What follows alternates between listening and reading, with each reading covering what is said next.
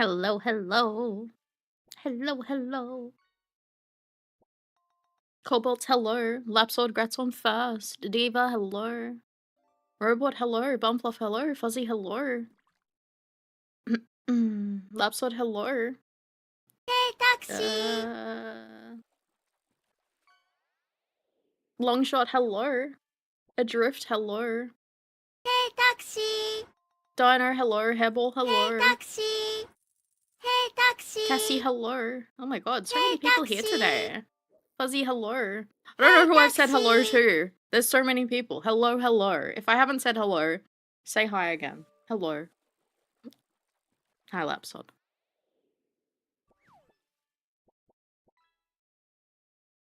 Oh my god, I just started. I'm already being punished. Thank you.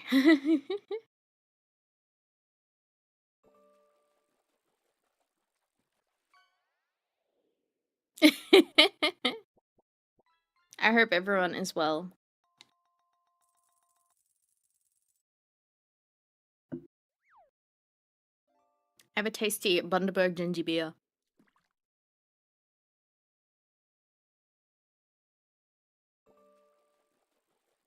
We got a couple the other day. Very tasty. It's no CB long neck though. Unfortunately. Hot dog was dancing to the beat perfectly.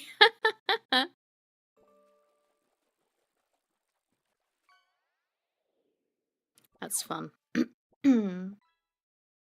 How's everyone been today? What'd you guys get up to? I had a big nap and then I woke up feeling like absolute ass and I still feel like ass, so it might be kind of a low energy stream today. I woke up and checked the Discord and I saw, is Taxi streaming? I was like, yeah, I'll stream. And then now I regret it. It's alright.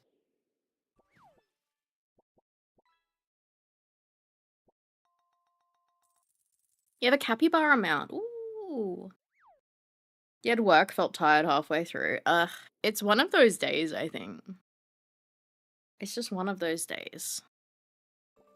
It's just one of those days.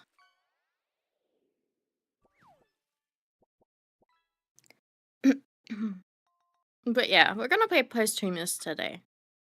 I don't know how far into the game we are. I don't know how far we're in. Yeah, Diva, you're gonna have to post your capybara mount.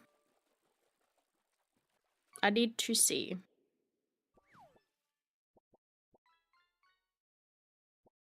Do it.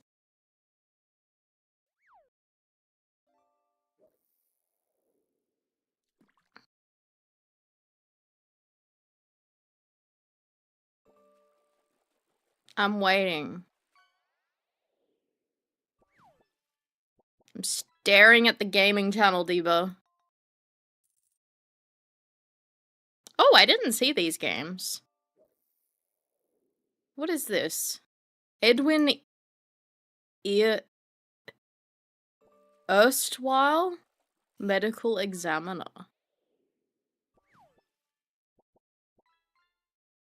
Oh. Wow, it's like an autopsy game. Autopsy visual novel.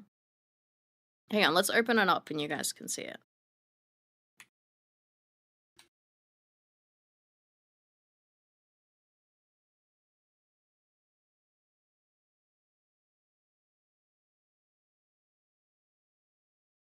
It's a medical detective game set in late Victorian era. Uncover the perpetrators behind an assortment of grisly murders by examining meticulously hand-animated cadavers. This is very Taxi. This is very Taxi. I'm gonna have to add this to my wish list. Why is it not loading for you guys?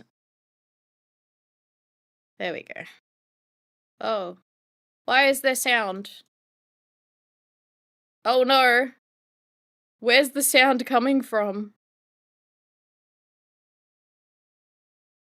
Oh wait. It's my other monitor, my other window. It's the Chrome window that opened up.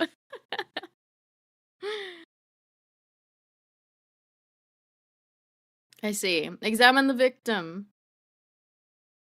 Oh, wow. Hey, taxi! I was like, how do they hand animate corpses? And now I understand.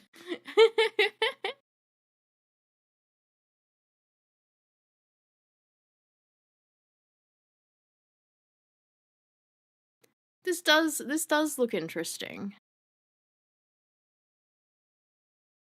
Made in Australia and New Zealand. Oh, Australia makes some fun games.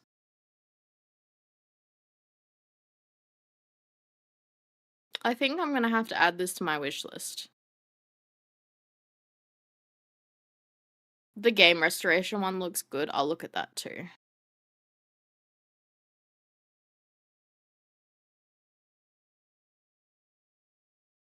Another Australian made one. Cozy Game Restoration is a soothing simulator where you gently bring forgotten video game cartridges back to life. Tear wrapping paper, peel old stickers, lift away grime, and transform dusty relics into cherished collectibles. No pressure or failure, just the quiet joy of restoring memories. Ah, that's fun. Yeah, there's a demo. Planned release 24th of September. That's cool. Super Good Boys. I'd play that. I'd play that.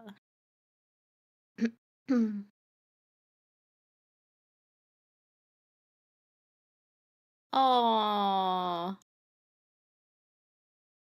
Diva's capybara mount. That's so cute. Oh my god, your little shoes. Your little shoes. Wait, does he fly? Is he flying?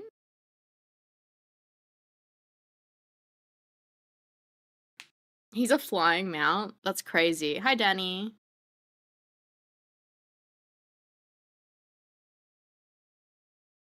You know Bum is hardly on the server, so you didn't tag him.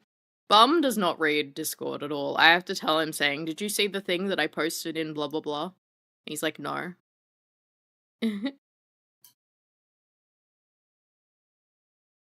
I spent my whole long weekend getting that damn thing. What did you have to do for it?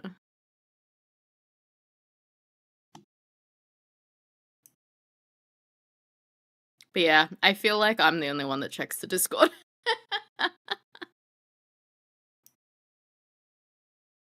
You only read messages from subscribers.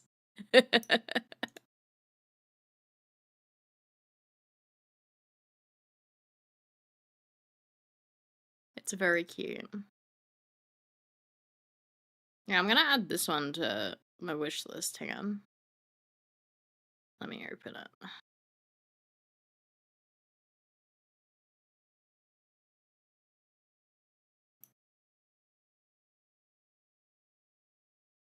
You saw a cursed video of a video game restoring a VHS, but all they did is open it up, cut the tape, and then fixed it. What? What did he cut it for?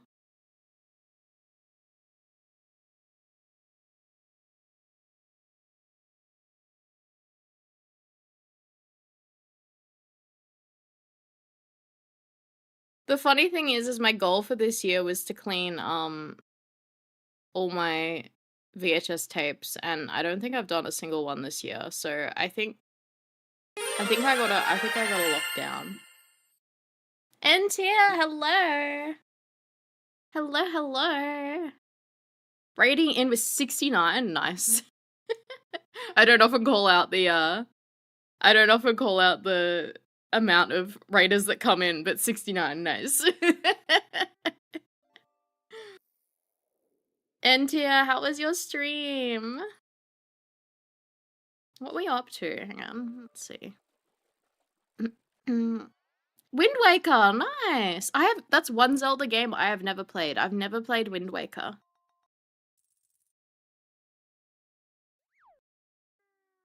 I've never played Wind Waker. Maybe I should give it a go one day. I was thinking of replaying Twilight Princess, because that was like one of my first Zelda games. The wind is always awake. But yeah, welcome on in everyone. For those who have not been here before, I am Taxi. I'm an undead cat girl VTuber from Down Under. I like to play variety games. Today we are currently chatting, but we will be playing a point and click like visual novel style game, like mystery game called Posthumous Investigation. We will be playing that a bit later.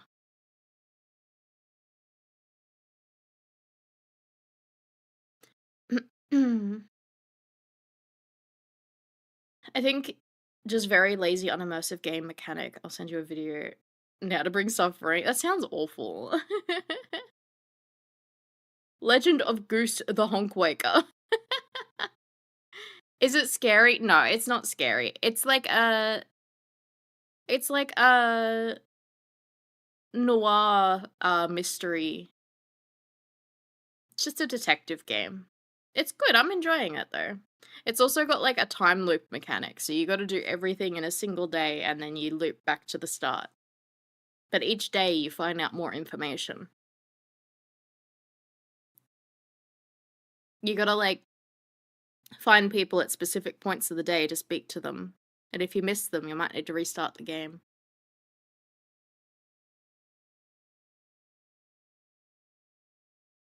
It looks tangled, but it looks salvageable. But if you cut the tape, then you'll just miss a chunk of the tape.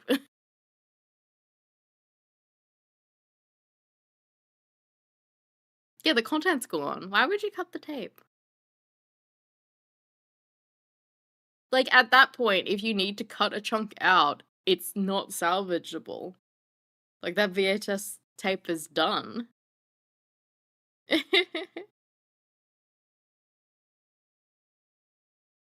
Isekai truck game? Was there more?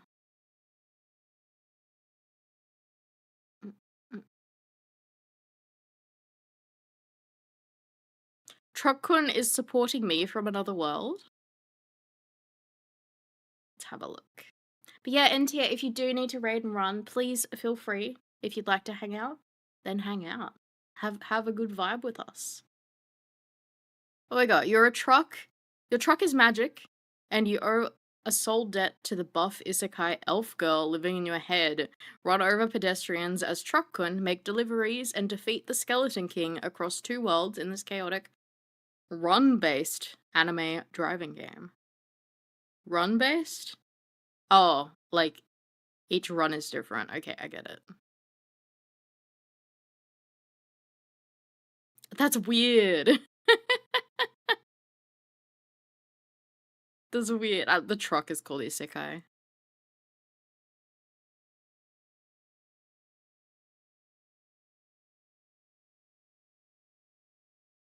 That's fun. Hey, taxi! That was a lot to take in all at once, I know. Oh no. A violent mouse. It does look funny. I feel like Bumfluff would like this game. I feel like this is a bum game. This is called Truck-kun is supporting me from another world.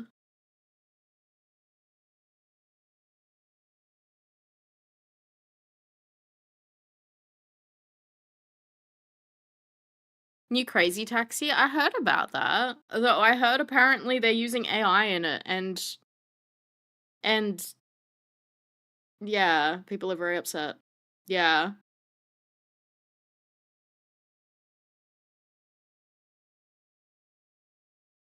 It's just like, you're a major publisher, you don't need to use AI. I mean, no one needs to, but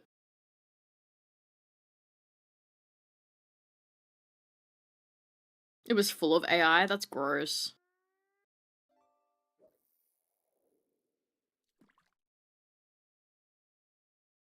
Is this an isekai?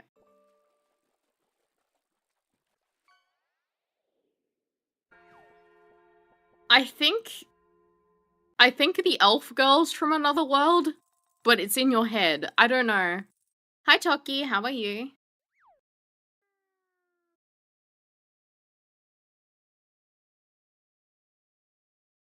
It depends on how it's used. I mean, it's kind of got like another world. Like that's what this is down here. You got like a fantasy world running alongside Truckun.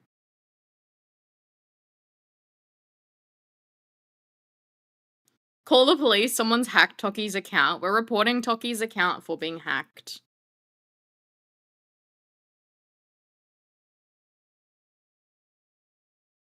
Toki's too much of a IRL person. We don't see Toki anymore. He's gone. What's it called? What's it called when people are going analog? He's gone analog. He doesn't use the internet. He's looks maxing. He's gonna mog us. Toki's mogging us. This is what happens when you leave the internet. You mog everyone.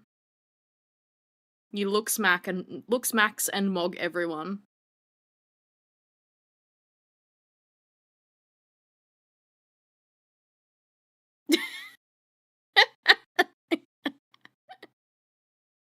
Toki's probably listening to us like, what the fuck happened?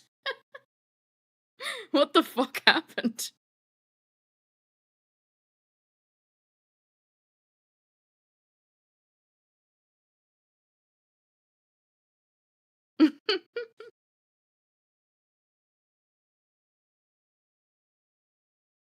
Danicon's stinky? Danny, are you stinky?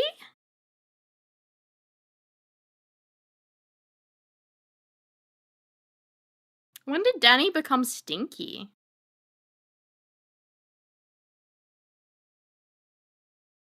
He's trash.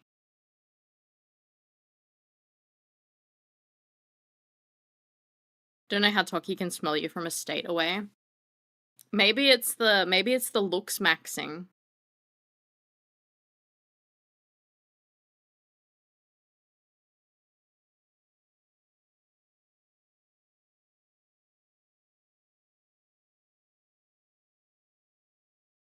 Diva DM Toki. Nose maxing.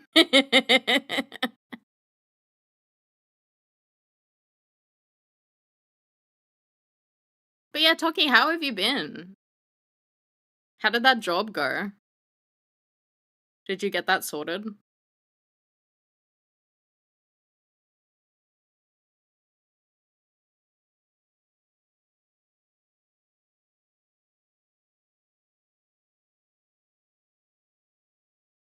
So many updates.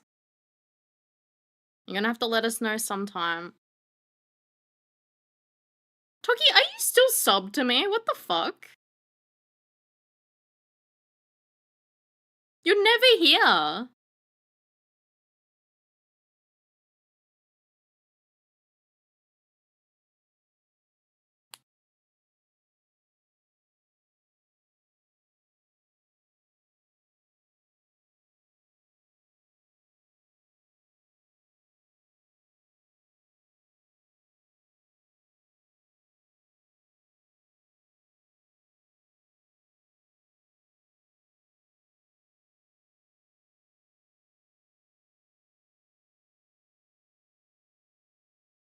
You survived brain cancer? What the fuck?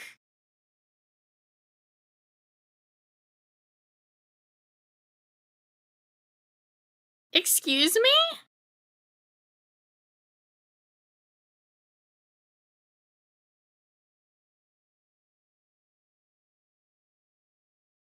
Why did you not tell me when I spoke to you like a month ago? Unless it was this recent.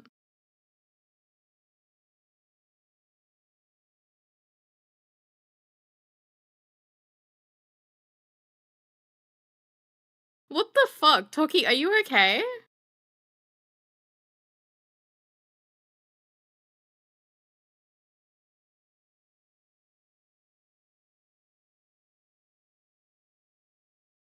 Yeah, talk about it on Discord later.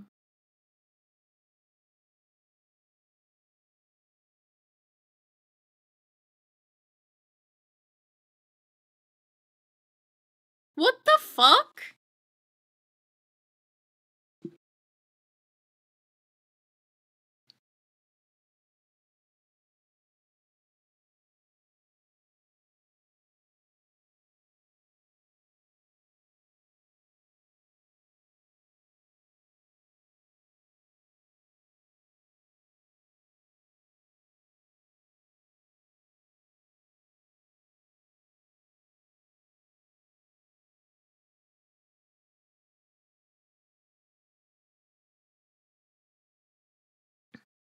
I'm just glad you're okay and still here with us. Exactly.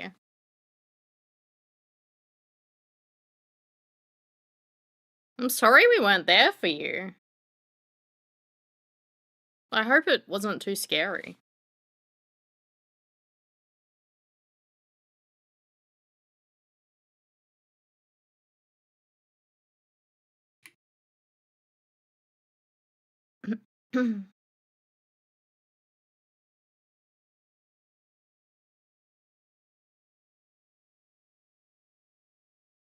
Do you guys want to play the Daily Duels?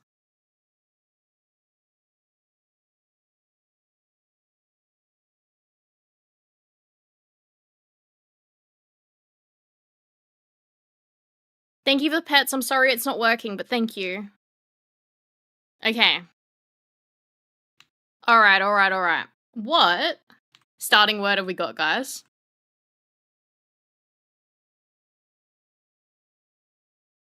Shut up, Lapsod. Do you?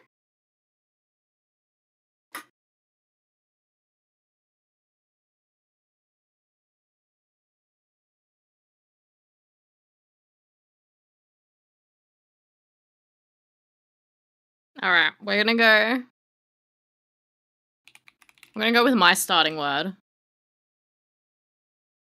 See ya, N-tier. Thank you for raiding in. I appreciate it. Okay, we got nothing from lions. Who's got the next word?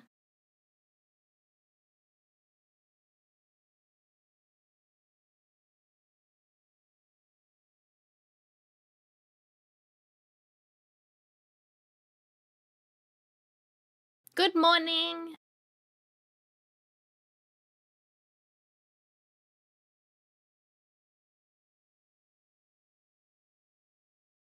Frogs. Ooh, we got an F and an R.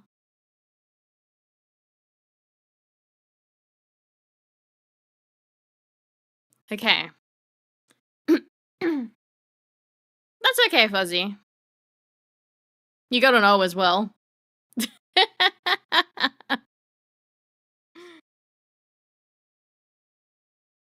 Mm.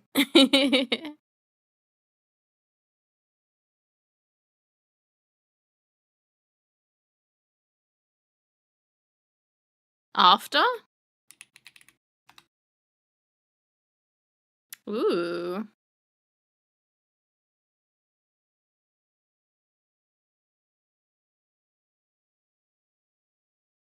Okay, so we got A, R, and F. We don't know where they are, though.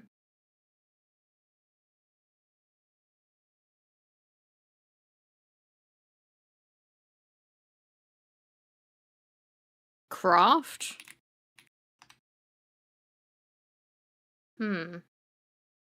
Rafts. We've got a different spot for A now.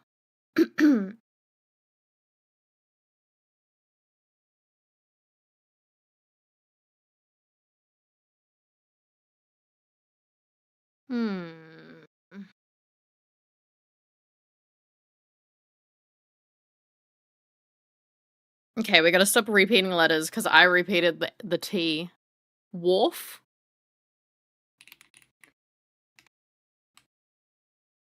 Ah, that was so good adrift. Good job.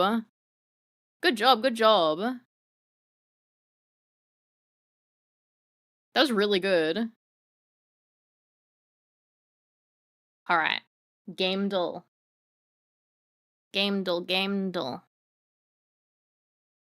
Oh, this is Tomodachi Life. Which one is it?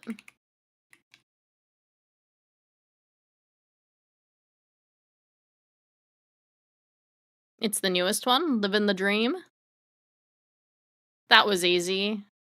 There's a Nintendo Direct tonight, apparently. Ooh. Okay, so we got an artwork. GG Easy. There's more than one? Tomodachi Life? Staying up to watch it. I'll stay up to watch it, but I don't think I'll stream until it. I don't know, it depends if people are around. Why is this all censored? It's all porn. It's all porn. I can't show it on stream.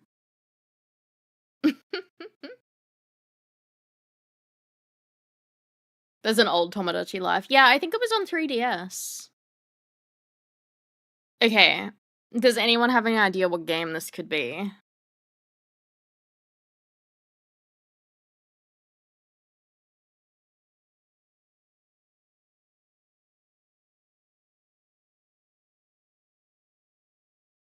Some sort of shooty game.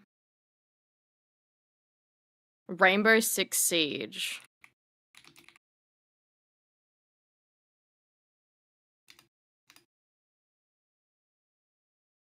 It is not Rainbow Six Siege. Alright. It looks like it's like a mental hospital or something, because they kind of look like they're in a what are they called? You know what I mean. Straight jacket. Outlast. Yeah, I immediately thought Outlast. It's not.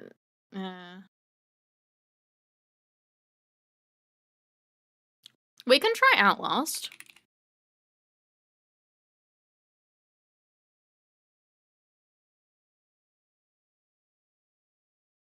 So a 10-year-old boy can watch you? Toki, I swear so much. It was not Outlast.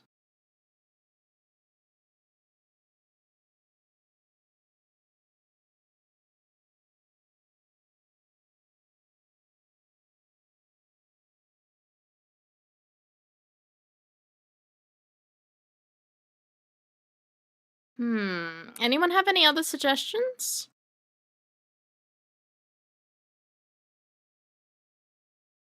These kind of look like Nazis, I'm just saying. Don't know, I don't know. Wolfenstein?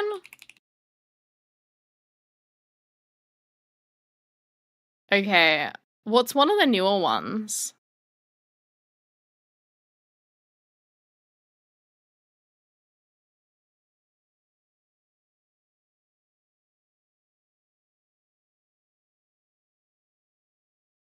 Who knows which Wolfensteins are the new ones?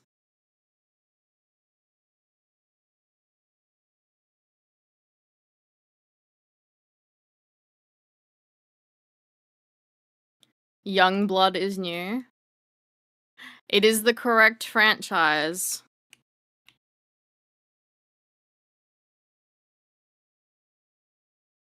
What about Old Blood?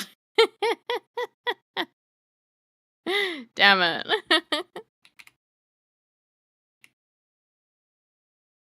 New Order? There we go, we got there. We got there in the end. I could tell they were Nazis.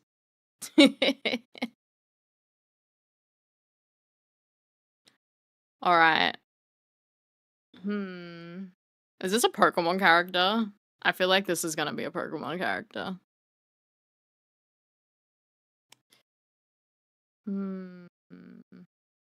Why do I know what Nazis look like? Oh my god, Diva, don't call me out. The girl professor? Do you know what her name is? I've just been really interested in Hitler lately. I forgot to post that video for you guys. Oh my god.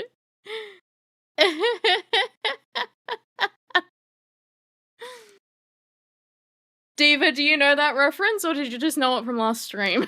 Can't remember.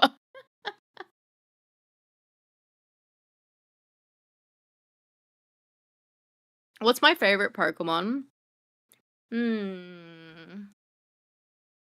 I like Drifloon. From last stream, so you've not seen the video. Okay. I'll have to post it on the Discord, or Bum can post it if he finds it. Yeah, I really like Drifloon. It isn't like...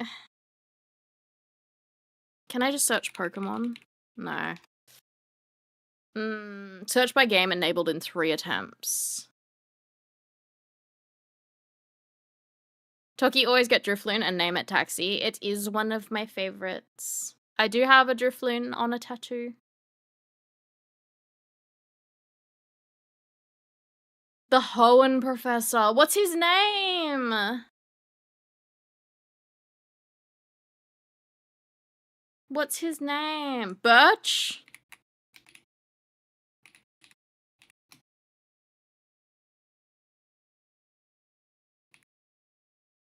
There's no professors. It is not Professor Birch. Hi, Dip.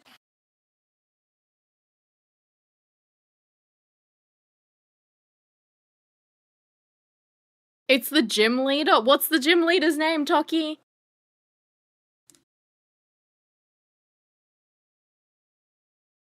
Falconer? Falconer's not there.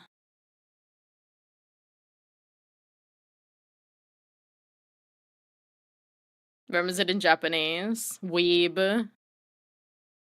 Weeb.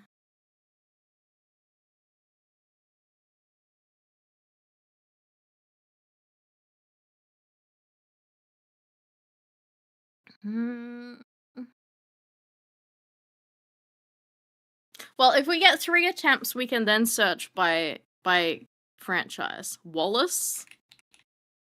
There's no Wallace.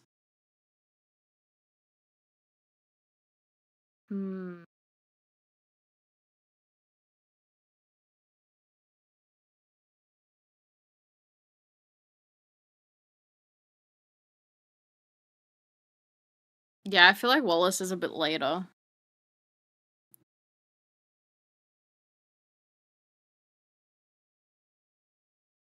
Yeah, I know who you're talking about, Diva. I mean, Faye also kind of works.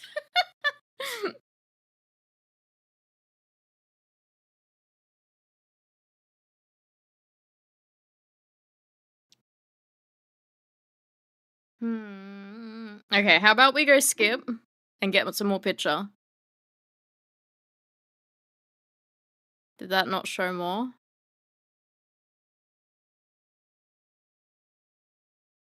Oh, I have to hold it. Oh, this is not Pokemon. Who the fuck is this? Who the fuck is that? Whose 4-fingered hand is this? Larry. Leisure Suit Larry. Oh my god.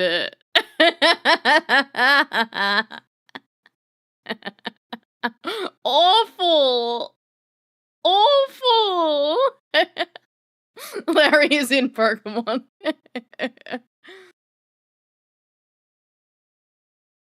Oh, Hairball said it. I'm sorry, Hairball. I'm sorry, Hairball. Did I miss it? Good job, though. Okay, apples, schools, and nuggets. Nuggets.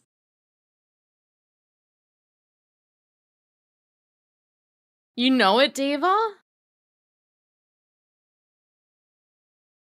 What game features nuggets?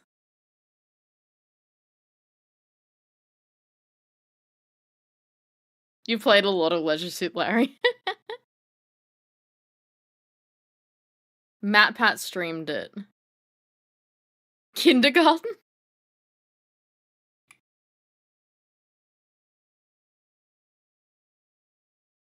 Wow. I've never heard of this in my life. Kindergarten.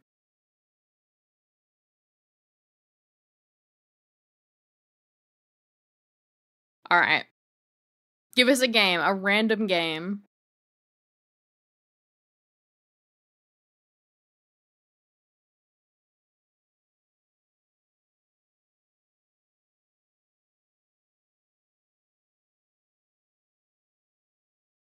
Okay, no one's giving one. I'm giving Ace Attorney. Wow. World of Warcraft. Okay, it is newer than 2004.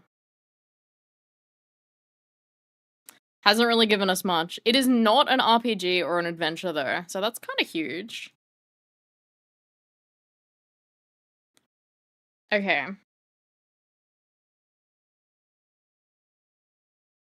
Yeah, newer than 2009. Borderlands 3.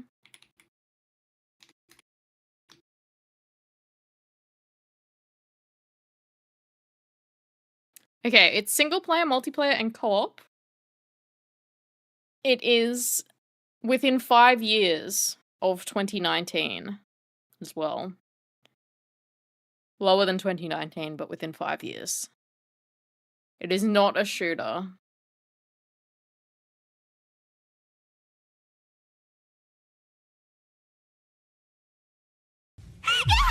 Thank you for the follow.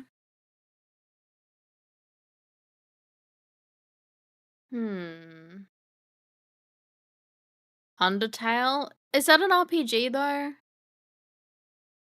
I think it is an RPG. Oh yeah, co-op multiplayer.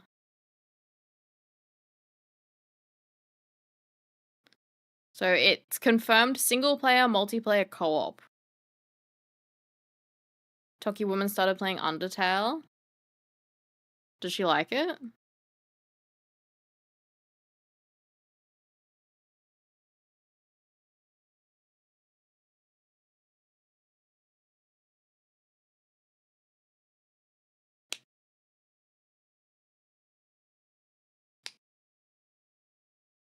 Civilization 5?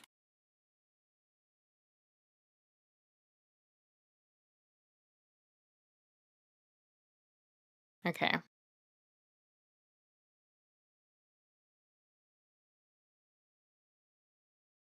So not warfare, not historical, not sci-fi, not 4X, explore, expand, exploit, exterminate. I've never heard of that as a genre.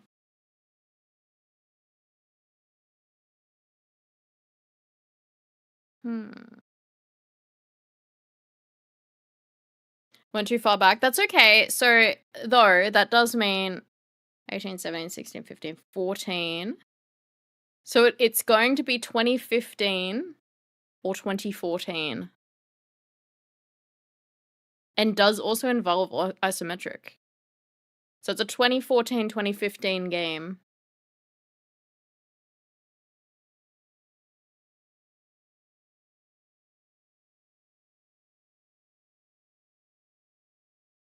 If we could guess like a developer or something, that would rule out a bunch of things, that'd also be pretty good.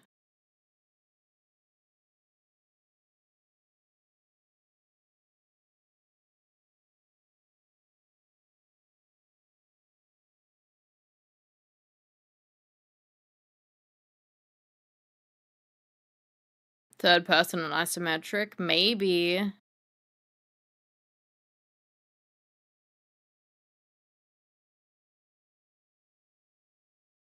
This music is for old people and so millennial. I am a millennial. A 10-year-old shouldn't be watching my stream, Toki. This is 18 plus. Dragon Age.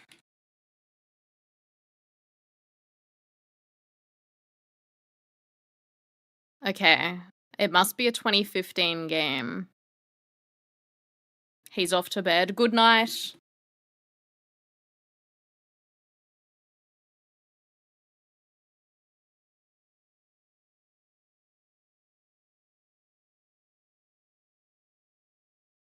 Yeah, very likely has like an action fantasy, I think. It is third person isometric game. Single player, multiplayer, and co-op. From probably 2015.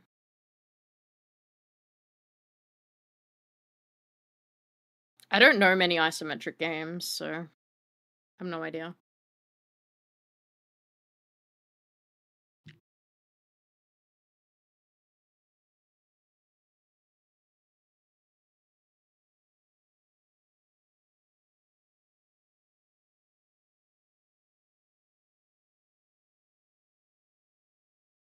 Hmm.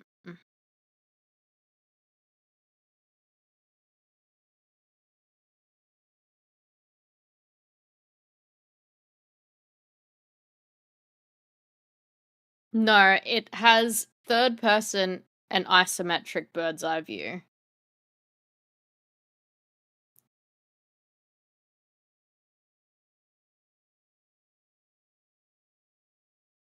Hey, Entos. What does that mean? It means it's third person and has isometric bird's eye view as an option.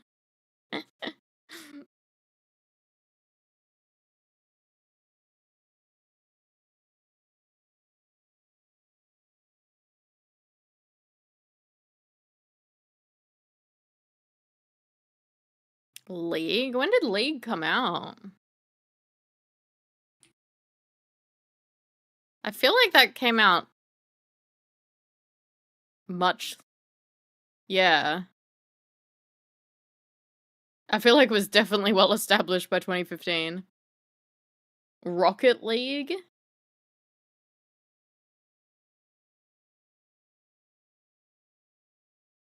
Does multiplayer count as PvP? I think so.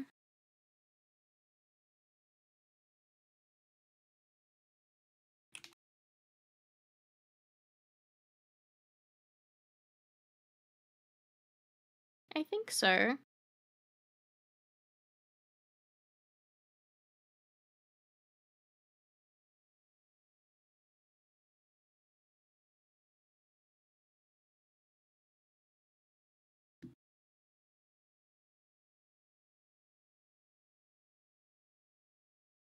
Tomodachi Live? Does that have multiplayer?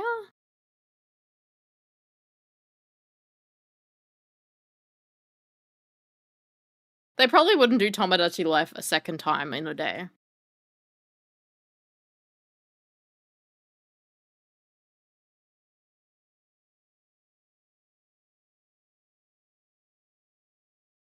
This is hard.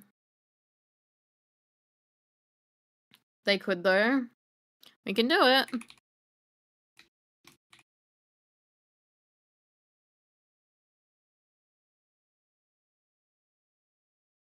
Tomodachi. Okay. No.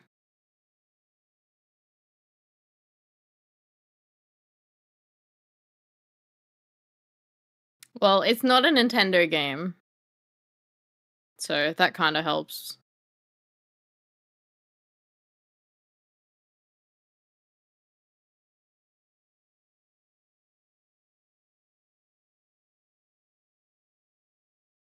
Gears? We can try that. Nah, it's only third person. But it's also not an Xbox game.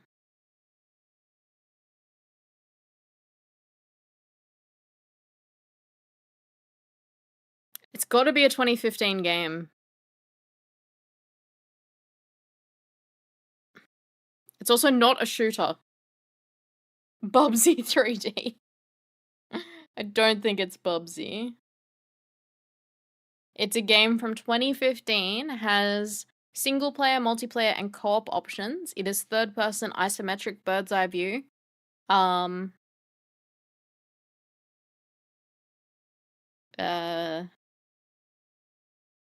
an RPG, not an adventure. Metal Gear 5? Does that have an isometric thing?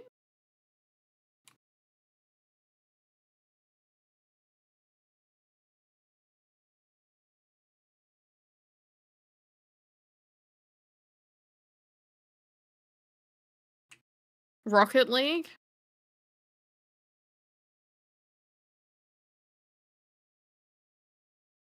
Yeah, it's only third person.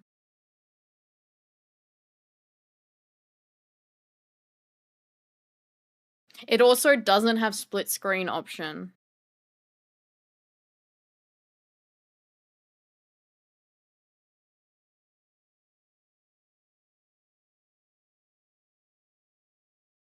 Hmm.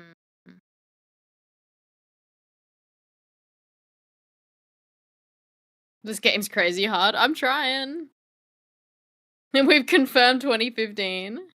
Pillars of Eternity. We've only got 3 more guesses.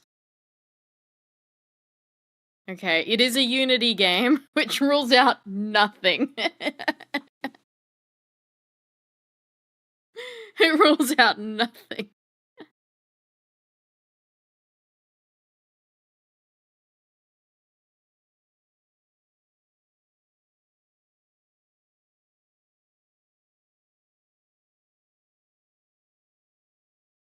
Hmm. Also, Pillars of Eternity was only single player, so...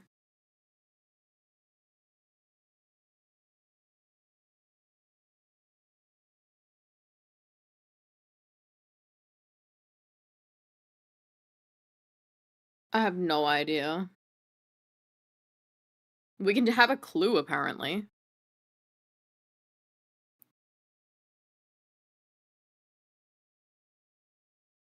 I will lose a life. Alright, give me a clue.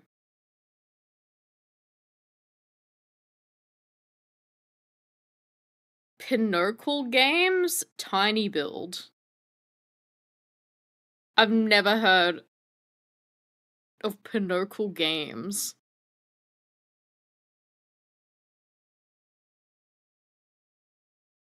That is a shit clue. But also, I don't think we would have known anything.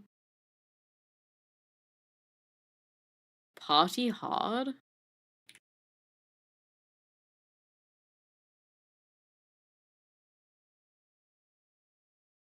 It was Party Hard. Did you look this up adrift? I've never heard of this shit in my life.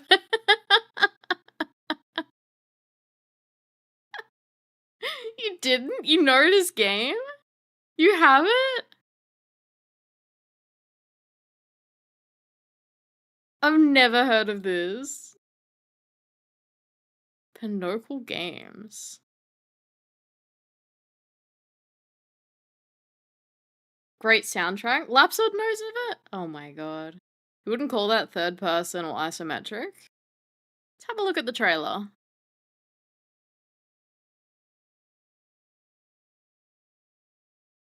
Let's see if there's gameplay in it.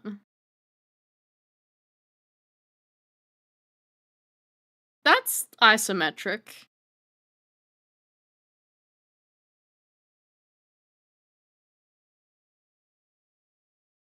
I don't know where the third person is on it.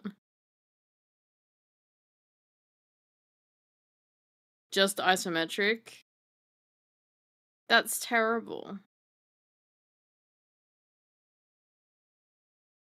Don't remember third person.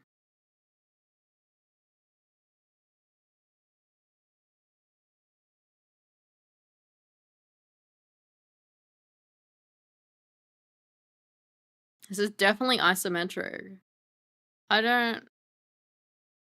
don't see any third person in this. Can we rate this as bad? Can we say this was not good?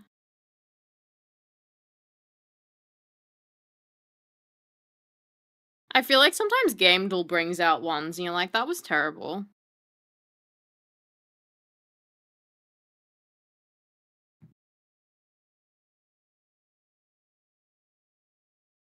Yeah, Blizzard was ruled out. Yeah, see, it's listed as third person and isometric bird's eye view. So yeah, like, I don't know why it's third person. Alright, that was fun. That was fun. We'll do guess the movie for the day. Everyone at them right now. Alright, we'll do the one guess the movie for today. We got some trees. We got some trees. Does anyone recognize this tree? Does anyone recognize this tree? I don't know about these tree, but I think this tree's familiar. War Machine? War Machine.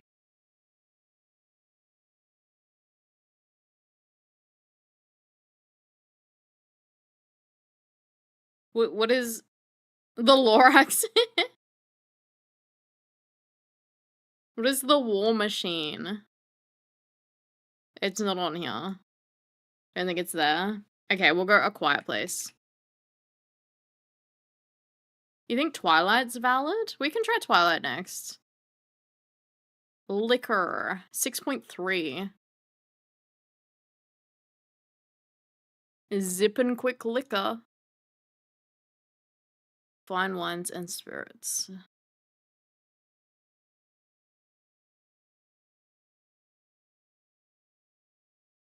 Dumb and Dumber. I have an idea as well, but I won't do it yet. The first Dumb and Dumber?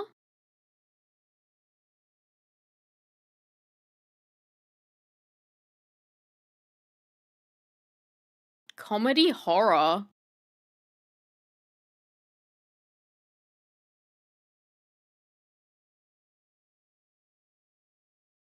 So, I did have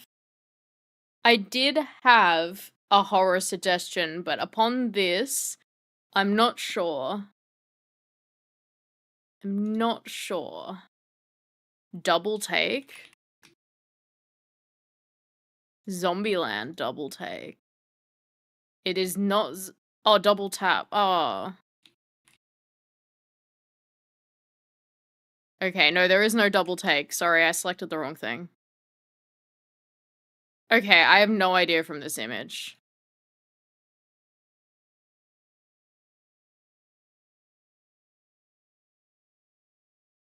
Venom? Is Venom a comedy? It's also from 2015. Was Venom later than that?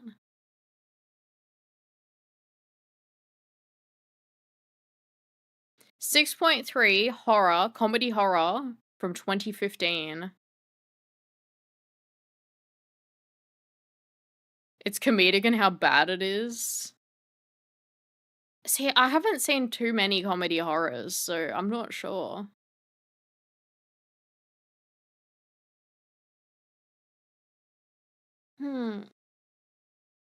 Zombieland. The first Zombieland was pretty old. I did try Double Tap, though.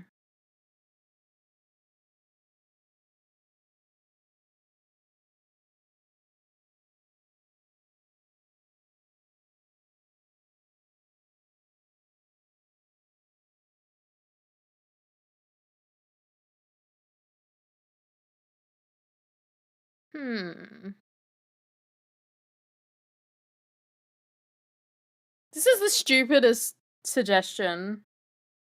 This is the stupidest screenshot.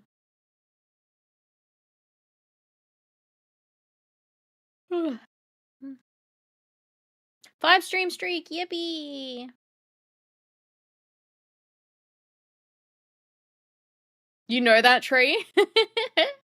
Extraterrestrial?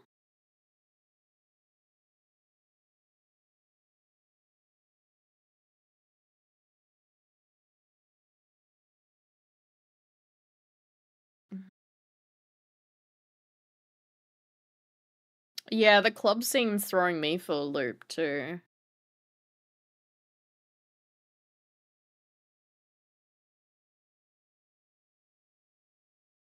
There's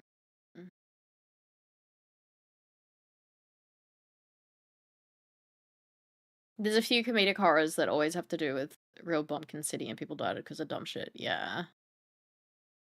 Yeah.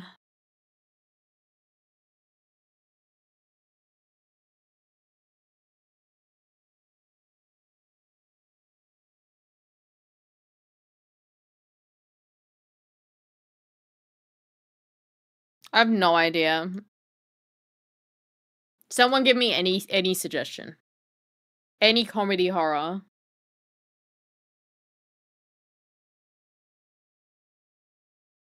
Like, I know Tucker and Dale, but... Scary Movie? It? That's not a comedy. I feel like Scary Movie 5 was much newer than... much older than 2015. It was kind of funny, but it's not a comedy horror. I wouldn't say that it's comedy genre. Although it does have a clown. Clowns are funny. That's true. Okay, let's just go Scary Movie 5. Notable actor, Ty Sheridan. Ty Sheridan. I have no idea what this is. This is awful. That's an awful image. That's an awful image. You know?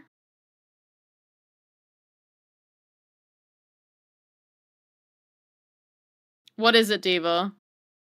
Scout's Guide. Good job. I've never seen that. Is it worth watching? I don't think it's worth watching from this scene. Yeah, I've never heard of it.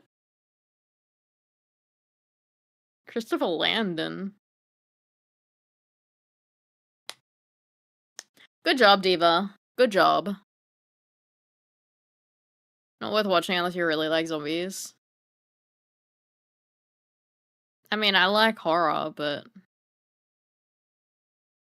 Okay. Shall we switch to the game? It's shit.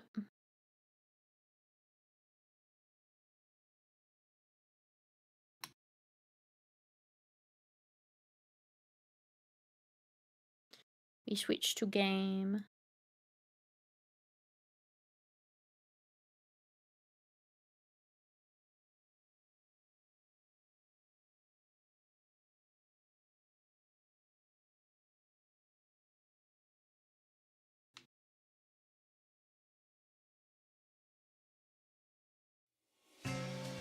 Alright.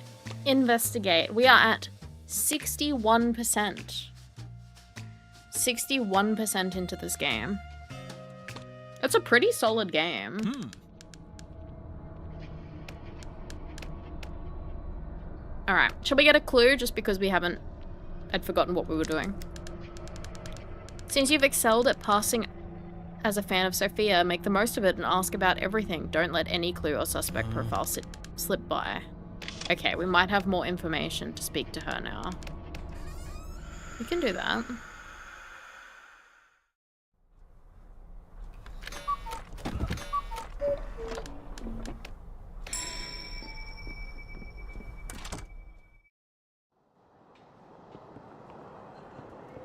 Alright, we'll just wait for her, I think.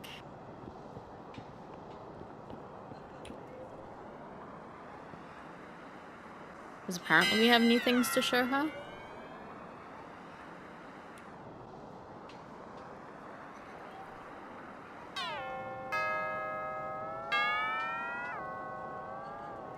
Oh, she's coming, she's coming. Speak to me, miss, speak to me.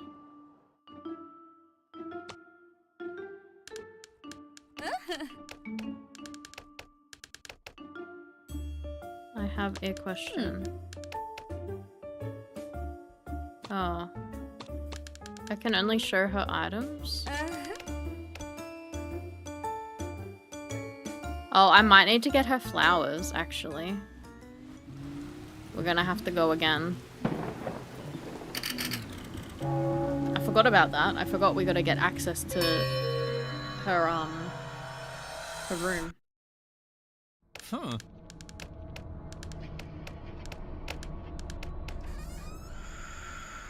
Okay, we will get her flowers.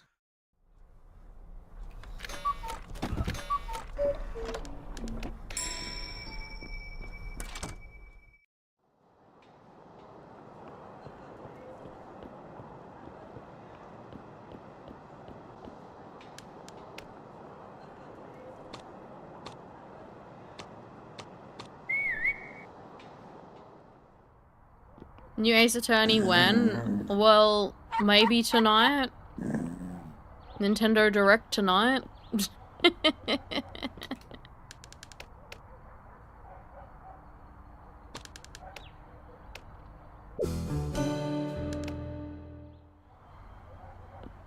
Wait, really? I don't know. Yeah, there's a Direct tonight.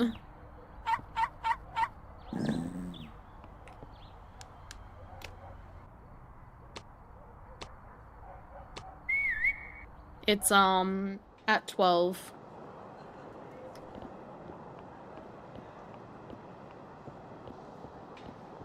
I don't know, I don't think there'll be a new Ace Attorney.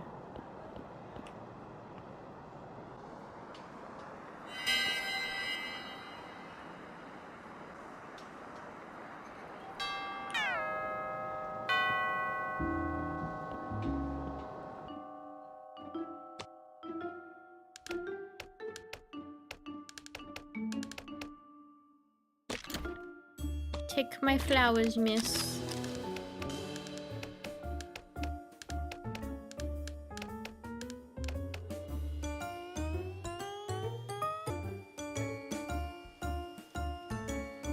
I like how all you can do is just give this woman flowers and she's like, yes, I'll let you in my change room.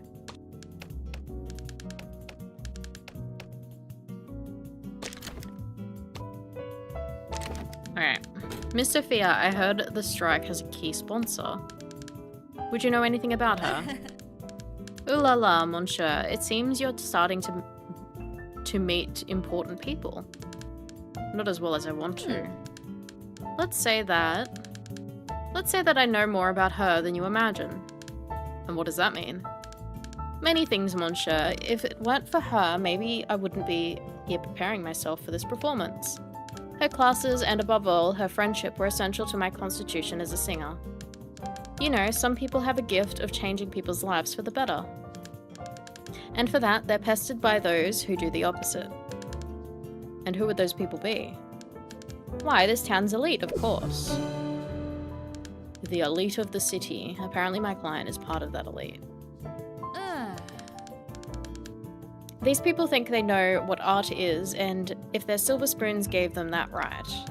Just between us, don't bother her, please. She left her musical career by choice, and even so, certain people insist on bothering her.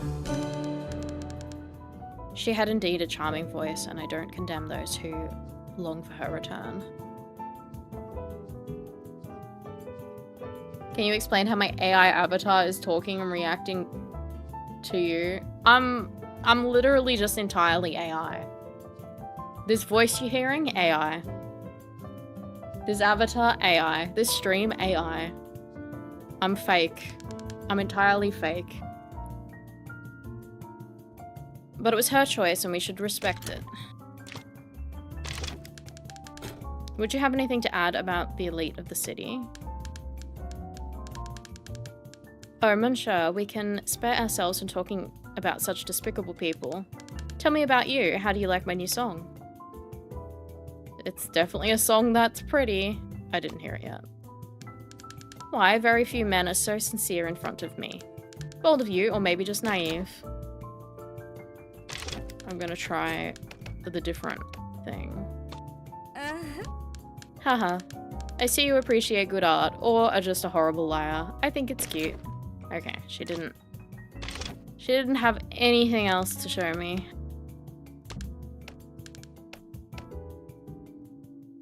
Is there anything to look at?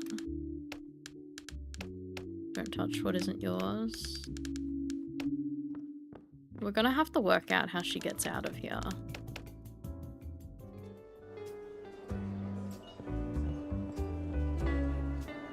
Okay.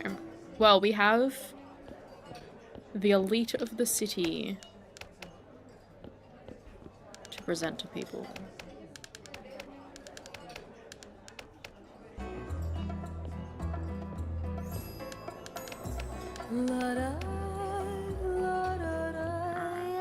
It's another day.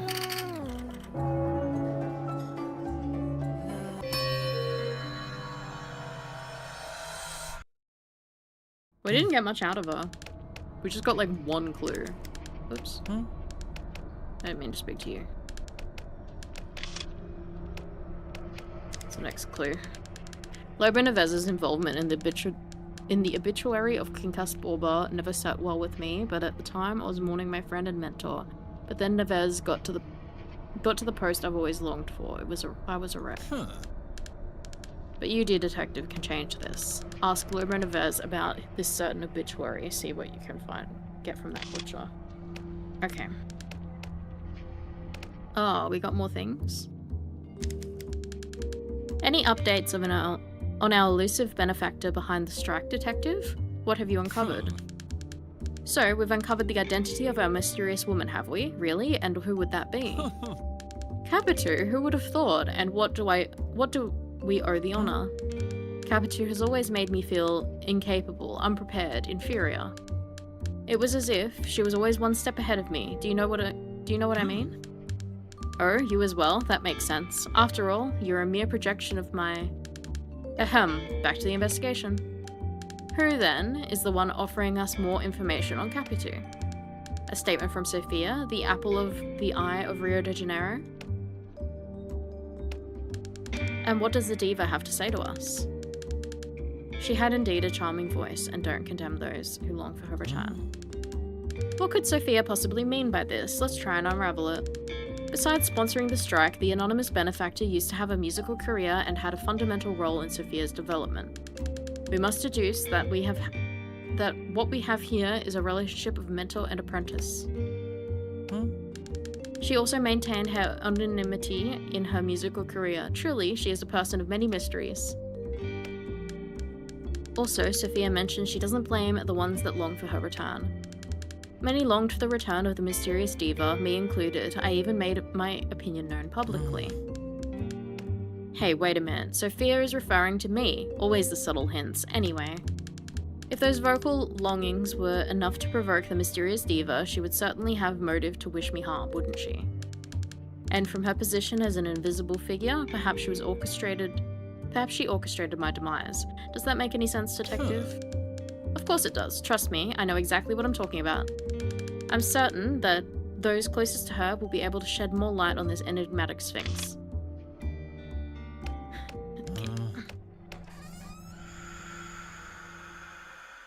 Who did he say? Lobo Neves. Or was it someone else?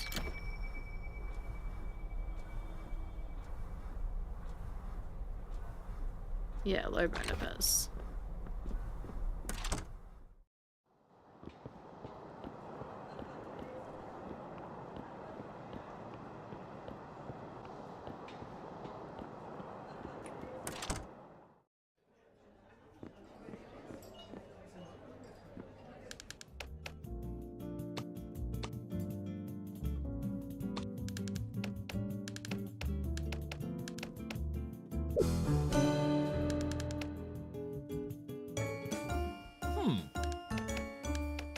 I don't know if I need to buy that to speak to him. Oh. But, I don't know. I'll just do it anyway. Okay.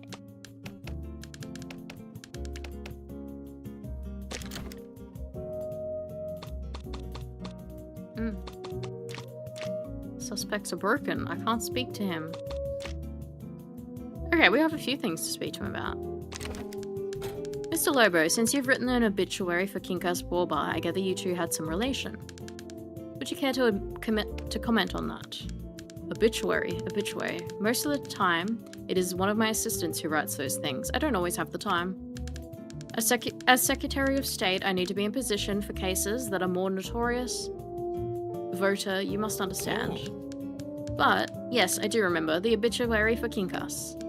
This document yielded me great approval from traditional families. What do you want to know? I'd like to know about Kinkas's death. I'd like to more about the march.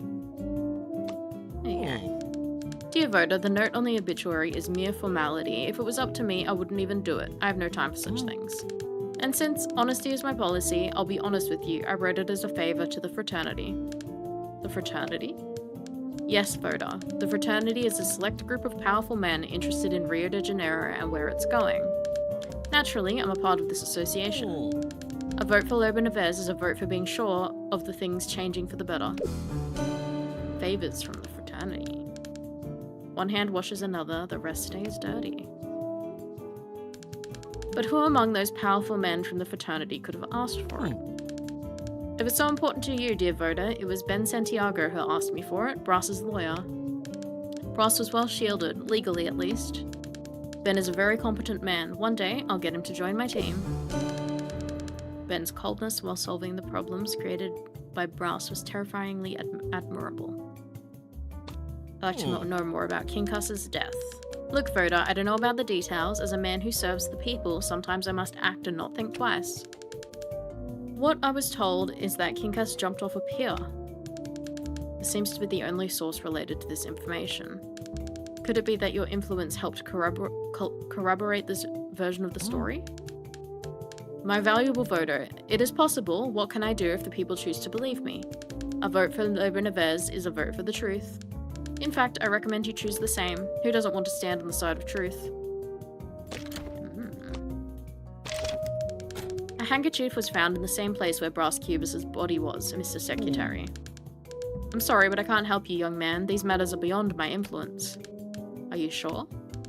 My recent investigations showed that the initials embroidered in it are V and N, which are precisely Virgilia Neves's initials, your wife. My wife? My wife! It's true, now that you've mentioned it, Virgilia does have handkerchiefs embroidered with her initials. Do you have any reason to believe Virgilia had a connection to Brass Cubus? Oh. What do you mean a connection? What sort of connection are you referring to? What are you insinuating? Do you forget who you're talking to? In my field, Mr. Neves, I'm often finding that people who appear to not know each other in their public lives can be very close in private, away from prying eyes. Where's Sacha Baron Cohen? Private? In private? Sure, it's possible, detective. Virgilia had her reasons to seek out other people. I'm a very busy man, with tasks that require my full attention. My worries and constant care for my public image might have blinded this old Lobo. It's more common than you think, Mr. Neves. If I told you all the affairs in the city, so they really were seeing each other, even though I refused to believe it. I'm sure they met yesterday. Virgilia was different. There's also a letter I received.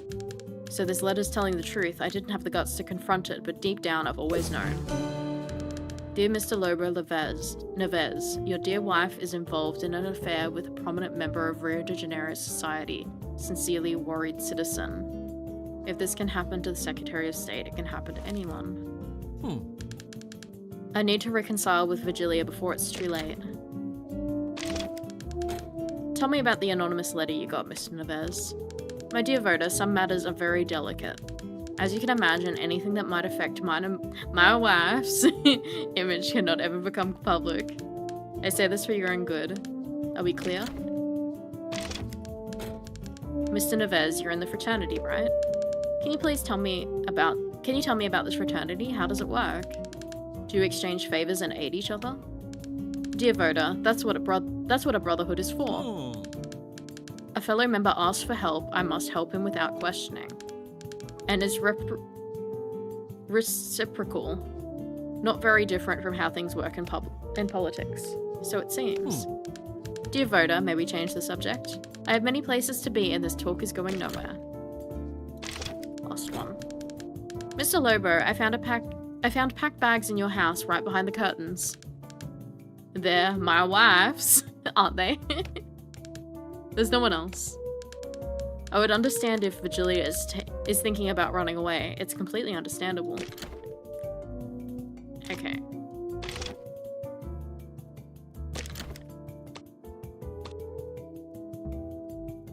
Oh, they're working. They're working now. Weird. Alright, that's everything from him. Now, let's go speak to... maybe someone in the fraternity? Maybe her?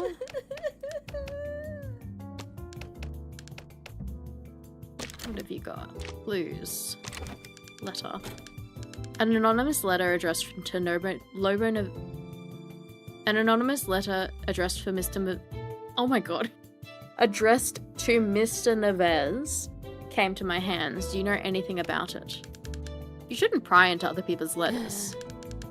Just like the threat and love described in this letter, gossiping is a sin. Nothing in this story pleases God.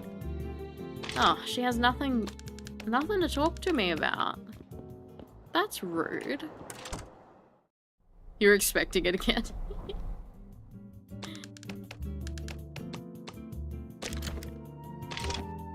he has nothing.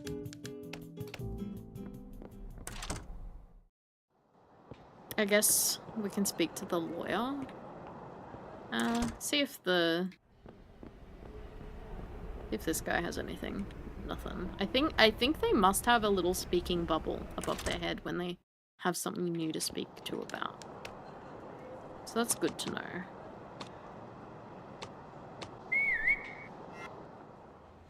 We speak to the lawyer. If he's there. He might not be there, actually. He is there. Okay.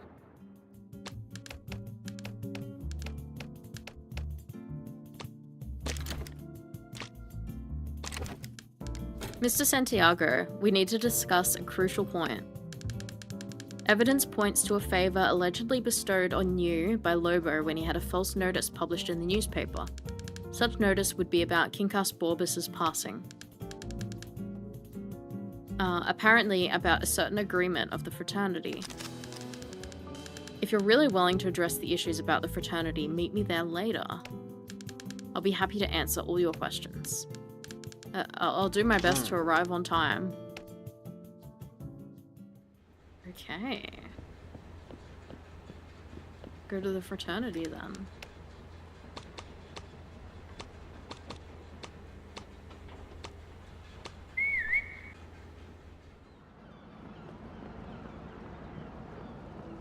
Why are you running?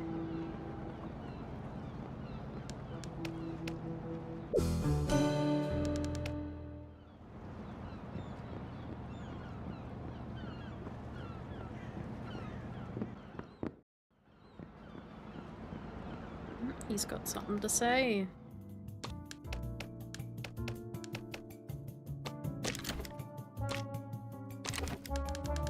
Would you have anything to tell me about Brass and Virgilia? Look, don't get me wrong. I already know about the affair for some time. Did Brass tell you? Did he have to? Anyone with eyes on their face had already noticed it. And I told him that he was playing with fire. But did he listen to me? He didn't. No info from him.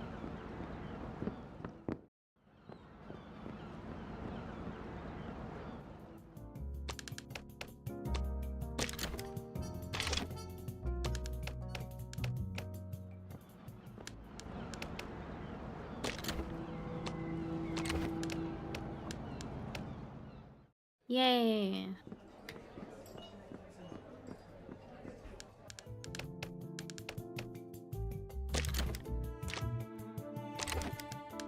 Mr. Santiago, I need to discuss a crucial point. Evidence points... Yeah, we've heard that. Okay, I'll play your game, detective. But be aware that this is a serious accusation. I know, and because it's so serious, I reckon you'd be interested in collaborating in this line of investigation. After all, do you believe that the fraternity will care to save you, or itself?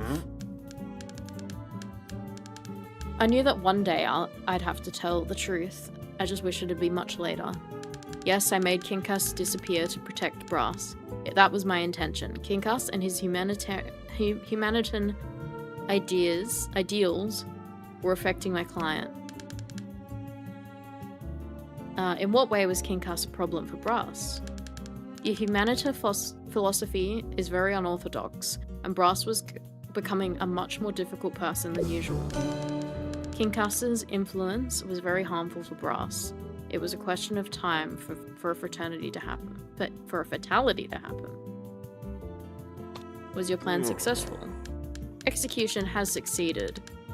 Yes, but the results have not. Brass actually proved to be the real source of his own problems. In this sense, I regret doing what I've done to Quincas. My plan has failed, like every attempt people make to control their surroundings. I feel I haven't been the same ever since. Your wife, Capitu, said you'd been acting weird lately. Was that out of remorse? Capitu, that... How dare she? My behavior was strange, definitely, but she and Quincas are not connected whatsoever. If you really wonder why I've been acting strangely towards Capitu, detective, this is the reason. Draw your own conclusions. portrait of Santiago family. Something in this photograph is disturbing Ben, but what is it?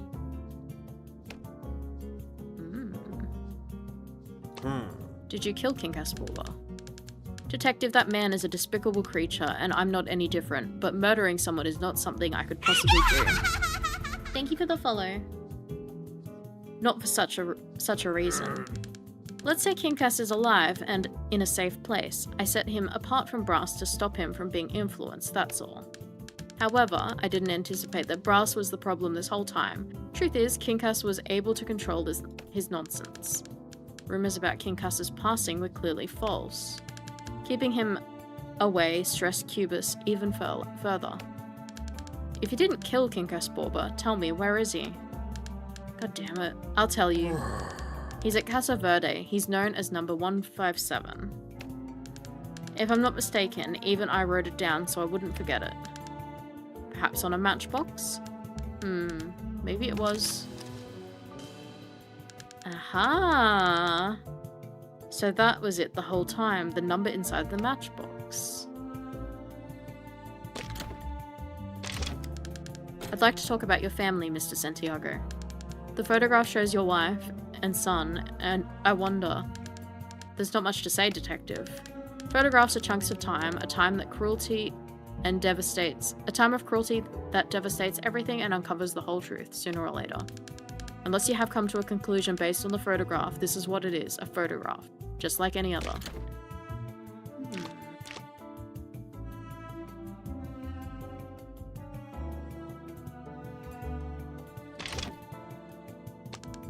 Alright.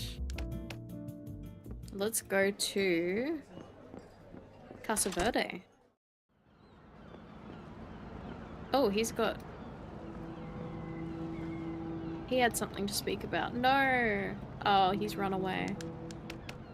No, I didn't want to go back in there.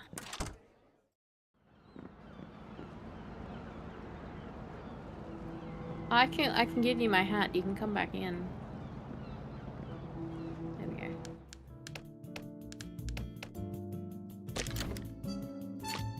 No, nothing to say. I thought he had a little thing saying he wanted to speak. That's okay.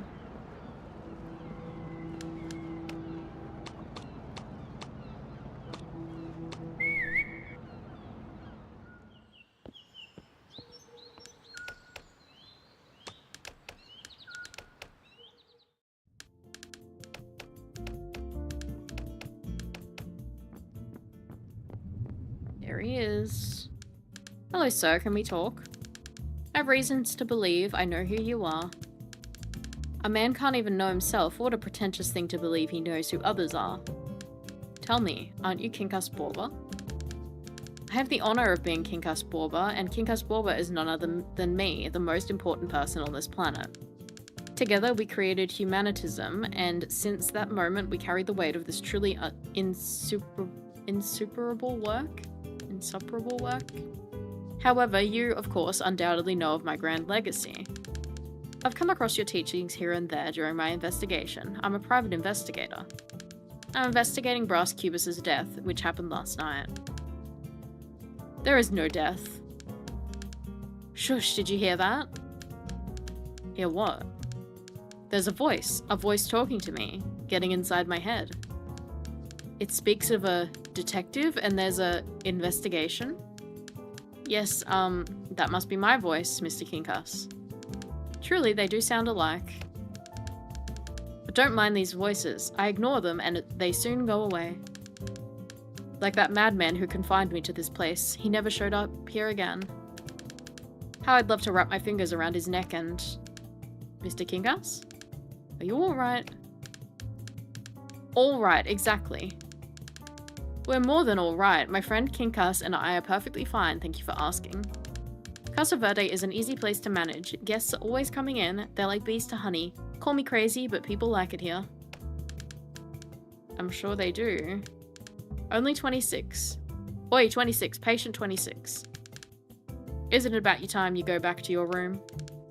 Who are you talking to? That chair is empty, Mr. Kinkas. True, looks like he's already back. See how the venerable King Casborba is respected by all? I see. And do you mind if I ask Kinkas a few questions? Kinkas Borba is a fountain of knowledge, and you know no one should be denied water. Ask away, detective. Let's see what Kinkas has to say. Wow, so many things to speak about. Brass Cubus, here we go. Mr. Kinkas, what can you tell me about the late Brass Cubus? Any information, even if it appears irrelevant, might help my investigation. Don't look anywhere else, detective. I'm the one responsible for Brass's death. Fate had me be Brass Cubus's executioner, not just a wheel, a mere pawn, but a driving force capable of bringing down castles, like a storm after a burning hot day. Storms don't usually bring down castles, Mr. Kinkas. Really? So you've never seen a sandcastle? Did you hear that, Kinkas? Can you believe that? Huh? Well, I never. Mr. Kinkas, how can you be the one responsible for Brass's demise if you were confined to Casa Verde this whole time? Why would you kill Brass? I thought you two were friends. Yeah, why did you kill him? Yes, we were great friends.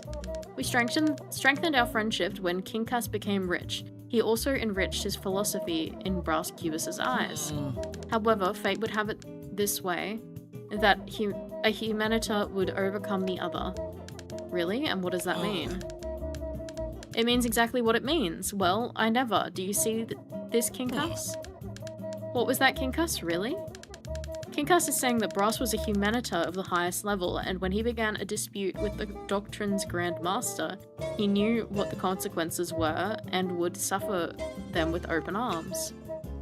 How can he be the one responsible? This question might not make any sense for a patient at Casa Verde, but anyway. Where were you last night? My boy, do you think I'm crazy? I've been shut off inside the walls of my fortress, and this siege seems to have no way out. Why doesn't that surprise me? See what's going on here, Kinkas? See that the detective here is enjoying my situation, completely ignoring that these walls are figments of a mind distant from my own, one that has cut itself off from what was left of its humanity. Believe me, we're the ones in this dungeon today, but tomorrow you could be the one being analysed and observed by this cold stare. Tomorrow? Me? I doubt it. Now, Kinkas, tell me, if you never left here, why did you say you're responsible for Brass Cubus's demise? Maybe I said that? Or was it you, Kinkas? Huh? It could be an attempt to bring attention to more urgent matters, maybe. Or I'm just another lunatic, you decide, my boy. I don't think we're getting much out of him. Bars can't dictate what a humanita can nor can't do. In fact, the humanita is free, and his power is beyond the prison he's confined to. Okay. What can you tell me about yourself, Kinkas Borba? Wait, do you want to know about me, or Kinkas? Make up your mind, boy. Aren't you one and the same? I wish I were the priest for the ultra-doctrinal, philosophical skill of humanitas knowledge. That's a long title. Unfortunately, titles are for those who prove themselves worthy of them. You, my boy, don't seem to fit that description. You're just another careless, dubious one. Kinkas is always eager to clarify the most complex situations of humankind. So, tell me, what do you want to know? Do you really believe in this humanitism? How do I escape this time loop? A typical question for those who are facing fear, who fear facing the truth. The one absolute truth. To quote from our group's primary book, page 222, paragraph 3. Oh, come on. Humanitism is what drives men, the ambition to win that demonstrates superiority. Wars are nothing but the humanitist system in action. And here we skip a line, careful not to fall, eh boy? The losing nation is simply toppled by the victorious one, proving its worth as the true humanita. There's no room for guilt or sorrow over the misery of others. Things are the way they are because the strong impose their will upon the weak. Fascinating, Mr. Kinkas. I believe... If your investigation led you to us, it is because you are already on the path of humanitism. Every path leads to Kinkas. Isn't it true that you had to abandon that babble about morals and ethics in your profession to get valuable informational clues? Hey, I'm a proper person. You don't have to explain yourself. Kinkas tells me he sees the humanita fire in your eyes. Actually, that might be my glaucoma. How do I escape this time loop? Mr. Kinkas, you're a wise man with a wide knowledge of the occult. Maybe you can help me. I find myself in a very strange situation. I'm trapped in a time loop. I keep living the same day over and over. How can I break this curse? What are you saying, my boy? Did you hear that? Kinkas? Huh? Did you? The boy's clearly not in his right mind. Huh? That's it, Kinkas. Hehehe. I thought you could clarify the most complex questions of humankind. Yes, but, well, you see... Nowadays, everyone tells me they're stuck in a time loop, as if it's in fashion. This guy does talk. And furthermore, you're not authorized to that sort of information. What's your level in the order, and what steps are you on the staircase? Staircase? What? My office building has many steps, but... Precisely, my boy, precisely. Only humanities who are standing on the 17th step are ready to learn the truth and access that sort of information. Isn't that right, Kinkas? Oh my god, and we have like 4 more people to talk about and 6 clues. I might have a very quick break because we're going to be talking for a while. He is funny. But yeah, I'm going to have a very quick break. Everyone go stretch your legs, get a drink, whatever you need to do.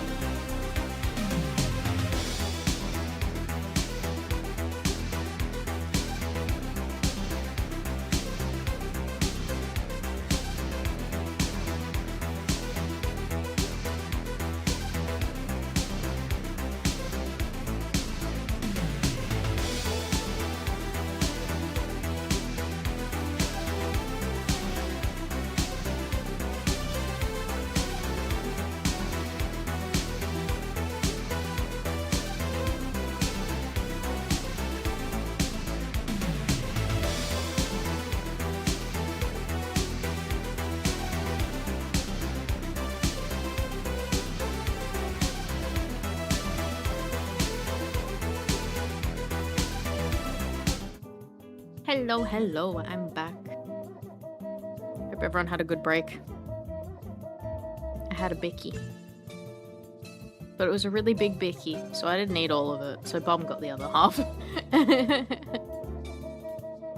like a protein bicky. Welcome back, thank you. Thank you.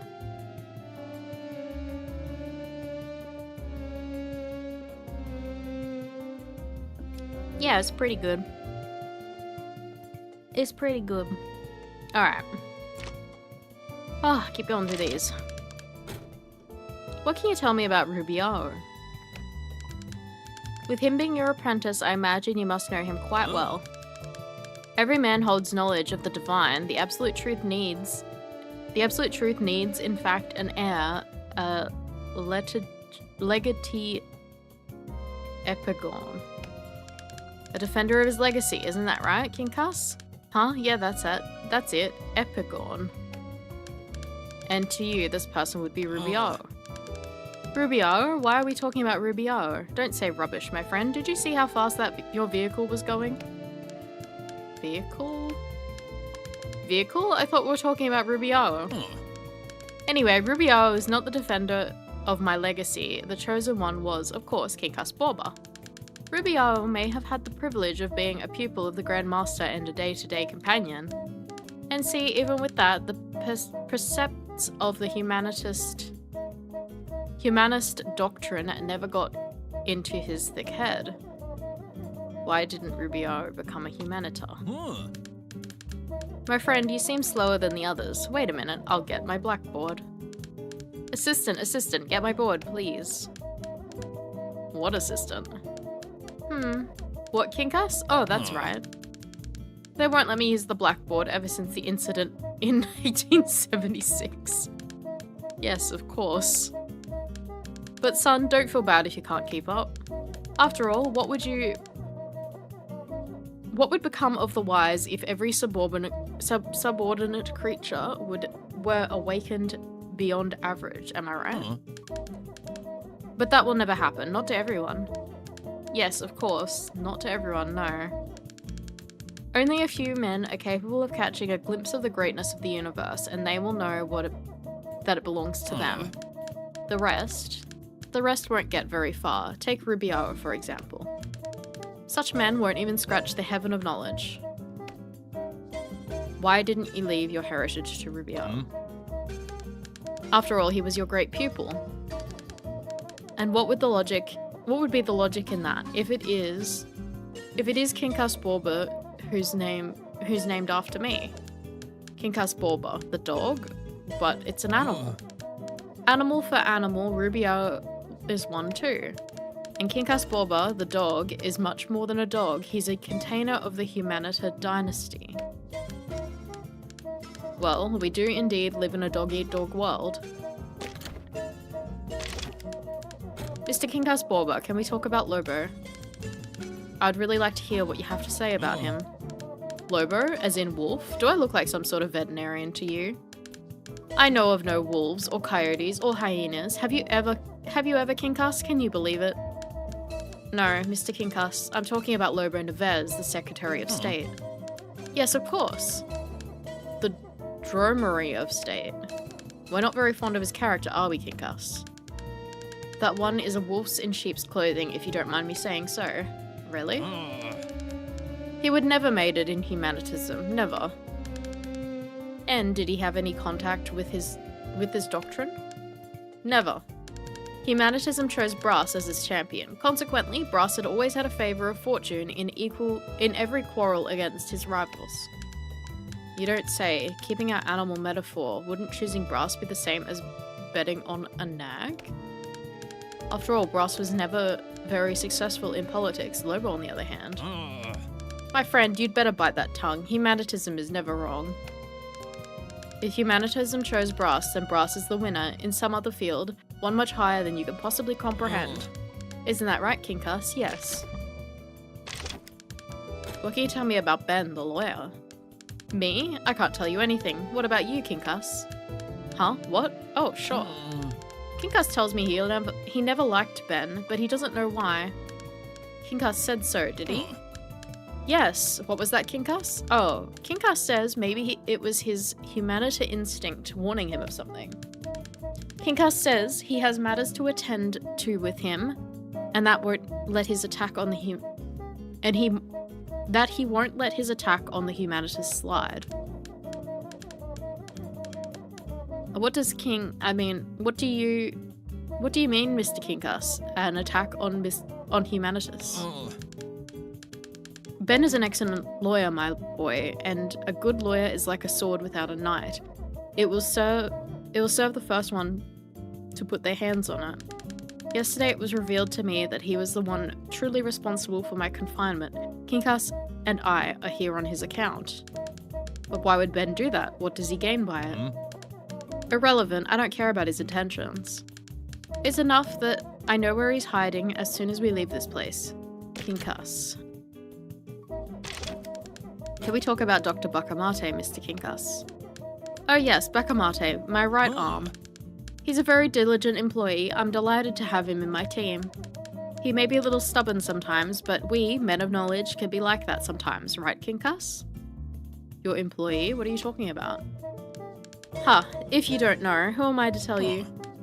Wait, I'm Kinkas, or at least... Anyway, sir, I promise I'll help you understand. Oh really? And what's it like being the boss of someone like him? It's a pleasure to manage someone qualified. There's no one more prepared than Bakamate for this role.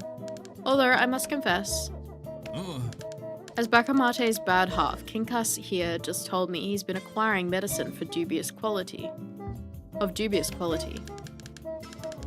If a clever investigator or detective looks into this, they'll definitely find something. If you know any, let me know.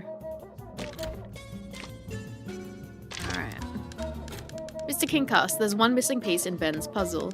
He revealed to me that the reason for his torment was his own family's photograph. Maybe Brass told you something. Finally, realizing the power of humanita, as if Brass had men's main ability, the gift of gossip. Well, that's not really it. Young man, Ben always showed himself to be a tormented creature, especially being outshone by a bastion of humanitism like Brass was. What about the gossip? Silence. I wasn't done. His discomfort with Brass's presence in his life was evident, and I'll tell you one thing. Ben locked me up to attack humanitism, and he would have killed Brass for the same purpose. What about the goss? Oh damn, you two. If you haven't deciphered the mystery regarding Ben's torment, I recommend you go back to the Cubist Manor and look into Brass's eyes to find the truth. Ooh. During my investigations, I had access to a journalistic registry that may be shocking to you, Mr. Kinkas. Did you know that an obituary was written for Kinkas Borpa? An obituary for Kinkas? What a sad report. We humanities understand that life and death are two sides of the same coin, but even so, such news to have a peculiar way of affecting us. I think I understand. Kinkas was a dear friend, a lifelong companion. He was given that name precisely so he could live on, carrying the legacy of the greatest humaniter who ever lived. Rest in peace, my dear dog. Aww. No, wait. Kinkas the dog is alive and well, as far as I know. I meant your obituary. What? My obituary? How is that even possible? My dear Kinkas, can you begin to believe this? Huh? What did you say? That's exactly it? A stupidity? How can you say something like that when Kinkas and I are standing right in front of you, very much alive? Oh, forget it. There's way too many Kinkases here. Mr. Kinkas, there are some people in Rio de Janeiro claiming to have seen your ghost wandering about town. What exactly can you tell me? What can you tell me about that? The ghost of Kinkas? That's logically impossible. Kinkas Borba is alive, thus his spirit trapped inside his body couldn't be wandering around Rio de Janeiro. Hence, it couldn't have been seen by anyone in Rio de Janeiro, thus the ghost of Kinkas has never been seen. That's another typical case of Rottenborgs. Rottenborgs? Yes, a word I invented for when a detective says something stupid. It's a mathematical term. And how does your logic explain this? Rubio says he saw Kinkas wandering downtown. Poor Rubio. I mean, not so poor now, but impressionable. He may still be. He must have been frightened by the brightness of the lights within the pharmacy on Kinkas's face. That was it. Lights within the pharmacy. Is there a statue? Lights? Rays of light projecting onto Kinkas's face must have caused some awful effect. So Kinkas was really there? I mean, you? Rubio believes he only saw Kinkas in his dream, but apparently that was not the case, was it? Oh, that. Kinkas and I cannot say anything, my boy. After all, maybe Rubio had in fact dreamed of me that night. Maybe you are a dream of mine and I am a dream of yours. Have you thought about that? If I wake up, you go poof. Lights? You mean Crispin was at the pharmacy? That miserable old man won't stop lying. If you want to follow this rabbit down his hole, I'll give you something valuable. There were 2 people at the pharmacy that night, and one of them seemed important. Rabbit hole? About these lights within the pharmacy, Mr. Kinkas, what can you tell me? A bright light in the dark will attract many insects, detective. From an insignificant beetle that has made it his home, to a dying fly mistaking that very light for the one at the end of a tunnel. Or perhaps a know-it-all arachnid weaving its web, waiting for its next unsuspecting victim. I'm not sure I follow, Mr. Kinkas. I thought we were going to talk about the lights in the pharmacy, not discuss wildlife trivia. Kinkas Borba cannot make it any clearer. It's impossible. Mr. Kinkas, I've learned about a handcrafted wooden sculpture. Was it by any chance yours? I've been told that the patients at Casa Verde show their emotions through art. Can you tell me what the sculpture represents? Receiving transmission, frequency 27.7 MHz. The world is moved by interest. Pay attention. It is the general knowledge that the interests of the most powerful ones are equal to their power. These interests, when well observed, are of evil nature because those deprived of any kind of power were robbed of the most essential one, the powers over one's own self. Hear me out, listeners. To the people in this situation, the smallest form of expression, such as a mere wooden sculpture, turns out to be a gesture of power, a revolutionary act of humanity. And this humanity, listeners, that for those perched on top of their pyramid seem inaccessible, unreachable, untouched. Mr. Kinkas, I'm not quite following your train of thought. Where are you going with this? Ah, the impatience of the young ones.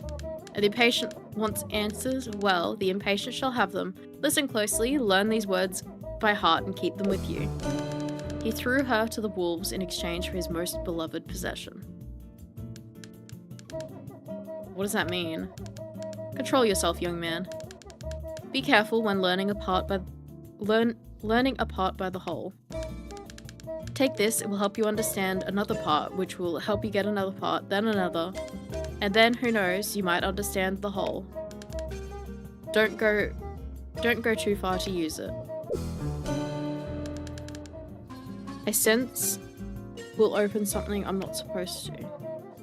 Ooh. Good lord, this guy talks so much. Oh my god. Understand the whole. I'm not a religious man, but what can you tell me about the Bible of Humanitism? Don't be so reductionist. We're talking about an important philosophical doctrine treatise. He's probably 20% of the game's progress, yeah. It is the knowledge of a lifetime that resulted in the only possible doctrine contained within it. Or it would be if I had the time to begin writing it.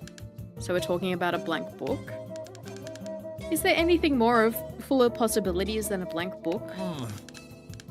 What is that foolish look on your face? If you can't comprehend the infinity of the Bible of Humanitism, I recommend you find another artifact as inestimable. Look for the Humanita treasure and you shall have your answer to your mystery. wonder what sort of junk that is.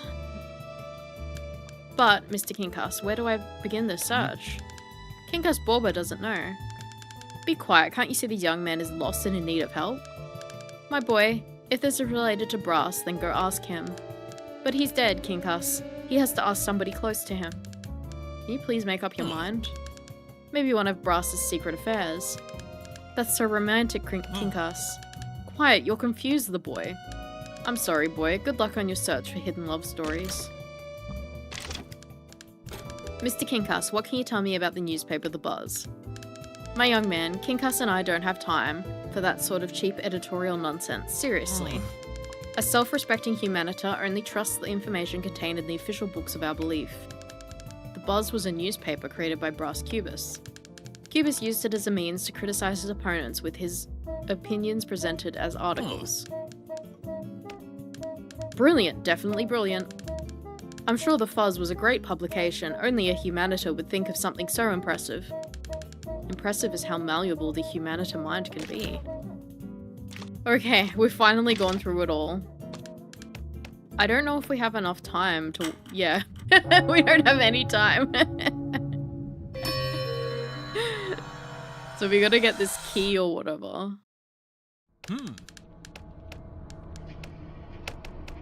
Alright. More information, detective. Fresh clues for Ben's file. I can't wait to see who helped you advance this case with this time. Oh, this artful man. Don't believe a word he says, eh? And what did he say? Something useful? Ben's coldness while solving the problems created by Brass was terrifyingly admirable. Nothing I didn't already know. Counting on Lobo and nothing is the same thing. We have motives to suspect him. Let's review what we know about Lobo's relationship with Ben. I know you're good at starting from the beginning, detective, so this shouldn't be hard. It all started when I rightfully wrote the first issue of The Buzz. There's truth about Lobo Neves. Clearly, the oh-so-respectable Secretary of State didn't take kindly to the mere exposé of this arbitrary nature. Lobo filed a lawsuit against me, and this is what connects Ben to the both of us. Ben was my defense lawyer. However, there's much more dirt under this rug called Rio de Janeiro. From what you discovered, Lobo proved how low he is when he wrote Kinkas's obituary. He even confessed to have written the obituary as a favor to the fraternity. So shameless, admitting the obituary he wrote was completely forged. There is, however, something that surprises me, to whom this favor was done for, right? Lobo told us he did this favor for Ben, but why? What could Ben be bargaining for with Lobo behind my back? Very strange, don't you think, detective? First, Capitu says her husband seemed more preoccupied than usual. Now, we're uncovering some mysterious alliances between my right arm and my mortal enemy. Besides, what Lobo envisions is the most in Ben is his coldness. A useful trait for an assistant, or at the very least, in those interested in conspiring against another's murder. Continue your snooping, detective. I might not know Ben as well as I thought. And what else? Kinkas? Who would have thought? Few knew that he was still alive. And he has something to say about Ben. What could it be? Ben locked me up to attack humanitism. And he would have killed Brass for the same purpose. That's exactly it, detective. Ben is the one responsible for Kinkas's disappearance. That's the favor Ben negotiated with Lobo thanks to the fraternity. And that's what 157 on the matchbox means. 157 is the room they put Kinkas in at Casa Verde. Patient 157. According to Kinkas, Ben locked him up as an attack on humanitism. This desire led to my murder. A strong accusation from Kinkas, detective, don't you agree? We begin with Capitu's slight suspicion on Ben, which evolved into an exchange of favors with my rival, who complimented Ben's coldness. And now we learned that Ben was capable of imprisoning a humanita companion and conspiring against us. It seemed there's no turning back. We must uncover once and for all whether it was Ben who killed me or not. As a lawyer, he can be a very good liar, but truth is on our side. And if not truth, insistence then. Kinkas mentioned we would find an answer about Ben's family in my residence. What was the old man thinking? Keep up the pace, leave nothing unchecked. We're close, I can feel it. And what about this other fact? A statement from who, Detective? Lobo Neves? Oh, the sweet taste of revenge. Let me hear his words one more time. So they were really seeing each other, even though I refused to believe it. My colleague is so gullible. He really thought he was outshining me by getting better grades at school, taking the position I always longed for, and enjoying the public's acclaim.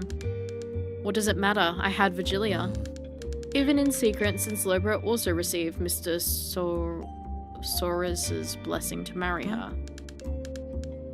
But you know what's worse, Detective? Even when someone wrote a letter rubbing it all in his face, Lobo still preferred to ignore the situation. As if he didn't care. Didn't anyone read the letter? It's a brilliant author, certainly wrote it with a lot of effort, and... we don't know who that is. But anyway, now the plot thickens, can you see?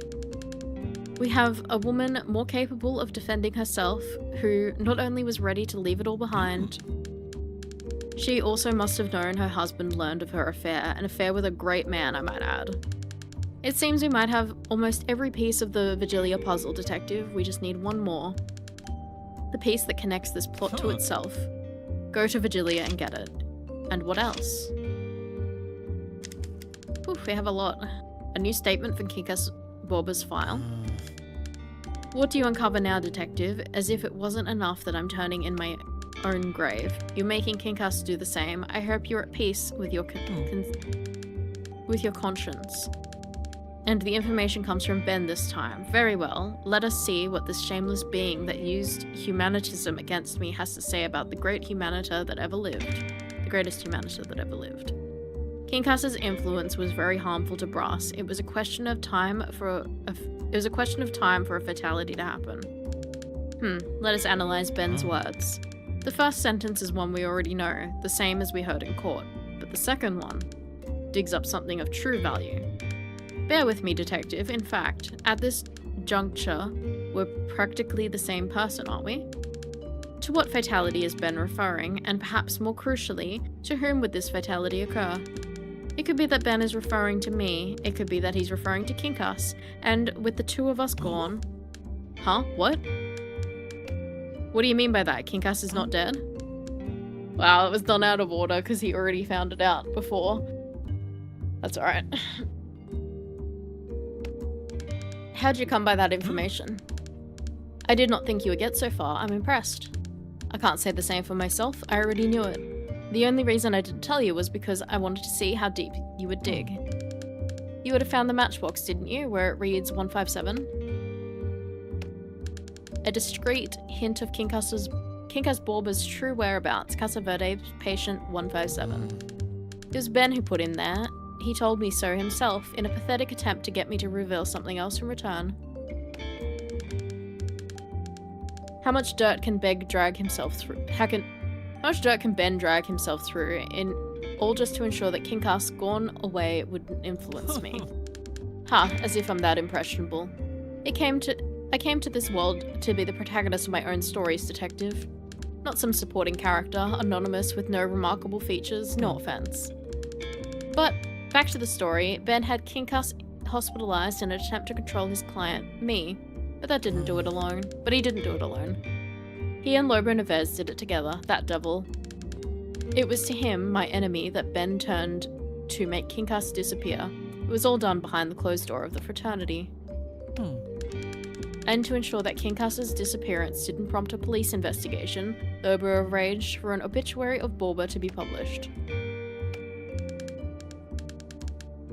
An obituary completely forged, of course. You know, you and I know that Kinkas is very much alive. I'm recalling all of this so we can put every information and entanglement of this plot into perspective. Now that you know that Kinkas is alive, I shall stop pretending. Nevertheless, here's a riddle. How could Kinkas, from the confines of Casa Verde, be the one responsible for my own demise? If you wish to keep Kinkas as a possible suspect, we must find an answer to this question. I mean, you must answer this question, Detective. I'm already gone. Good luck. Of course, proceed. Oh my god. A new statement? I can't wait. Who provided it this time? Oh, Kinkas, the humanitor that came back from the dead. Maybe I should take some lessons from him. Huh? And what does he have to tell us? What is this case we're advancing on? He threw it to the wolves in exchange for his most beloved possession. An enigmatic sentence worthy of an experienced minister like Kinkas. But who is he referring to, Detective? Oh yes, Dr. Bakamate. We were talking about him. But let us decipher my master's words. He must assume Kinkas knows Bakamate very well. Who knows the jailer better than the prisoner? Kinkas is his special patient. In his statement, Kinkas claims that Dr. Bakamate threw her to the wolves, referring to Ava, in exchange for a... What precious treasure is this? What that Bakamate would sacrifice his own wife for? And what is this meaning of throwing her to the wolves? We need to find out. The identity of my possible murderers at stake. Seems to me that we're still missing the main piece of this puzzle, Detective. Kinkas's words may seem enigmatic, but in them we probably find the absolute truth. Try using the object Kinkas gave you. Could Bakamate be hiding some secret under lock and key in his hideout? Let's see.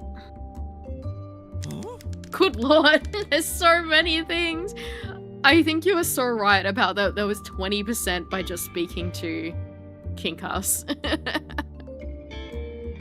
A statement from the ghost of Kinkas Borba, or was it from Kinkas himself? It is almost irrelevant. After all, living dead, what difference does it make? Our friend Kinkas claims he saw the lights on at the pharmacy on the night of my murder. That is quite interesting. This pharmacy belongs to none other than Mr. Crispin. And that's not all. With the lights on, though through the cold window glass, the two figures were visible. One of them was clearly important. There were two people at the pharmacy that night, and one of them seemed important. Ha, more important than me? I won't waste my time arguing with a ghost. But things are getting complicated for our friend Crispin, aren't they? First, he's accused of not being trustworthy. Now, he may have been at his pharmacy only a few steps from the crime scene. I always knew he was cunning, smarter than he looks. Was it Crispin at the pharmacy? And if he was, who would have been this important person with him? We must uncover the truth. Oof. Okay.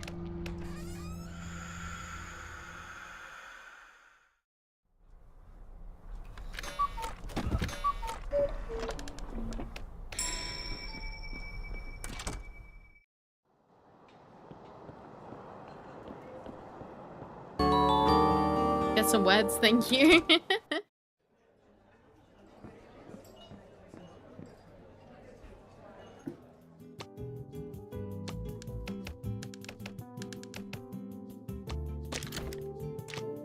He's got nothing to speak about. I need it after that, thank you. Brass's words are a lot easier to read than Kinkas's though. I had a lot of trouble with Kinkas.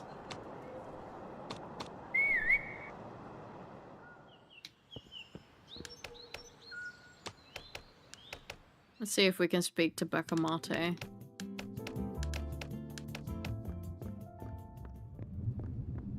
I don't know when he shows up though.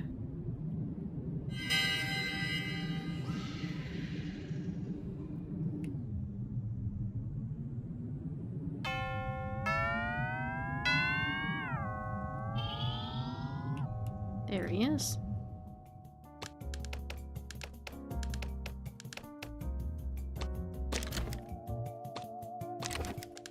Can we talk about Kinkas, Dr. Bakamate?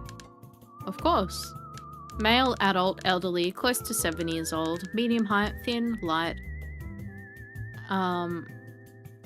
Slightly greyish skin, protruding eye bags. No, I'm not interested in Kinkas's medical chart. I'm interested in knowing why he's at Casa Verde and how much you were involved in his hospitalization, if possible. Patient 157 at Casa Verde for the same reason as is at Casa Verde for the same reason as all other patients. The ultimate purpose of the institution, in all cases, is the civil resocialization and reintegration of the individual when sane into society. It's worth commenting that patient 157 is recovering well. However, due to daydreams, he still needs to stay with us for a while longer. Daydreams? Of what kind? Reading my notes here. Patient presenting delusions of grandeur and fantasies, claims to be the author of Brass Cubus's death. Oh boy. Not exactly. Being older than 70, he's hardly a boy. Dr. Bacamarte, were you downtown last night? Yes. I was with the pharmacist, as usual. I was negotiating a lot of new medicines for Casa Verde. Thank you, Doctor. Based on that, You have a habit of asking extremely obvious questions, Detective. Such a trait belongs to manipulative or dissimulative personalities. Such personalities find themselves frequently asking the obvious with the goal of testing the people around them. Do you consider yourself a dissimulative person? Yes, evidently. No one truly dissimulated would say something like that. Continuing, I was with the pharmacist. If you need any confirmation, see my schedule. Is this schedule coded, or is his writing just terrible? Thank you, Doctor. As you can see, my schedule is very busy. I save my night appointments to take care of this kind of minor business. However, my life is an open book. My comings and goings from Casa Verde, the establishments I visit, it's all registered.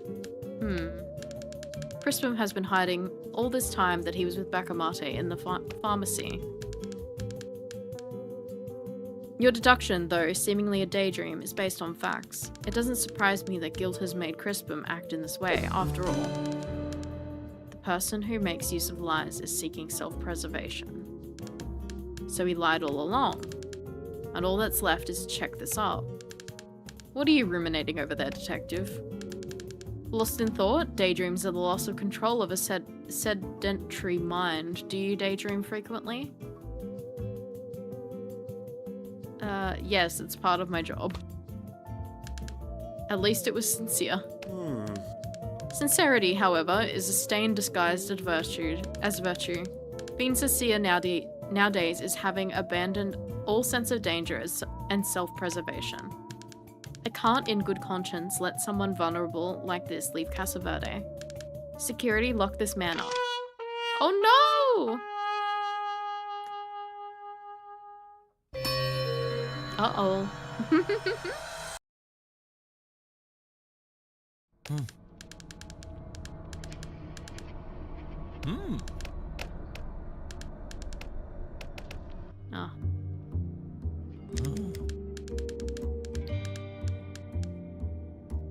The words of a man of science are indeed a balm. Economical, precise words.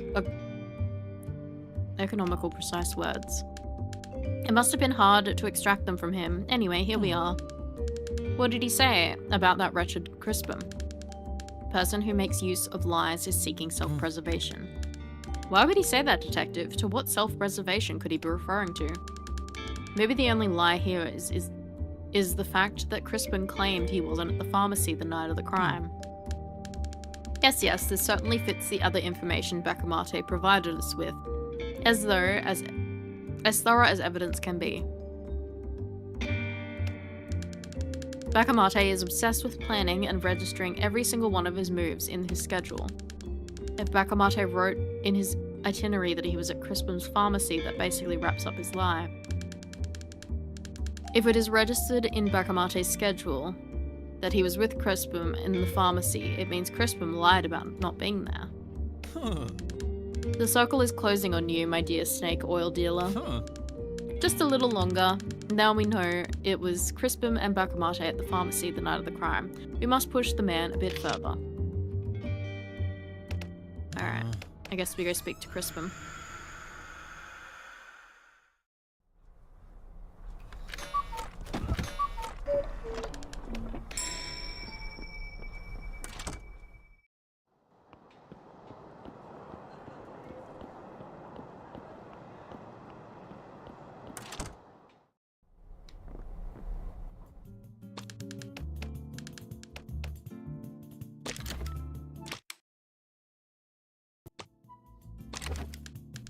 Mr. Crispum, some reports indicate that your pharmacy was open in the night of the crime, and it was stated that you were talking to someone else, and that you could be seen through the window. What preposterous reports. I'm a very busy man, lad. I can't waste my time talking to all my customers. Whoever said that is either trying to hide the real involvement with said crime, or worse, is completely bonkers. Oh.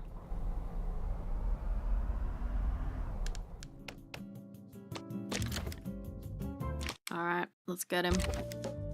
Crispum, my good man Crispum. Let's start from the beginning, okay? Last night, the night of Brass Cubus's murder, were you in your store? Young man, I'll tell you and anyone who wants to know. By that time I had already clocked out. Really? So you weren't at the store, were you, last night? Where were you last night? I went to my cousin's house. That's right. What was I thinking? You can stop trying to trick me, Mr. Crispum. I'm not one of your customers. Your own cousin Virgilia contradicted you when stating you weren't with her last night. Why would Crispum lie about his whereabouts on the previous night? How dare you talk about how I treat my customers? I would never do anything to harm them. You're not denying what your cousin said, so did you really lie, Mr. Crispum? My trained ears seem to detect lies in everything you say. It does seem like you're trying to hide something. Hide? My boy, my business are all crystal clear over wraps. Although I'm a senior man, I still have confidence in myself. I have nothing to fear. Nothing to fear? Not even a ghost? A ghost? What nonsense. I'm not the one... And I'm the one being accused of saying Tommy Rod. Yes, a ghost. The ghost of Kinkas Bulba. I'm not afraid of ghosts or the undead. Besides, what would such a soul have against me? I have news for you. Kinkas Bulba is not a lost soul because he's very well alive. More so, he gave his testimony about your store. There were 2 people at the pharmacy that night. One of them seemed important. The important one whom Kinkas referred to is me. Why can we end it? Is me. Why? Can we end it right there, this investigation of yours? Can I offer you some discounts? I'm sure it'll be worth it. You shouldn't lower your prices, or your guard. First you said you weren't in your pharmacy, and now you say you were. The important person in your store was you. Why a detective? What do you want me to say? First, you put my credibility to prove. Now you're listening to spirits like Kinkas Bulba. Mr. Crispum, I listen to concrete proof and I am guided by the light of facts. As a matter of fact, I heard your pharmacy lights were on until very late last night. Alright, I was indeed at my store last night. Unlike the city's big shots, I'm not a man of material possessions. The only thing I have is my establishment. Anything that threatens my work will make me defensive. I'd say it's not your job that's being threatened. Speaking with a specialist of the human mind, Dr. Bakamate, I've obtained information that corroborates with my line of inquiry. It was said, this person who makes use of lies is seeking self-preservation. Why would you be protecting your shop, or protect yourself from the possibility of being named as a potential murderer?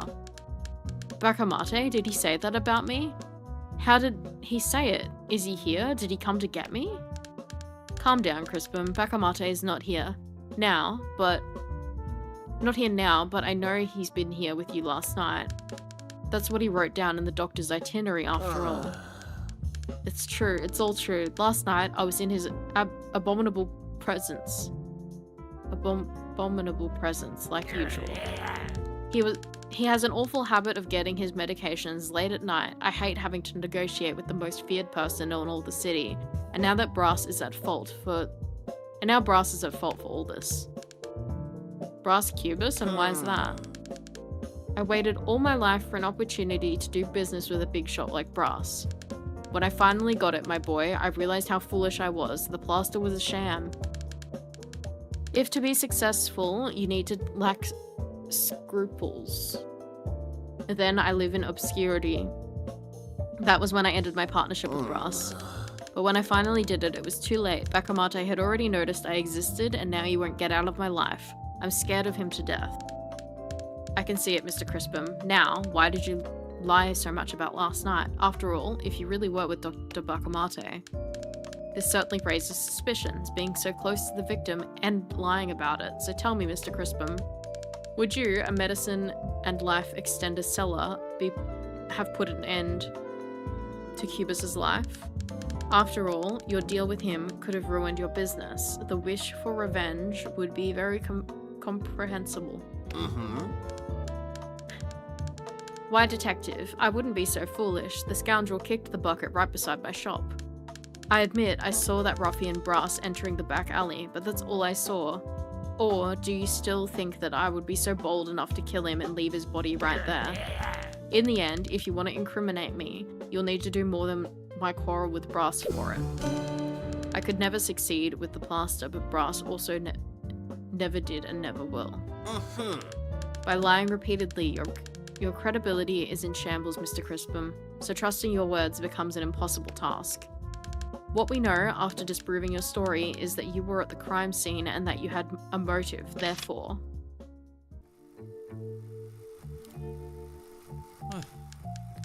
Look at them, living their miserable little lives, ignorant to the fact that the greatest of all men walk among them.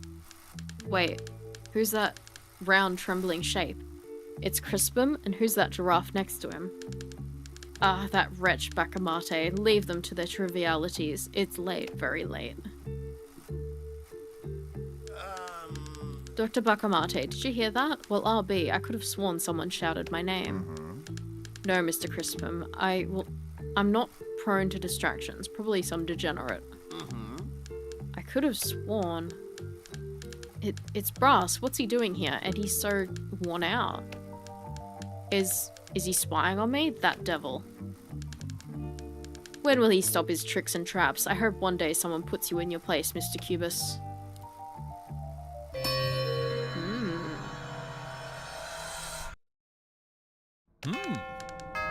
You're back with news. Let's talk about it. This is it. There will be no cure for you, Crispin. I've always suspected you to be a jealous traitor, and now here's the proof. I could never succeed with the plaster, but Brass also never did and never will. Our business partnership, the plaster held the promise of resounding success, but he was a coward who abandoned ship at the first opportunity. Him falling like that reminds you of Samurai Jack? I've never seen that. A man as little as he could never attain success, not even if he were to fall from the sky directly upon his face. Noob. Yeah, I am. And thus, my frustration with Crispin, we could have made a fortune, but he lacked the spirit. I'm not surprised to learn that he was at the pharmacy the night of the crime, nor that he witnessed me enter the alley and shamelessly lied about it. To protect what little he possesses, Crispin would lie through his teeth without a second thought. But let him be a liar. Now we have the truth, don't we, detective? We've reached the end of the story, didn't we? I still don't know who's guilty of my murder, but no matter. As you well know, this is how investigations go. Let's do it this way. We'll continue some other time. We need to gather my thoughts before I take another step. Until I see you again, detective. Alright. Who are we speaking to next? We're done with Crispin now.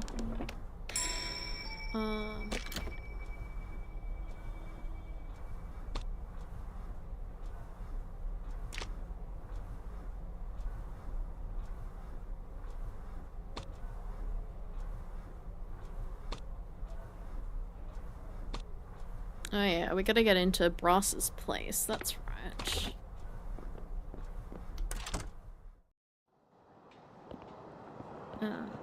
I wonder if we need that little key King Cuss gave us.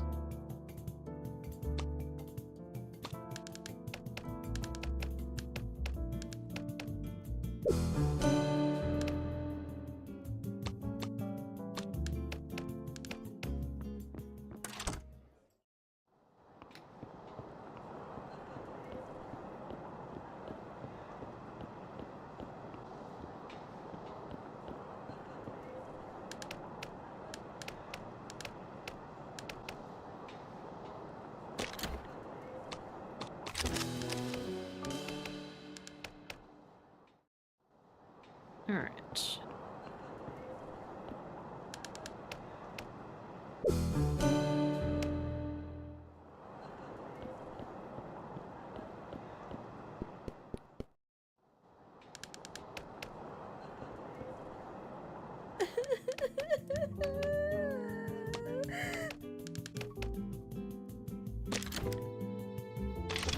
Okay, so she's lit up because I think I have the item to give her, but I don't want to give it to her. Alright. Go to the park.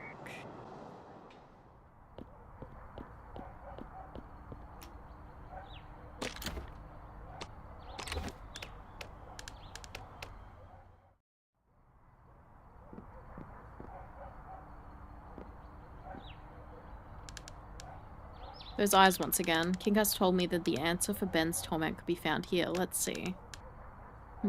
What did he mean? Looks like a happy family, or not. Ben looks at his son with some kind of resentment. Maybe it's another sign of jealousy over his wife, or... Wait, this boy reminds me of someone. My goodness, he looks very much like Brass Cubus. So this is Ben's fixed idea. This is what torments Ben Santiago's mind so much. Ooh. I should better weigh up my assumptions. Let's see what Ben has to say about this.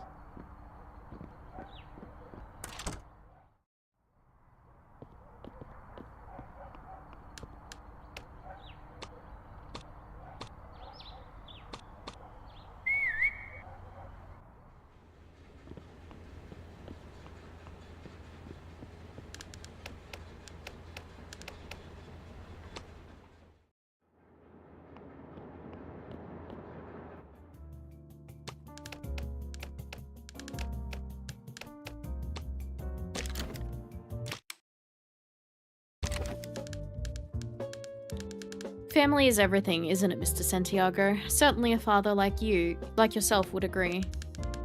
Are you insinuating that my son is one of the suspects? Of course not. I just wonder what his relationship with Brass Cubus was like. Esquil is fine. I don't know how to pronounce that. He's following my footsteps at the seminary, far away from all this. Your wife, Capitu, said that you've been acting weird lately. Ben has been acting weird. It seems like he's been worrying about something these last few days. What's causing him to worry? Your son? What's causing you to worry, your son? Capitu, nothing escapes her eyes. Have you noticed the look in her eyes, detective? Oblique and shy, like that of a gypsy? Oh, no.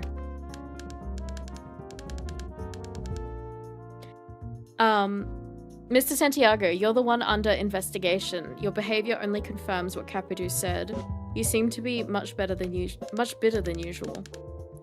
Why would that be? Has Brass gotten himself into more trouble? Has Brass gotten himself into more trouble that you have to solve? For instance, when you had to defend him in the case of the buzz. That's the name of the job, damn it. Keeping Brass out of legal trouble was part of my routine. Now, what's this sudden interest in my feelings? Besides, I wasn't aware that you were close to my wife. Maybe I should worry about you and your cheap tricks instead. Calm down, Mr. Santiago. I only have eyes for one maiden, the truth. Your emotional and passionate nature actually startles me, especially considering how the Secretary of State himself, Lobo Neves, describes you. Ben's coldness while solving the problems created by Brass was terrifyingly admirable. Lobo would not lie about you, so what's behind such intensity? Detective, those who know Ben, the lawyer, may not recognize Ben, the husband, and the latter hates people snooping into his private life. I guess I gave you more credit than you deserve, Detective. What's the use of investigating me? Mind you, yesterday, Brass terminated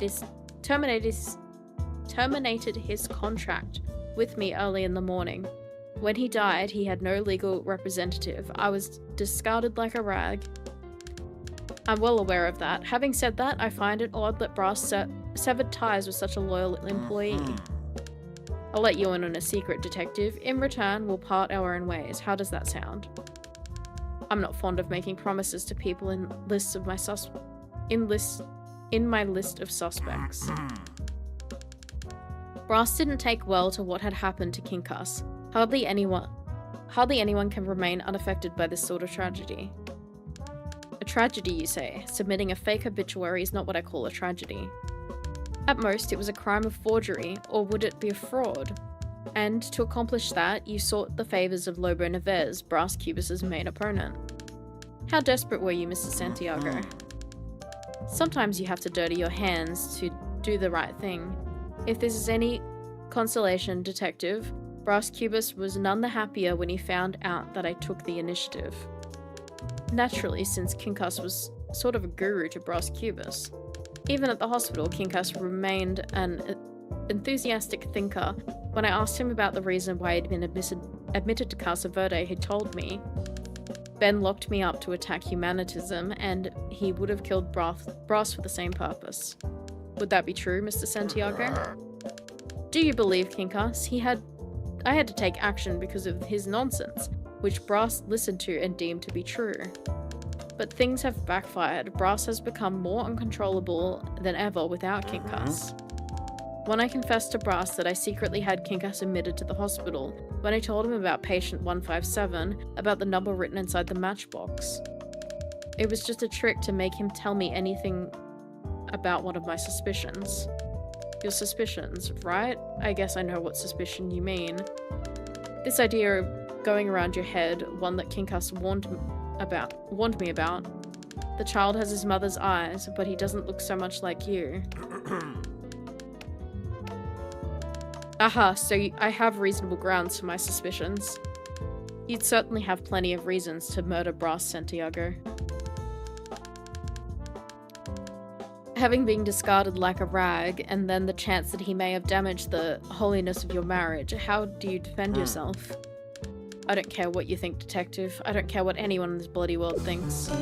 Brass refused to tell me the truth, and after his death, I'll never find the answer to my restlessness.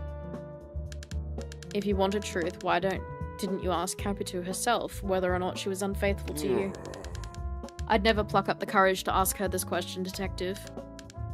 It's her eyes, Detective. Try as she might to convince me with words, her eyes would uncover the truth. They're what I fear the most. Now, you know about my fear. Do you think I would have killed him without knowing the truth? Here's what I think, Mr. Santiago. I believe your well-known cowardice enables you to commit acts that are in line with your lowliness. Truth was never your goal. In fact, you're comfortable with not knowing, empowered by your own vision of the facts, which leads me to conclude that Ezequiel grew up quite fast, didn't he? Just look how little he was in this picture. Yes, the flow of time is inescapable. No more of this gloom, my boy. Ezequiel is a handsome young man. Lucky for him, he's taken after his mother. You know something I don't, Brass? I probably do, my dear man, but about what? Oh, so be it. What do I have to lose, right? Brass, I have something to confess. The blame I've been carrying is too much. Kinkas Borba is alive. Are you being funny right now, boy? Stop this nonsense. It is true, the honest truth. Kinkas is alive, confined in Casa Verde. He's there by my order. What? But how is that possible? Why should I believe you? If you don't believe me, see it with your own eyes. Here, take this. I wrote his number in the matchbox. Ben, if this is true, I can no longer trust you. Never again. And now, Brass, don't you have something to tell me? Confess to a friend? Friend? If this betrayal against me is true, we'll be foes forever. Your services aren't required anymore, Mr. Santiago. Farewell. Even now, you won't confess.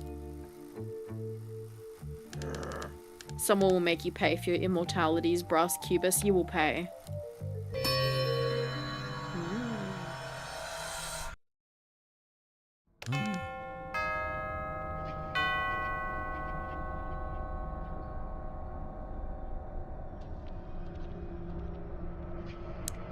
So you advanced this plot. I did! Did you manage to press Ben, Detective? He told you everything, didn't he? I already knew the truth behind his motivations, the anguishes that he broods over. You did see the picture, didn't you? I believe you two suspected it when looking at Ezequiel. Ben Santiago is a man tormented by a fixed idea, by the possibility that his wife was unfaithful. His suspicion is that Ezequiel is, in fact, my son, not his. And now I know that he didn't tell me about Kinkasa's imprisonment as a sign of trust. He was only trying to get me to confess. Put an end to his doubts, put an end to his suffering. It doesn't surprise me that he said what he said, Detective. Brass refused to tell the truth, and after his death, I'll never find the answer to my restlessness. Mysteries of this magnitude are meant to remain hidden, no matter how heavily they weigh on one's soul. However, this puts us in a difficult situation regarding Ben's suspicions. On one hand, he could be my assassin. Being on the edge of frustration over his uncertainty, he was driven to kill me, to kill the one he suspected the most. On the other hand, if he desired such an answer from me, and could obtain it from me, would he kill me? And could only obtain it from me, would he kill me? Would he take the answers he thought he could only get from me to another person's grave? Hard to say. It seems we made considerable progress today, my boy. Good work. We better quit while we're ahead. I'll see you soon.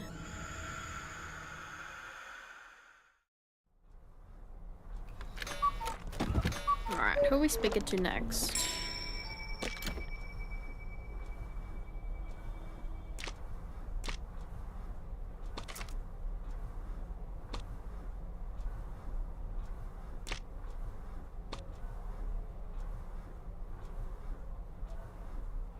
I guess we can speak to the wife for this one.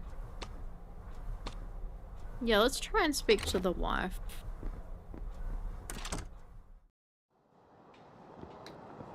I think that'll be the next step.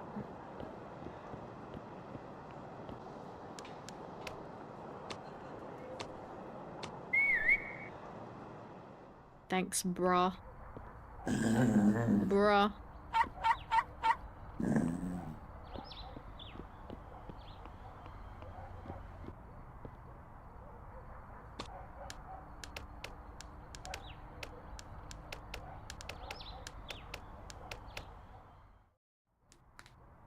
Alright.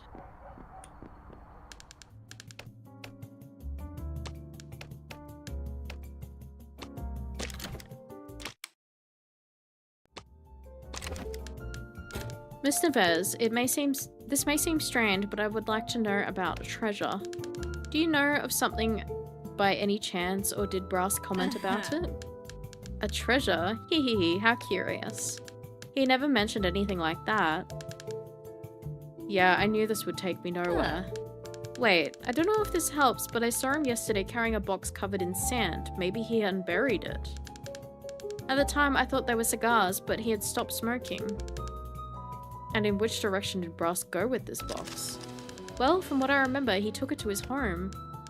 Great, thank you for the information, Mr. Vez. Alright. This letter is nonsense. Evidently so, Detective. Really? Because all evidence points to Brass Cubis and you actually having an affair. Whatever. Yes, Detective, yes. Brass and I had an affair. Is that what you wanted to hear? What I want to know is what would be... What I want to know is what you would be capable to prevent the truth from coming out. Your cousin Crispin, who certainly knows you well, said this about you. Even though she's such a delicate person, she knows how to defend herself or attack if necessary. I'm a peaceful person who has always lived in a peaceful life and everyone knows it. Your accusations are empty, Detective. I have nothing to fear. Is that why you have your luggage ready, Miss Neves? Because you have nothing to fear? Traveling is part of my lifestyle, something you may never be familiar with. Are you telling me that this is an occasional round trip? Because Sabina told me otherwise. She told me about the nature of your trip. I wouldn't expect anything different from Virgilia. Fleeing suits her since guilt pursues her. Is she talking about your affair with Brass only? Is she talking about your affair with Brass only, or does she know more? Like perhaps where you were that ominous night? What are you insinuating? That hag Sabina only wants to complicate life. It's true that I considered running away with Brass, but following him on his adventures sometimes costs a lot. Costs a lot, just like your handkerchief, Miss Neves? Where did you find this? Oh, it's not possible that if my husband finds out about this. Please, detective, I have a reputation to uphold. This information must not become public. Mr. Neves, as far as I know, Lobo Neves had already many reasons to suspect about both of you, but was reluctant to believe. When I interrogated him, I presented him with the facts and he told me this about you. So they really were seeing each other, even though I refused to believe it. Detective, this fills me with shame and sadness. I'm a disgrace to my family. Poor Lobo must be heartbroken. But I'm not the only one to blame. If Brass hadn't written that damn letter, none of this would have been happening. So you confirm it, that Brass is the sender of this anonymous letter? Oh, that doesn't matter anymore. Yes, detective. Brass is the author of the anonymous letter. He was the one who sabotaged my marriage. He threw everything away, everything. Therefore, Madame Virgilia, it is my duty to question you. Are you Brass Cubis's murderer? Brass could be petty and selfish. He tried to blackmail me. He used our own romance as a weapon against me and my family, my husband's honor. The last time I saw Brass, we had a fight because I found out that he himself wrote the letter. I was furious with this letter. It was a very low blow aiming at destroying my family. Do you have proof against me, detective? Because if you do what needs to be done. I know what he did. Peaceful people, Madame Vigilia, when furious, have the worst reactions. The taste of anger may make them do things they never did, nor never imagined they'd be capable of doing. Besides, your attempt to escape only worsens your situation, therefore. I didn't know you started smoking cigars again. Whatever, we have more pressing matters to attend to. Brass, I won't beat around the bush. My husband just got an anonymous letter accusing me of adultery. I can't fathom who would do such a thing, except you. Be honest, is it your doing? Vigilia, You know I can't hide anything from you. I knew it. I didn't see any other way to break the walls of our lives we've built around us. But you had no right. This decision should have been ours, and not yours alone. Who do you think you are? You broke my trust and betrayed me. You're mistaken, Vigilia. My attitude was guided by the love I feel for you. See, we can run away now, yes. Leave everything behind. We only need each other. What do you say? No. You're too unpredictable. I can't simply throw my life away all of a sudden. You hurt me deeply, Brass, and you say you love me. I hope one day this wrong will be righted. Vigilia, don't go. She left me her handkerchief.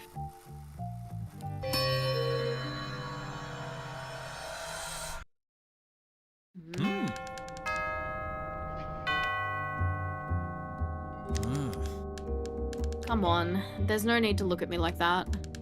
As if you didn't know. Yes, I sent the letter, but so what? Who would tell the world about our love? Vigilia had her hands tied. Someone had to stick their neck out and do something about it. I only made sure this neck was protected by anonymity, but that was a minor detail. Did you say anything? Forgive me, I was lost in thought, reflecting on her words.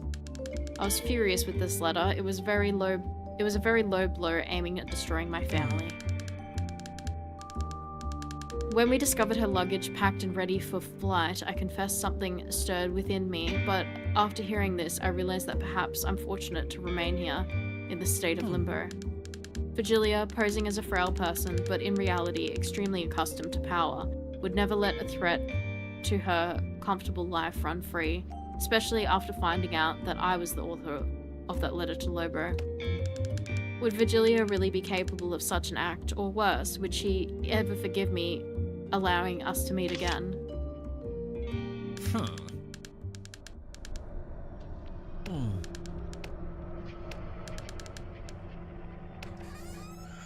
Okay. God, we're really knocking out all the motives.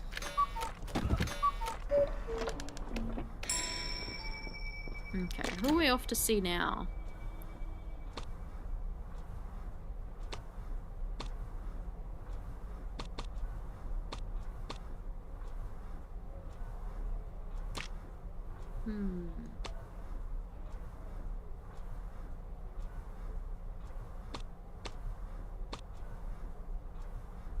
We can find this box.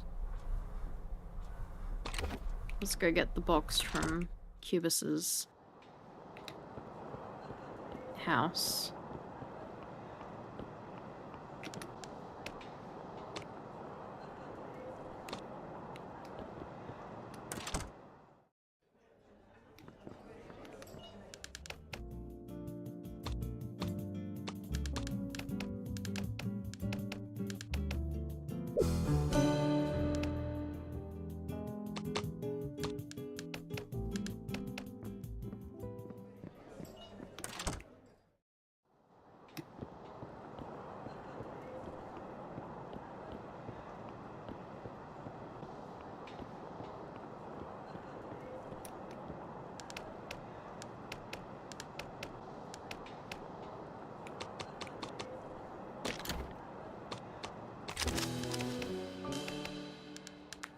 Okay.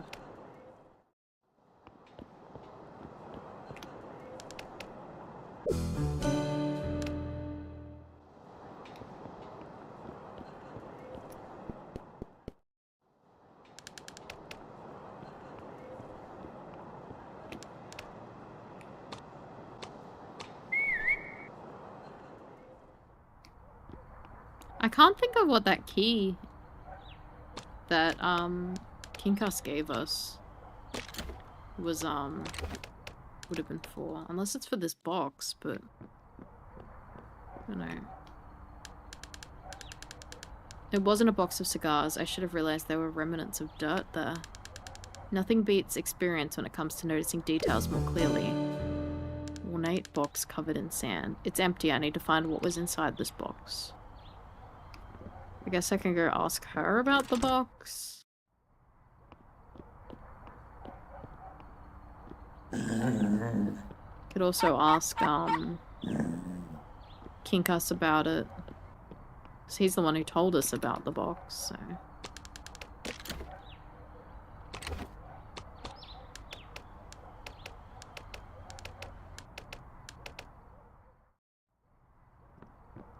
Nah, she's got nothing to say. Okay.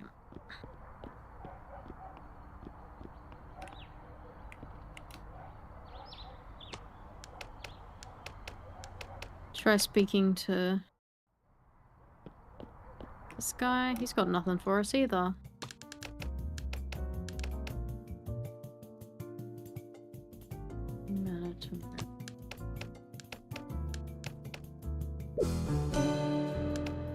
Forget, did we use the mirror for anything yet? I forgot all about that.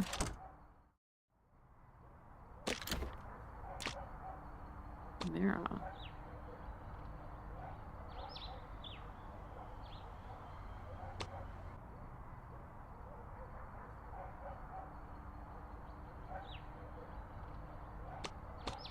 Oh, it's just a lockpick in general. Maybe I can get into places.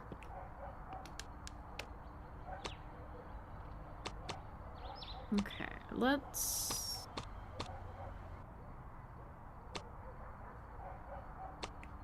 Hmm.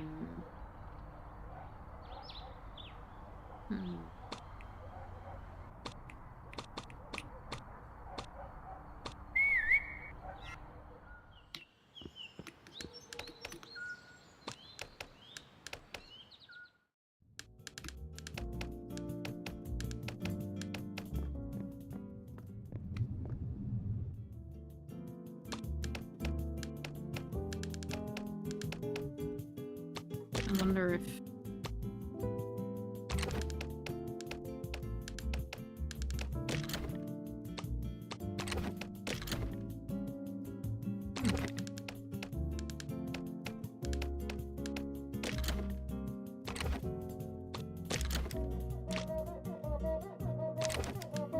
Mr. Kingcast, I found an ornate box inside of Brass Cubus's mansion. Is this the Humanity treasure? So you're committed to finding the treasure, much like a potato raiding armadillo. But it is an empty box. Your head is empty. The Humanity treasure is very well buried, much like a potato. Thus, an armadillo such as yourself will have no problem finding it. But you'll have to pass another trial. The map to the Humanity treasure will aid you. Oh my god. Oh my god, this is the, this is that, like, lookout thing. 10 AM, 55 degrees. 60 degrees, 9 PM. Pay attention to the following instructions. As you wish, I'm ready. Go to a place where you can look out at the ocean. Follow the coordinates on the map and the... Okay. None of this can be achieved without the company of one of the Humanity's best friend. The Humanity's best friend? Precisely, he's the only one capable of reaching the bottom of this hole. Right, anything else? If you're successful, I'll be waiting for you here. Humanity's best friend. The dog? Do I need to get the dog?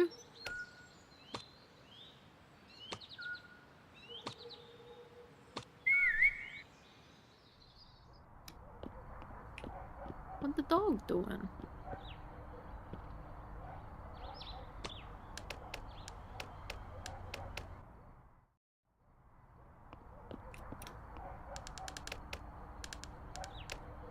Your head's empty, mine is too. Do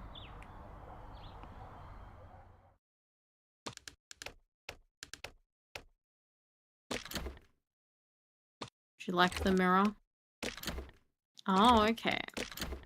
We've got to bring some food for him.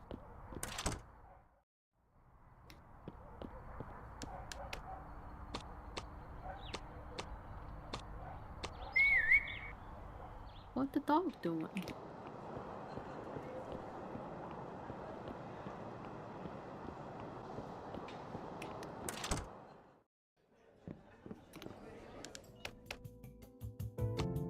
Sandwich.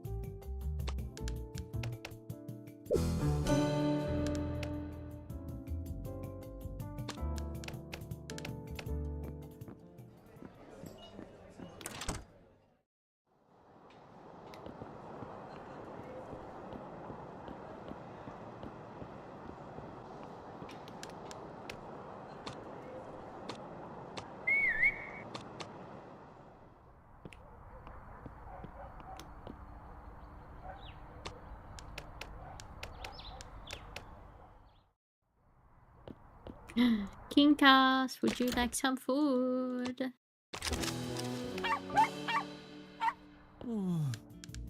Well, officer, it's getting late. Oh, yeah. Is the dog gonna follow me? He is! Yay!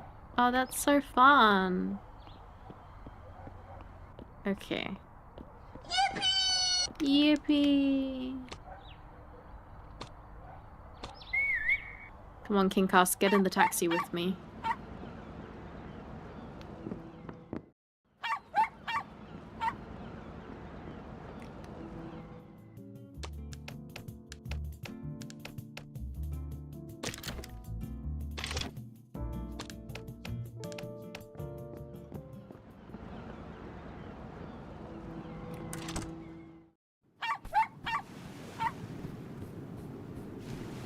Where's the lookout again? It's been so long since I've been there.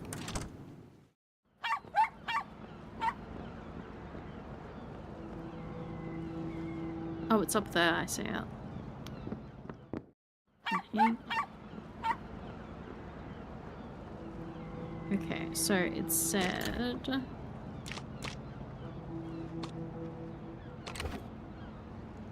160 degrees and 9 p.m.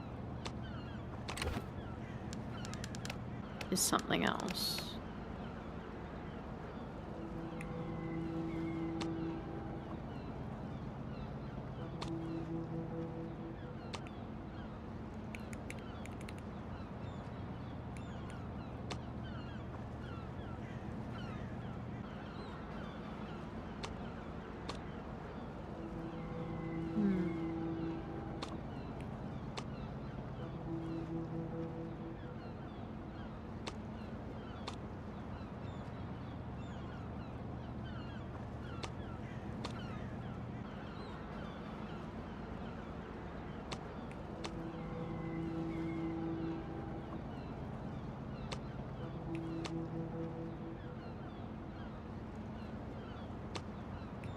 I know we looked at all of these before and found spots that had different things, but I can't remember what spots they were anymore. I should have written them down.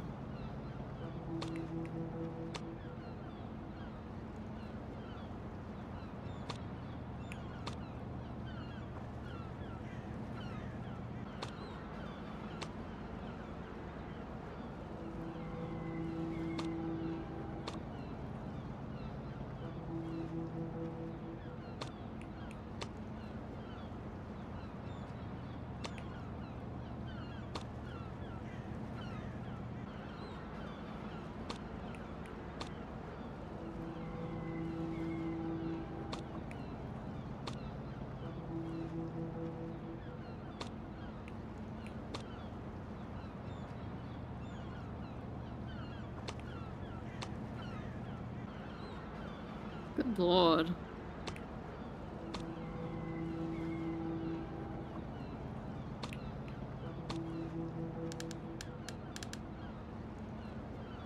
Can't see anything. Is this the right time?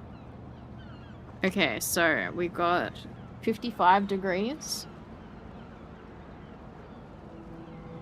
Where's my book? There it is.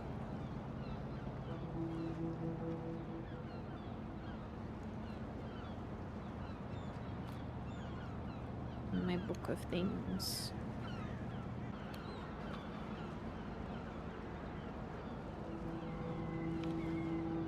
That reminds me, I want to get back into blueprints at some point.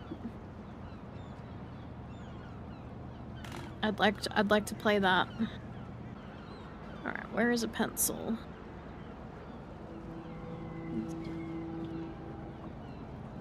Whoops.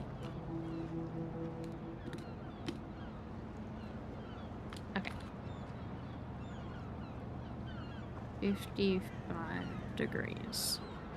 That's probably the 9 p.m. one, to be honest.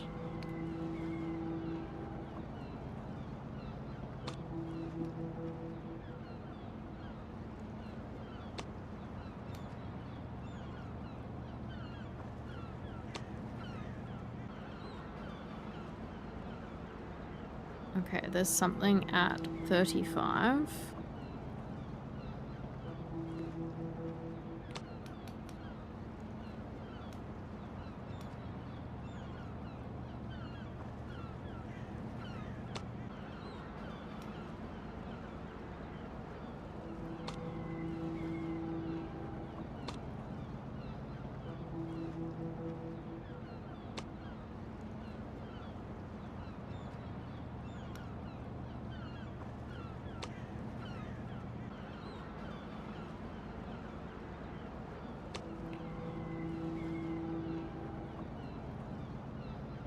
We got 5 degrees.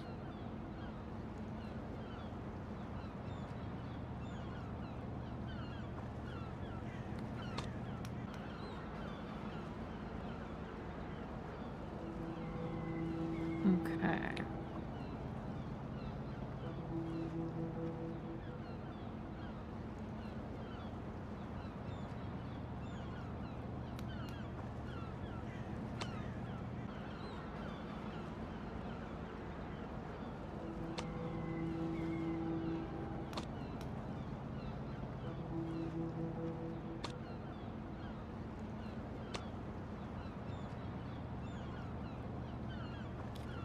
Alright. What have we got? It's 5 PM currently.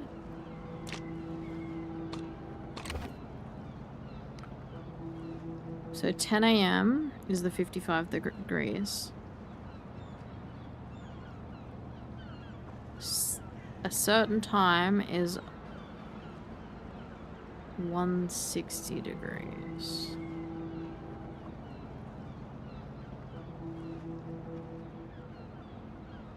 At 9 PM is probably going to be 35 degrees at 9 PM. Let's go to 9 PM. Get some wets, thank you. Hello, Vibin. And on shrimp, thank you.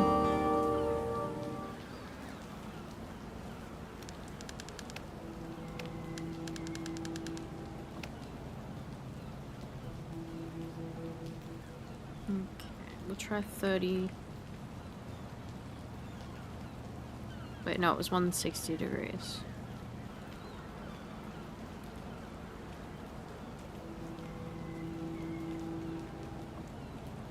Was it? No. What's a promise that never happened? I don't know. What is a promise that never happened? Disappointing.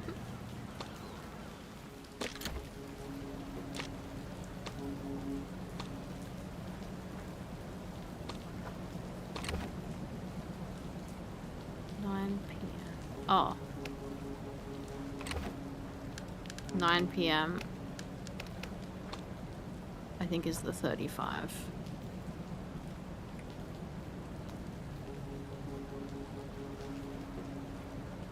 Nope, not 35. We got the 5 as well.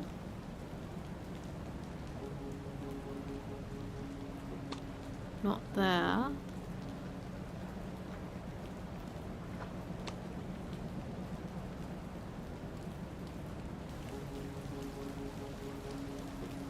And the 55.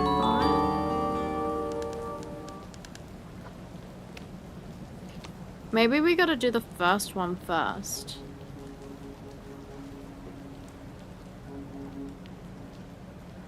Are you disappointed when a promise didn't happen? True. Thank you for the wets. Alright, let's start from the 10 AM the next day. Like, start again.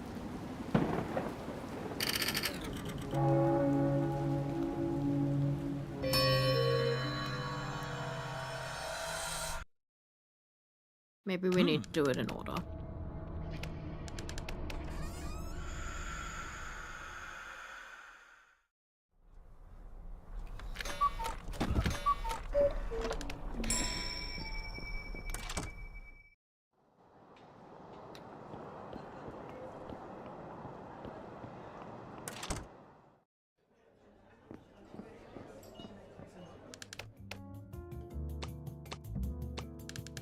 Sandwich.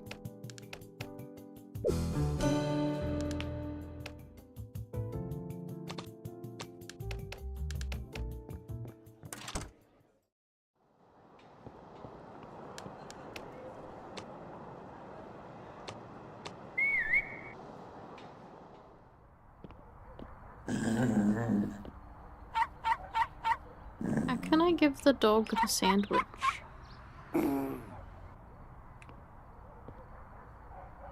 Now it's past 10 AM.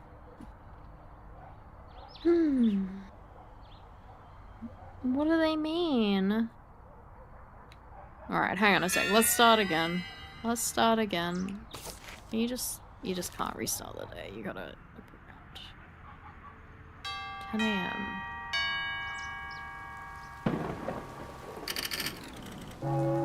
Hey, taxi! Hi, Speed Gamer. Huh.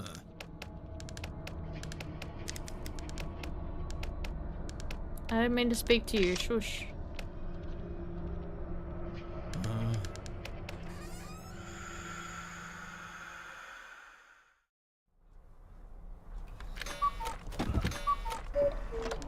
Alright. Well, maybe we just need to go there without... Maybe we need the dog in the end. So let's go to the harbor. Let's check this at 10 a.m. Hello.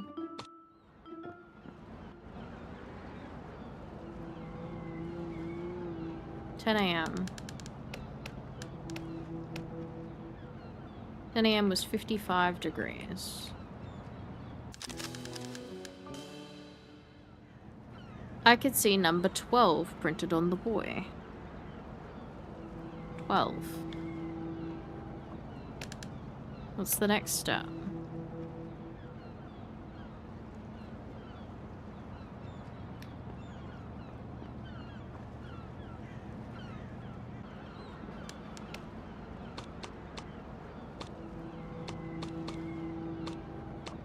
I think I still need the dog.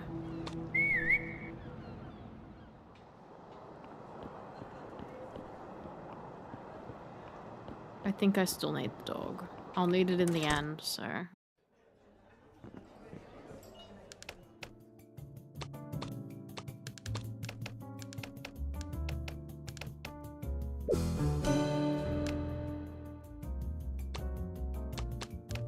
But I did need to get there early. To check that first one. What the dog doing?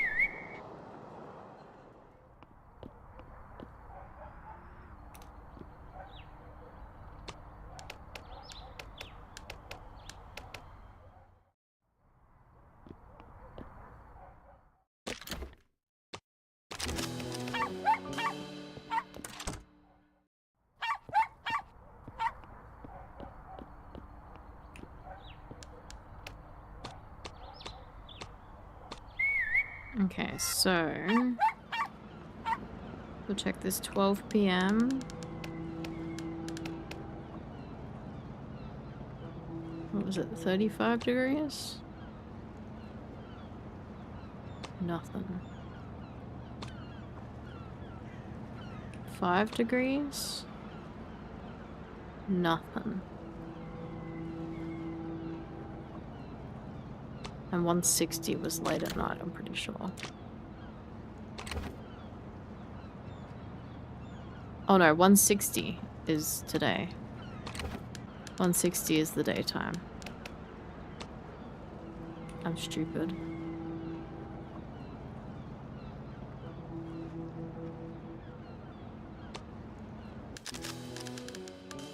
A new coordinate, the number 35 is painted on that boat. So...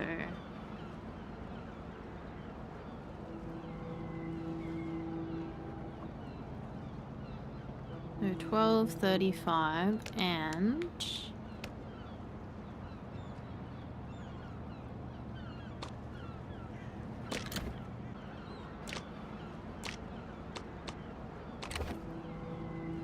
(9 p.m.)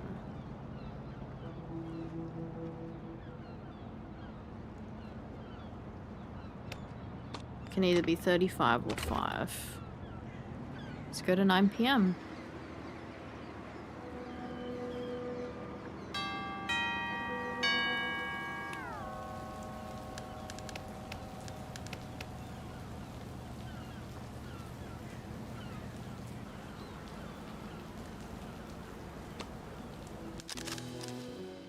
The flag has the number 180 on it.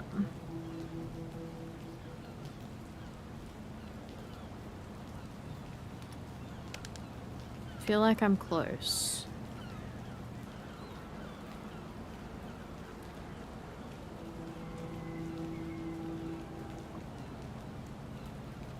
Well...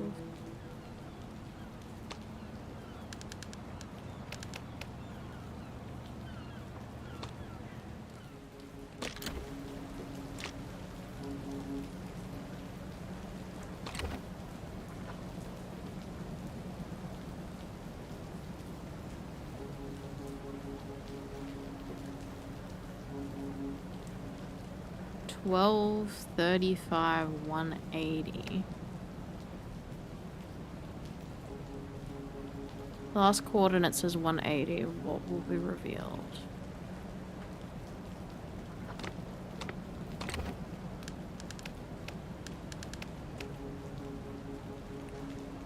I can't go to 12.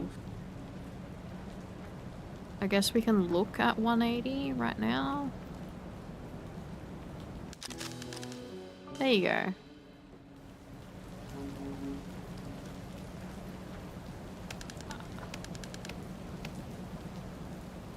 Okay.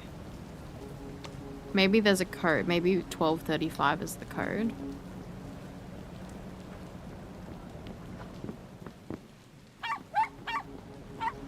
Boy, I'm gonna beat you there. I'm gonna beat you. Look out. Look out. I'm getting there first. I'm getting there first. I have the dog. Is the Humanita treasure anywhere in this lighthouse? Make Kinkas dig for it.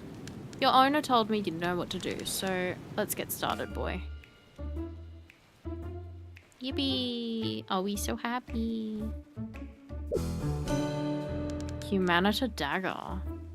Was the treasure a dagger? Why does Kinkas think the object is so special? Oh, bye, doggy. Bye, doggy. I'm gonna stab this woman with this dagger. Okay, I guess we can try going to Casa Verde. I imagine now that we know that that's there, we can probably go and access it right away.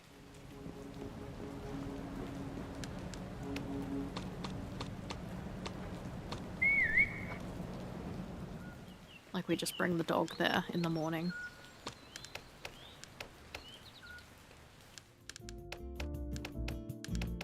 This is a very good facility. I'm bringing a knife in.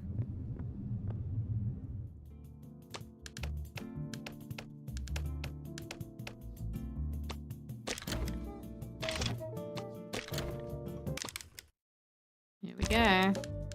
Very well, Mr. Kinkas Borba, patient 157 and high prophet of humanitism. I believe I have enough to question you the proper way. However, of all my suspects, you are by far the one I suspect the least. See here what I found.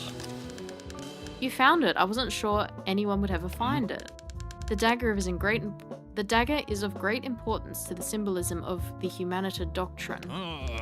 After all, much like the dagger, knowledge can be easily concealed out of sight, only to be drawn when they least expect it, and then wham! The lethal blow is delivered. Metaphorically speaking, I heard. The philosophy of Kinkas doesn't reward sensitivity, and there's no place for regret. Tell him, Kinkas. Mr. Kinkas, it's because of attitudes like this that humanitism isn't seen in a good light. When Brass was prosecuted, it was alleged that it was the doctrine that corrupted him. Prosecuted? A lawsuit? Ha, there's only one law, my boy. Life. A fleeting arrangement of particles caught between the before and the after, the non being the non-place. Since you're here and you brought the file from your investigation, allow me to teach you about the four phases of humanitism yet. Yes? The first phase is called static, which is I just described to you. Your current situation is a bit static, locked up in an unbreakable place.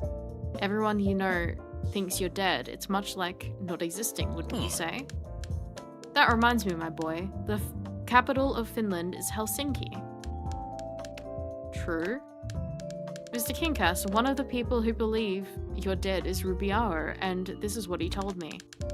I don't doubt that Brass and Kinkas's tragic outcome are related to humanitism. By tragic ending he means your demise. A tragic ending is related to humanitism because everything is related to humanitism. But the endings of Brass and Kinkas were very distinct. Brass is gone, but Kinkas is very much alive, and even if he weren't, Kinkas the dog would still be here, strong and steady, carrying the weight of our doctrine in his little paws. That may be so, Mr. Kinkas, but that's not all that's being said. There's even an obituary written for him. How? Kinkas, can you believe that? Apparently it was forged as an exchange of favours between the big shots of Rio de Janeiro. One of the big dogs of the city, a member of the fraternity, seemed to want you gone. You see, Kinkas, so it's true. If it was a forgery, then you're truly alive. Where did you hide the champagne? We must celebrate. What, you drank all of it? Kinkas Borba, you old rascal. Mr. Kinkas, doesn't it affect you to know that someone on the outside was eager for you to disappear? Let's continue our lesson, my boy. As you can see here on the board, as I wrote just here, the phrase is the static phase. Kinkas, the chalk, please. I feel two things for whoever benefited from my disappearance. The first one, admiration. After all, what they did to me was nothing more than a demonstration of the second phase of humanitism. The expansive phase. Goodness, this is some good chalk. In this phase, the one moves from the emptiness of static phase and finds desire, the need to have something. In this case, the something in question was Ben's desire for me to be dead to the world. You know it was Ben who put you in Casa Verde? How did you come across this information? Brass told me the day he died. I can't wait to personally confront Ben about it. It will be a wonderful dispute. Does the drawing on the board look like Ben? Kinkas, this chalk is not good and tastes bad. Well, that's true. Ben was the one responsible for it. When I talked to him, this is what he told me. Kinkas's influence was very harmful to Brass. It was a question of time for a fatality to happen. A typical attitude from someone not initiated in humanitism, a coward, stuck with modesty, stifling their true desires. Well, this takes me to the second feeling I felt towards my conspirators. The third phase of humanitism is called the dispersive phase. In it, the impulses and desires are multiplied, expanding themselves to beyond as they please, impetuously.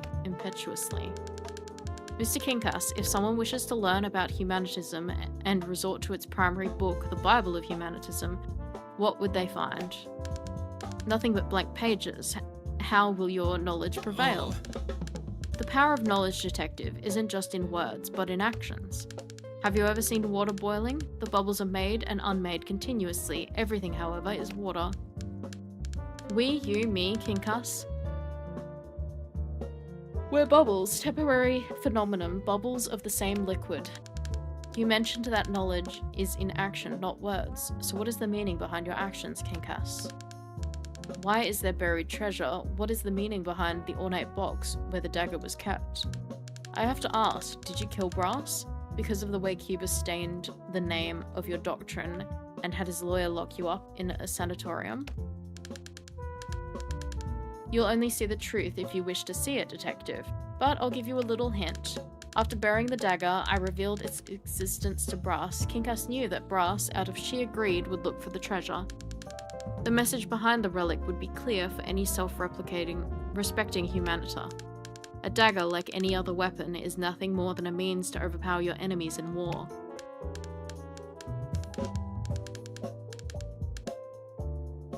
I see, I think, but if Brass is the winner in the story, how could he have been the victim of a crime? It seems to me he was defeated. By whom? Precisely, we arrived at the last phase of the Humanita Doctrine, my patient student. The shrinking phase, as Kinkas named it. In this phase, the Humanita finally assimilates and is assimilated, having had his desires met and being completely consumed by them. Kinkas, your statement is very questionable. How could you possibly predict that Brass, once armed with the dagger, would meet his tragic end in that alley? And what's more, how could the dagger find its way back to the lighthouse once Brass had won over himself? Brass's ending seems like a product of chance because you lack vision, young man. Everything happens as it should. And the dagger being back at the lighthouse, the Humanita treasure found its way back because Brass brought Kinkas a lockpick with which he could escape Casa Verde.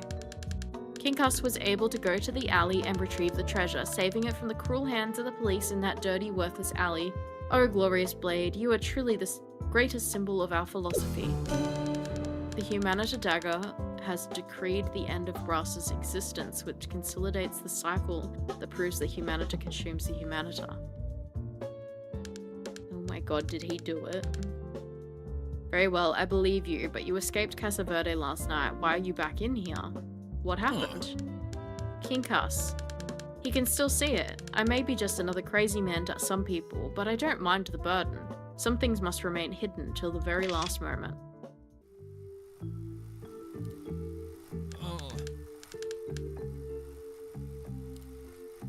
Oi, what are you doing in my room? Can't you see I'm busy?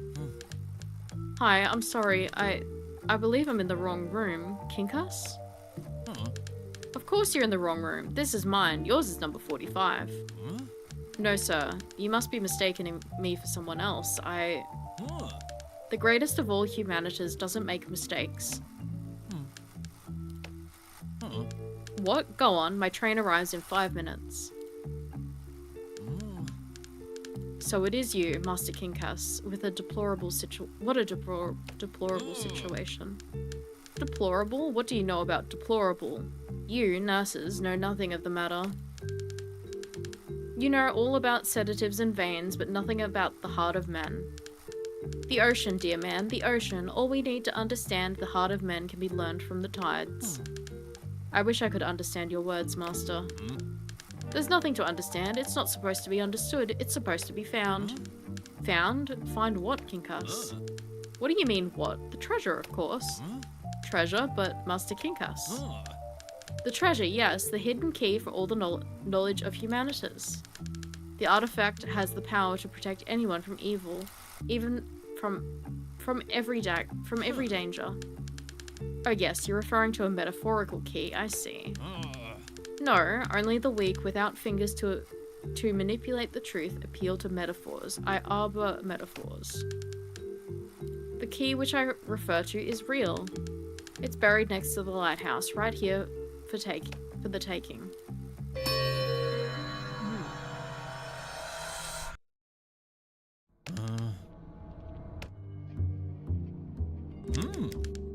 Impressive, detective. Very impressive.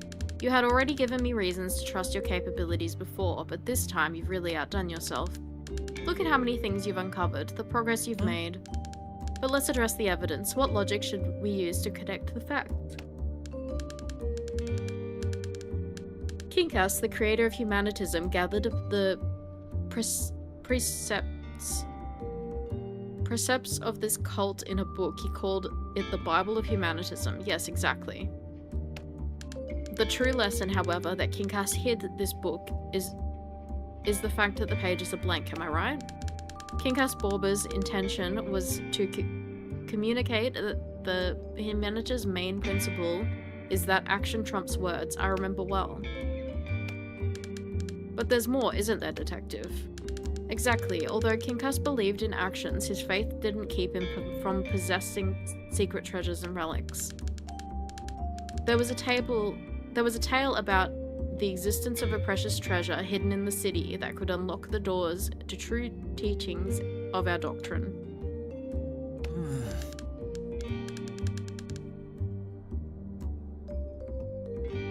That story would remain untold if you hadn't uncovered that Vigilia saw me carrying this precious object. Exactly, detective. I found it. The Humanita treasure. This little box was nothing less than an ark containing the greatest of all Humanitas treasures, and I had it. The ceremonial dagger, of course, Kinkas's final message.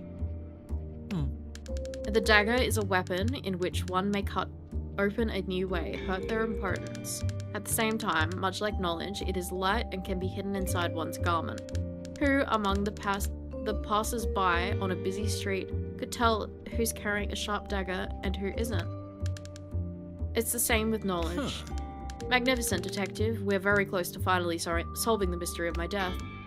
What? What did he say? The Humanita dagger has decreed the end of Brass's existence, which consolidates the cycle that proves the Humanita consumes the Humanita. He believes the Humanita dagger was destined for this end. If Humanita devours Humanita, does that mean I was nothing but a tool to prove the logic of this doctrine? But that's absurd. I'm much more than that. If Kinkas thinks I was nothing but a pawn in his chessboard to prove some theory, he's mistaken. I'm the protagonist of this story. Detective, I confess I'm a bit surprised by this statement. Of all our investigations up until now have been a little more than an excuse for me to dig up the dirt on people in my life, rather than uncover anything about my demise. This statement from Kinkas, however, you almost found out the truth. Ahem. I believe we've reached the end of the story, huh? After all, could it be possible that I was murdered by someone other than him? Kinkas had the murder weapon, didn't he? So that's it then. Congratulations, my boy. You've discovered the murderer. I never thought I would see this day, but it has come. What? Of course I have enough evidence. Believe me, detective, I might have been harsh on your ability to do your work during our many encounters, but I know a finished story when I see one. Thanking you for everything, and rest. Yes, rest. And don't investigate further, you hear me? I'm gonna investigate further. Wait, no! That's it? That was actually it? Oh, game direction. Brass cubes, brass cubes, brass cubes, brass cubes.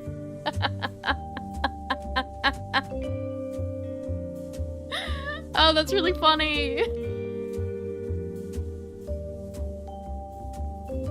They got me with a fake credits.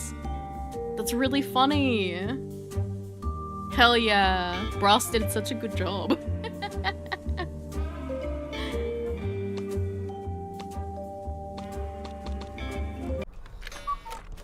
Wow. What? Wait, something's not right. That's not what usually happens, and besides, Brass was very odd. I mean, odder than usual. Is this how it all ends? That can't be. The case is not over. There's still suspects for me to interrogate. Something tells me this isn't the end of the story.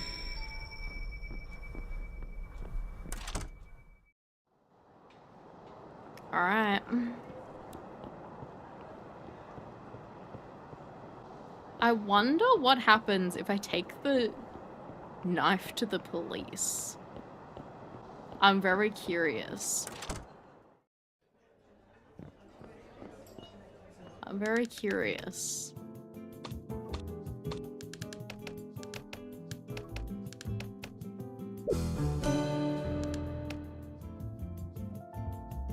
I was thinking about that while I was reading those reading out what Brass was saying. I was like, I wonder if I can get that dagger.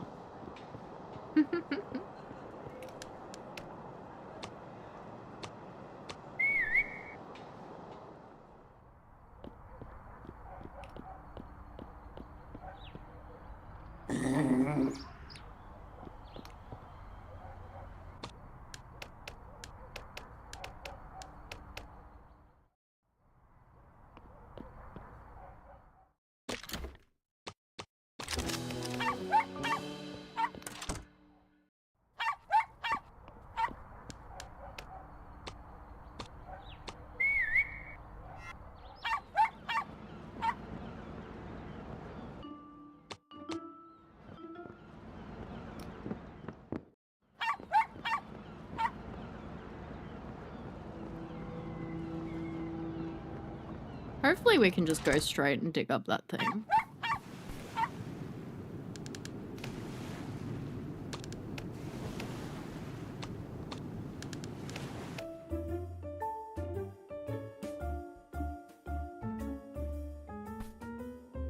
Yippee! Dagger, dagger, dagger. Bye, doggy.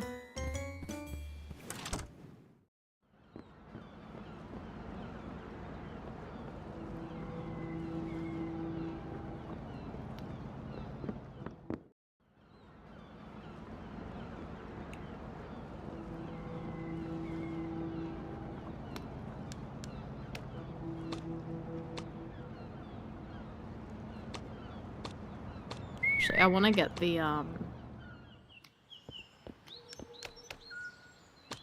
want to get that lockpick.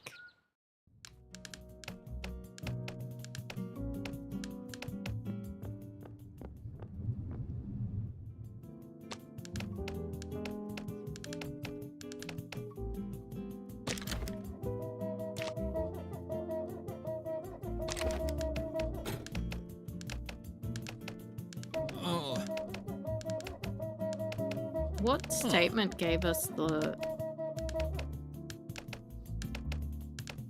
lockpick? There we go. What was this one?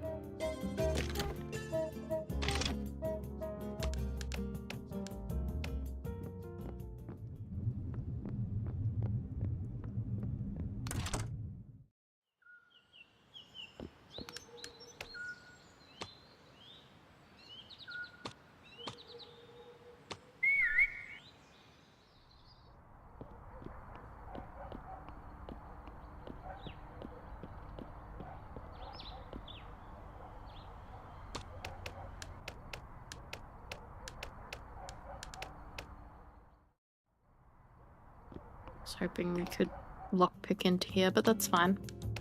Hello, Mrs. Capitu. I'd like to ask you questions. Alright. Interrogate. So she's got a few things to talk about. What do you know about power, investigator? Do you know where it comes from, where it builds up? Every city has its elite, and every elite owns the city. That's exactly what I came to talk to you. Honestly, I'm tired of the people running this place. It's because I fear they will come for me that I carry out my activities anonymously. They want to dictate the course of culture and the arts. And how Brass, for instance, that irresponsible was being a troublesome publication in the 4th issue of his The Boz. A 4th issue. Where have all the real divas gone? I'll use this issue of our much criticized newspaper to draw attention to a subject that's been touching our hearts and affecting our ears. I'm tired of turning on the radio and being forced to listen to singers that sound like dying cats. Enough. The melancholy of our present needs to be accomplished by a voice that feels our soul. That brings us some soothing during ashen days, as such the singers of yesteryear used to. This editor begs, please come back. Who did Brass offend now? He was capable of infuriating even the kindest of souls. I remember how Sophia, my pupil at the time, was completely angered. Sophia got furious? The article was a low blow. Sophia had never heard such scathing criticism before. Sophia, however, is a strong woman. She knows how to defend herself. She acted quickly in reprisal to such nonsense. Hi Vito, thanks for the untrim. And thank you for the wets. Hey, taxi! How are you? We can say that Sophia never backs down when she's disrespected. Are we closer to solving it? Maybe? We've made some good progress today. So you were the mysterious diva. I've been a woman of many mysteries, wherever I went to and whoever I was with. Yes, I was the mysterious diva. From that nickname, I chose to keep the adjective only. And why did you abandon your career? Being a music star was never the life I wanted for myself. I chose a normal life, although Brass's insistence that I should return to the stage was always a nuisance. You slept 6 hours, so not very well rested. Oh my god, I have a fillet of fish on my face. Thank you. God, it's no takeaway month. Is this cheating if I eat this? Is it cheating if I eat this? I'm meant to be not having takeaway this month, but someone has given me a burger. Someone has given me a fillet of fish. Yum, yum, yum. Yum, whoop. Yum, yum, yum. Yum, yum, yum. Thank you. Thank you for the fillet full of fish.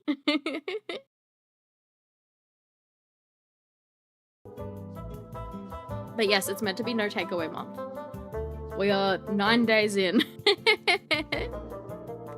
So far, I'm doing good.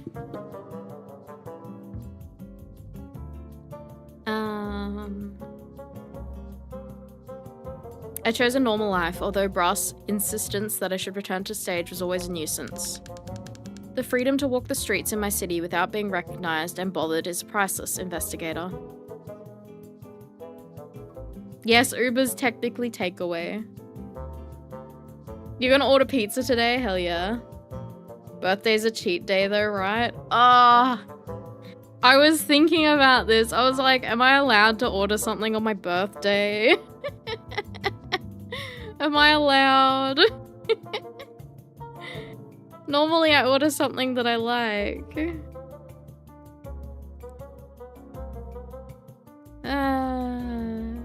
No exceptions. Okay. Nothing for my birthday then. I don't deserve anything for my birthday. Don't listen to Vito, we're getting pizza. Look, I could make pizza. We could make a pizza. That doesn't count. I'm not cutting out junk food. I'm cutting out getting expensive takeaways because they're expensive.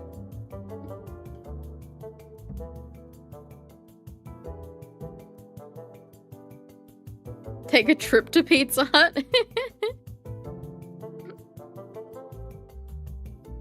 Expensive food is expensive, yeah. It's like even McDonald's, which is like the cheapest shit, is expensive now. So yeah, like I could legitimately just like make a pizza. Maybe we can do that. McDonald's was never cheap, yeah. I mean, it was one of the cheaper ones. But now it's not. Now it's just expensive.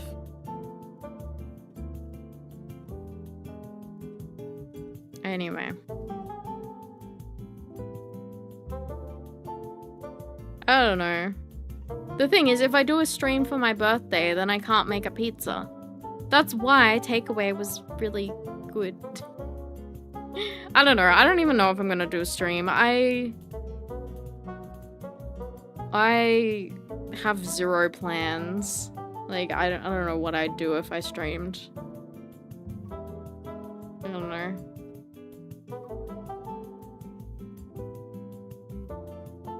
Now that the other stuff around McDonald's went up in prices, that they look more reasonable. Did McDonald's not go up to compensate?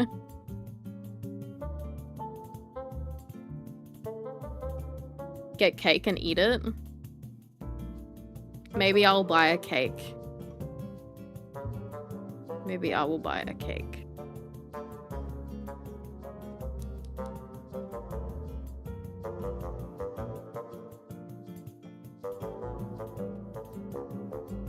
I don't know. I don't know. I'll decide on Thursday, like during the day. I'll make it up on the day if I decide to do a stream or not.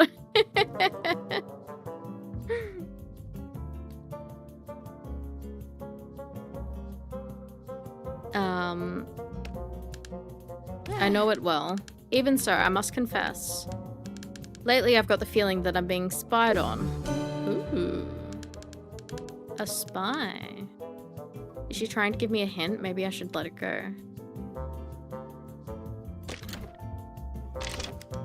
Investigator, tell me something.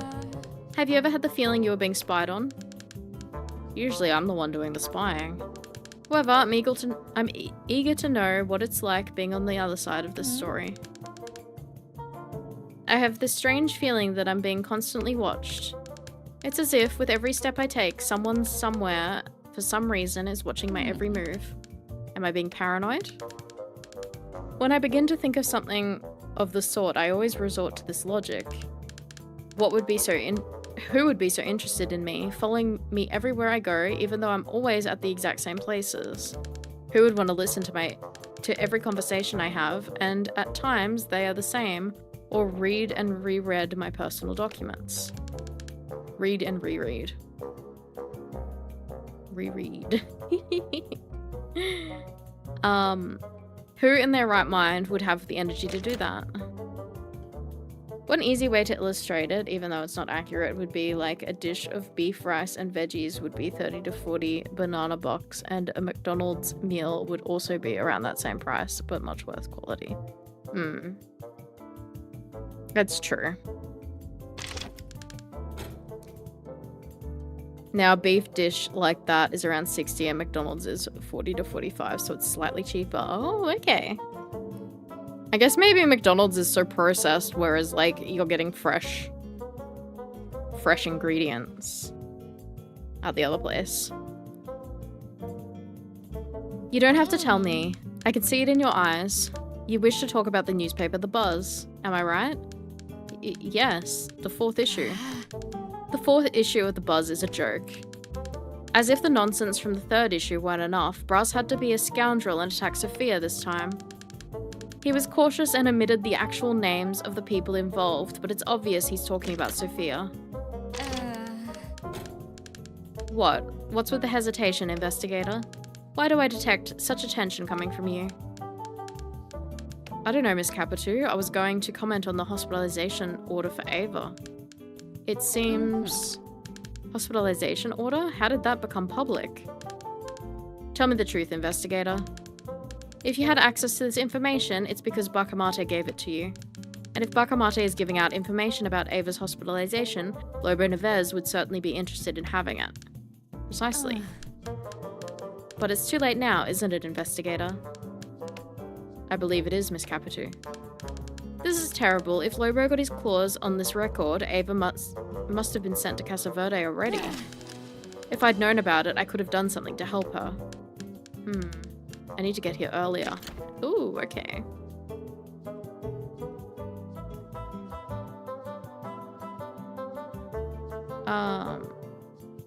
Ever since they... I think the biggest reason the prices didn't spike as much was because BK is very aggressive with their pricing. Ever since they expanded out of the southeast, they do monthly coupons, not counting the app, a bunch of deals they advertise in the drive-thru and promotions, and our version of Uber Eats. Like Burger King? BK Burger King? Because, our Hungry Jack's, which is Burger King, constantly has coupons and stuff as well. So... I guess it might be the same. What's with the hesitation, investigator? Why do I text... Oh. I didn't mean to do the same thing. I did the same one. There we go. You seem very observant. What do you think of my family? I don't know you all well enough. Don't be so serious. You know my husband and you know me. We have many photos of our child, Ezequiel, around the house. Considering what you saw, tell me this. Who do you think he takes after? You? Well, we all know that none of this is in fact relevant. Anyway, thank you for your opinion. I know you wouldn't put yourself in this position unless you were comfortable in my presence. I usually do what I can to help this kind of situation. Speaking of help, investigator, I need yours with a different situation. Something's not right with Benthino? I don't know what it is. Sometimes I feel like he's dying of jealousy over Ezequiel, our own son. But what makes you think so? First of all, I'm a mother and we notice when something's wrong. Besides, Bentino insisted that our son should go to the same seminary he spent his childhood. Ezequiel has always been an extroverted boy who liked mimicking our friends, making us laugh at his jokes. I'm worried that the strictness of that place will turn him into someone he's not. Bentinho? Imagine having to deal with two Ben Santiago. Poor woman. I think this is like the first time they've ever used like his full name. He's just Ben.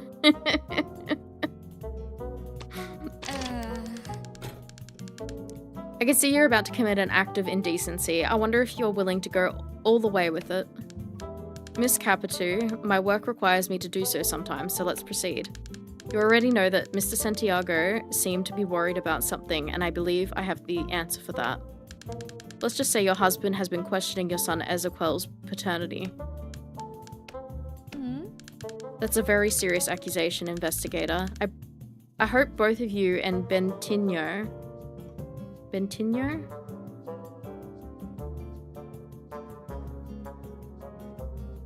NH as a NY sound, so NHO is nyo and NHA is nya. Ah. Bentinho is like little Bento. Bento is a name. Oh, so is it like a pet name for her, maybe? Like, would that be her pet name for her husband?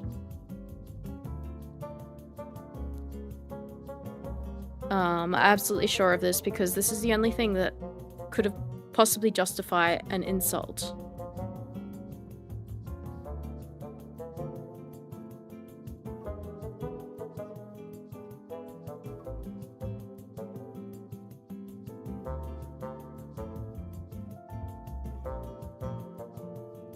NHO is for men. I'm only the messenger. So tell me everything, messenger. What could have possibly led Bentinho to come up with such a serious accusation? Ezequiel's resemblance to Brass Cubus. Well, not even the dead will escape his sick jealousy. After all these years, I feel we've never been truly happy. There's no reason to prolong this fantasy we once called marriage. It's all over. I'm very sorry, Miss Capitu. Are you really? So get off the fence and tell me, what do you think? Who's the right one in all of this?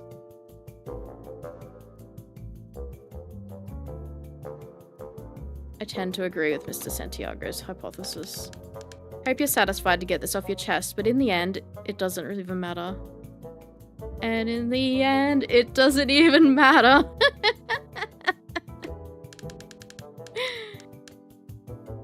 Many tend to think that their opinions can change reality, but not the opposite. But believe what you will, detective, at some point, who knows, you may see the truth.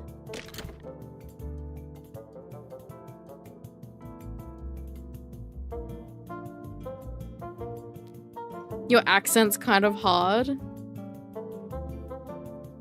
It's funny that, like, I've known a lot of international people that, you know, English is their second language and they probably have a very strong accent, but like I've never been on voice chat with them or anything. Like I've never actually heard them speak. But like, you just don't even think about that. Like once you start thinking about it, you're like, yeah, that is kind of strange. Like I've never heard what they actually sound like. I know once there was a WoW friend I had, I can't remember what country they were from, but English was their second language, and we jumped on voice chat once, and I could not understand them. It was such a thick accent, and I was like, I can't, we need to just chat in text.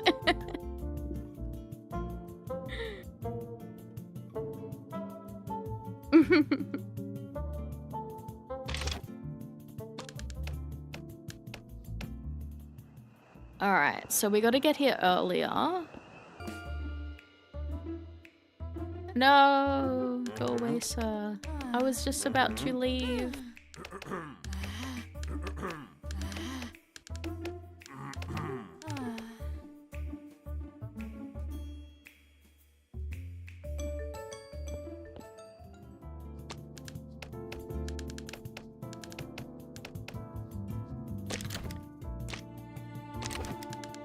During my conversation with Capitu, Mr. Santiago, she said she felt a sensation of being watched.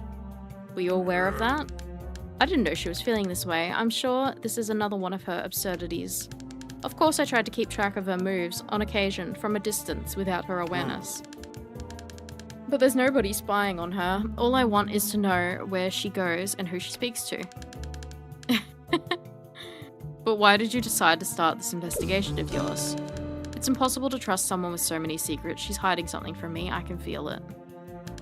For instance, early last night, she was seen leaving Brass Cubus's house. When she realized she was being watched, she smashed this damn record on the floor. Look.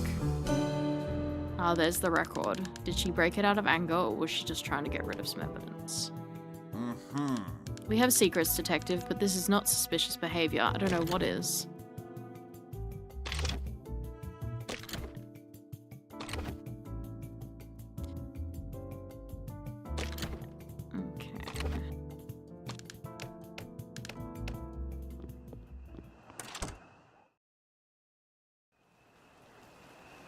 Santiago would be more like Santiago. Oh.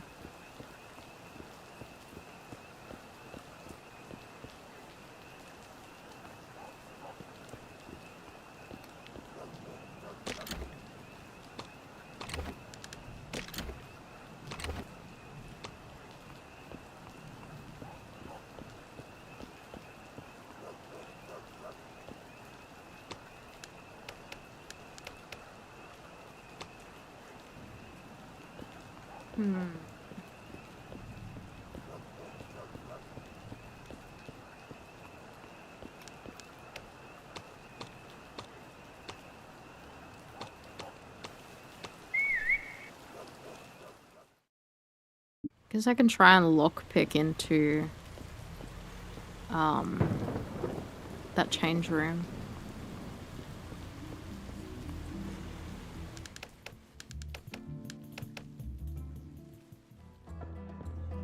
It's kind of my only thought about that lockpick. Need to find another way.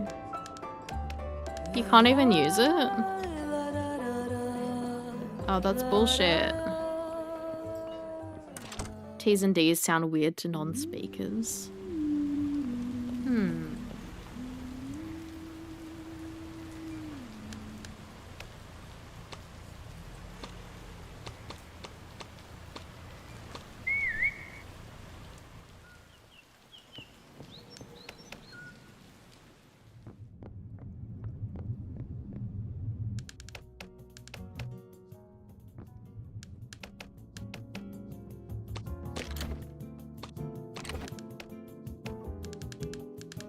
Thought that a place like Casa Verde, your access to this sort of object would be limited.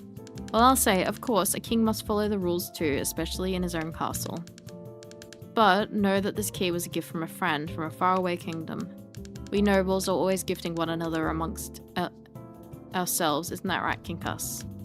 I see. But then, does that mean you could flee Casa Verde whenever you feel like? An inquisitive nobleman, yes, but fleeing is for those who consider themselves to be imprisoned. Kings like Kinkas and I can come and go as they well please. Besides, take note, an artifact of this versatility is not only just for doors and chains. What else does it open? Any sort of treasure box. What was that, Kinkas? Oh, indeed. It's also very useful to relieve any itching caused by chilblains, I tell you. Oh. Okay.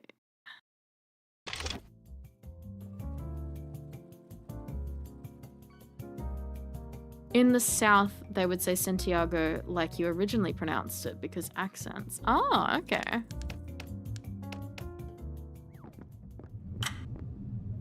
Alright. What is the next step? I'm honestly not sure. We gotta get into that change room. And I have no idea what this key would unlock. Let's have a look.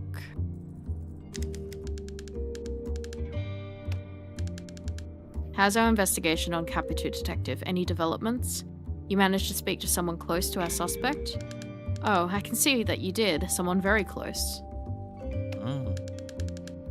And what did Capitu's husband have to say about his own wife? It's impossible to trust someone with so many secrets. She's hiding something from me. I can feel it. Poor Ben Santiago. Join the club. Capitu hides many things from practically everyone. It doesn't surprise me that even her husband is not immune to her sphere of mystery. For a marriage, however, that should be guided by principles such as truth and transparency between husband and wife. it is understandable that Capitu and Ben's marriage would be in crisis. Ben was my lawyer when I was alive. I know him as no one does. Precisely because I know him, when we discovered that Capitu felt she was being spied on, I already had my suspect in mind. Ben himself, I know exactly how the jealousy he feels for his wife consumes him. But besides understanding him and frankly feeling sorry for the man, what else could I do? Whenever he confided to me about his suspicions, I urged him to let certain feelings go. It would have been for the best. Such was my insistence, detective, that I started to sound like a broken record. Speaking of a broken record, you must have heard rumors on such an object. This record was very dear to me. Capitu had no right to destroy it like she did. All because she believed she could use it to get through to me. What Capitu didn't know, or maybe she did, is that, while he spied on her, Ben saw her break my precious record.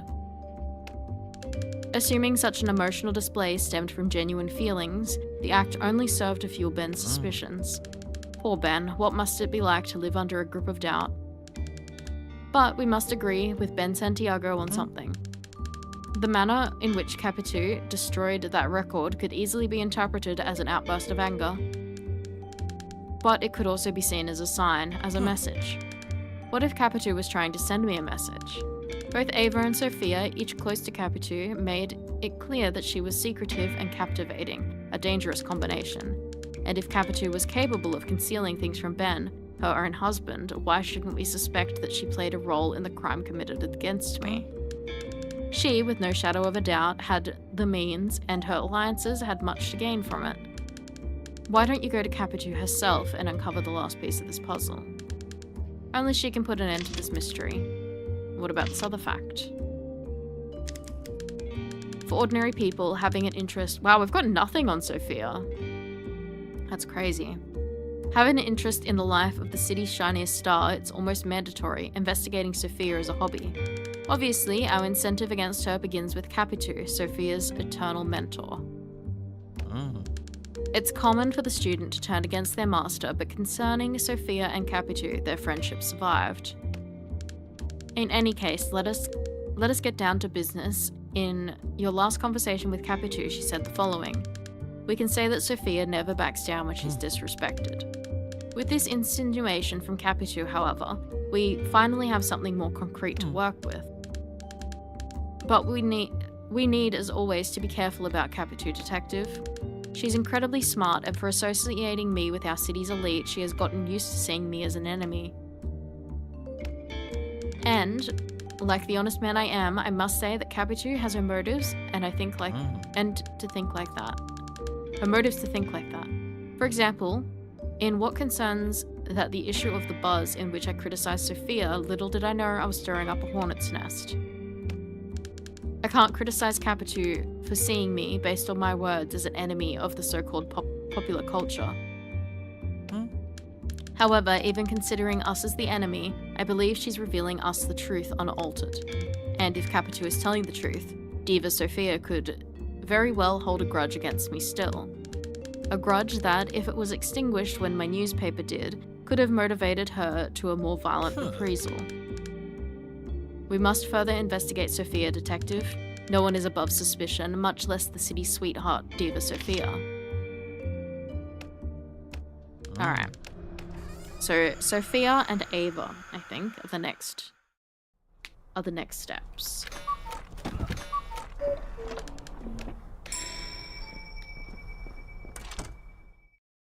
Oh, and to speak to, Capitu early.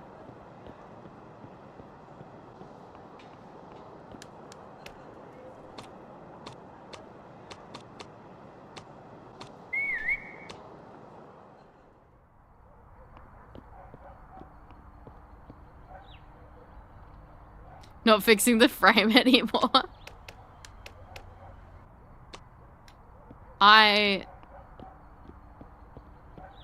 Look, after like 50 times, I had to stop.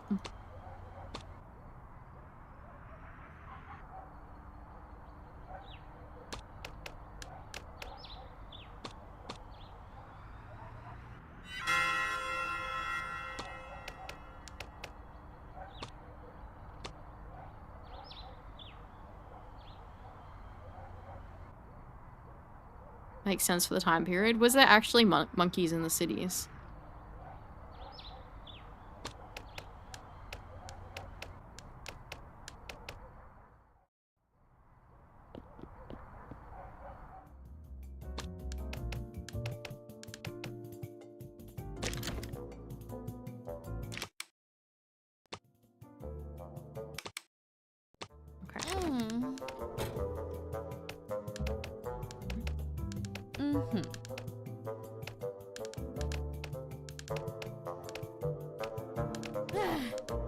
I must act. There's still time to protect her. Protect her? How? You'll see, investigator. Go ahead, leave. I'll meet you at the industrial zone.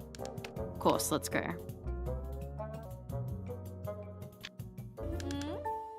Rio had a lot of forested areas around it until the 70s.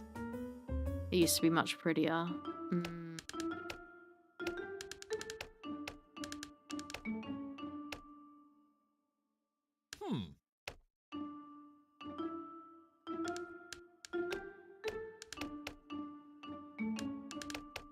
Where is Capitu? I'm here first. There she is. Don't worry, Miss Ava. I'm sure that person, like the Secretary of State, would never resort to aggressive actions, especially when in front of the cameras. Isn't that so, Secretary? What? What are these reporters doing here? They came to witness your political acumen, Mr. Secretary. After all, they're sure that a man of the people will represent his voters as promised. Am I right? Well, of course, that's right. My delegation and I are here to congratulate Miss Ava for her efforts. Congratulations, Miss Ava, for mobilizing the workers. We know they can be hard to organize, right? Great, we need to go. See you next time, voters. Vote for Lobo, the voice of the people. We saved her. Capitu, you saved us. As always, you were one step ahead. What would be me without you? I did nothing but my duty. And yet, the merit should be all mine. Let's say you're surrounded by people who wish you well. Who? You? Who would say that the investigator of Brass's case would be on our side? If he hadn't been involved, I wouldn't be here. Thank you, Detective. If there's anything I can do to help your investigation, I'll do it. There are a few things I can tell you that I believe will help your investigation. Any information you have can help me. Fine, I'll be at Helena's Cafe at 5 p.m. today. Don't be late. As you know, I can't stay long in one single place. 5 p.m. Okay. Where's the taxi?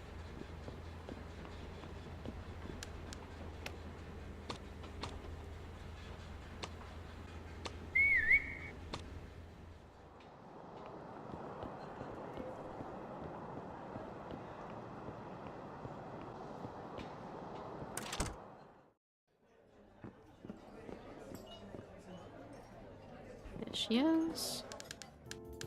So you stood by your word, Miss Ava. I always keep my promises. Let's talk about Brass Cubus.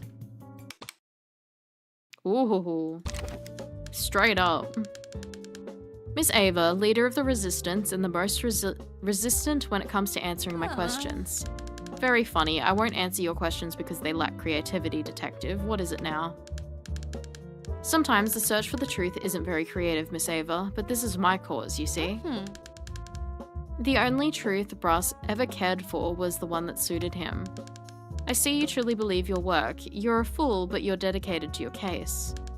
Now tell me, Miss Ava, how dedicated are you to your cause? From what I hear, your opponents seem awfully nervous about your ideals.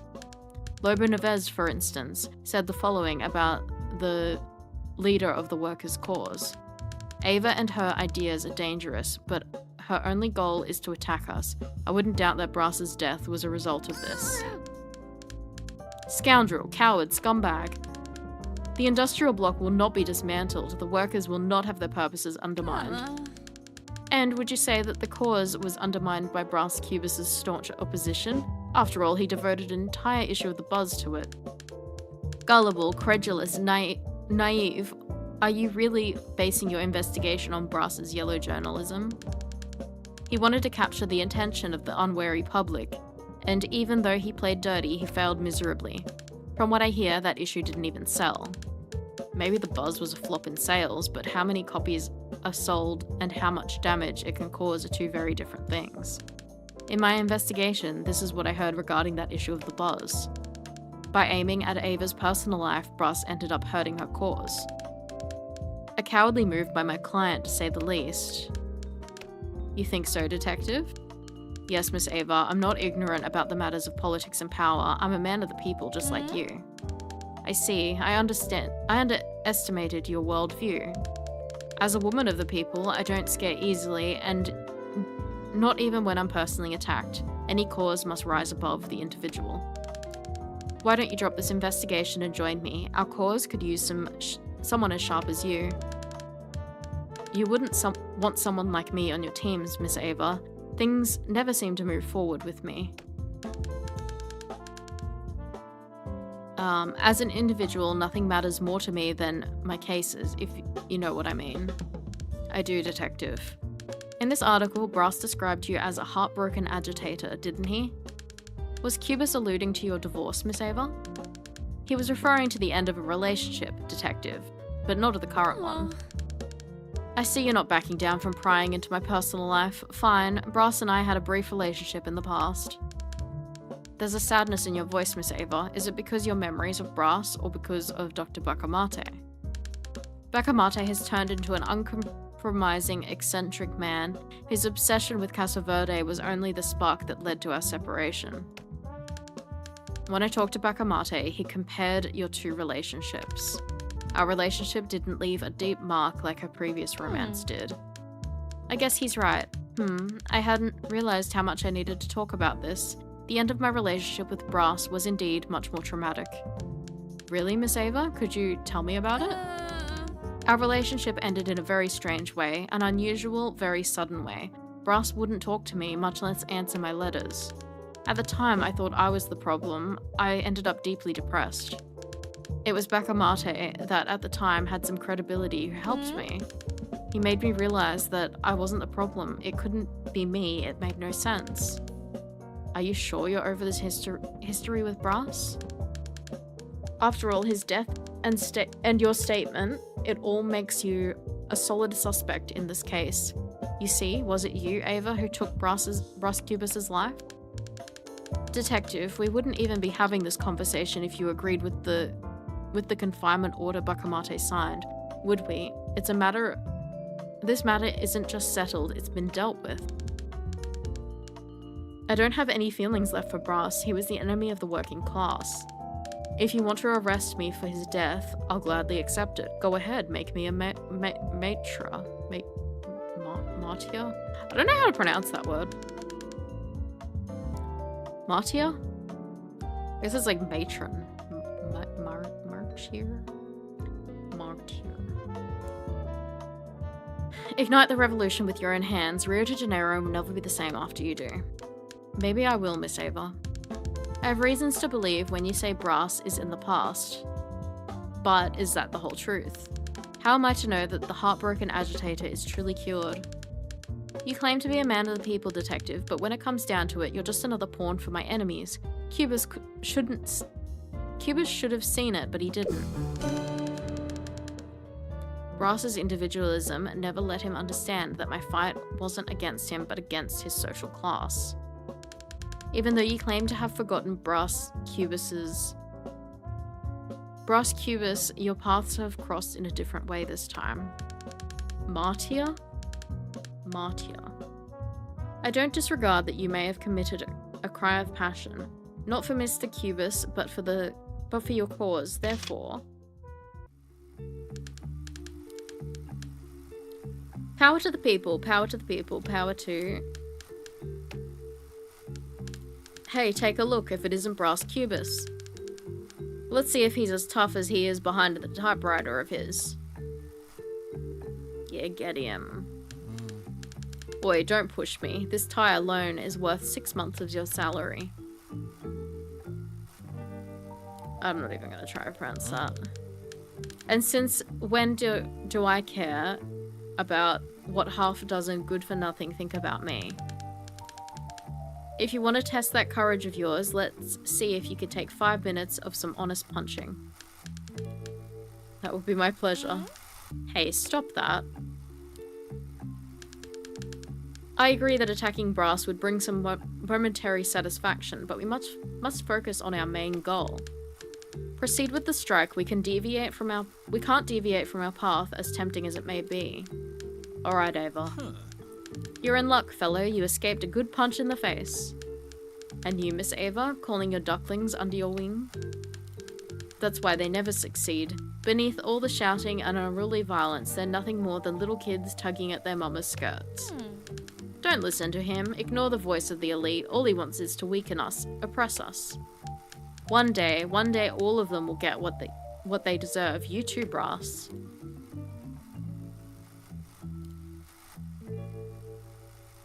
Smug little bastard, isn't he?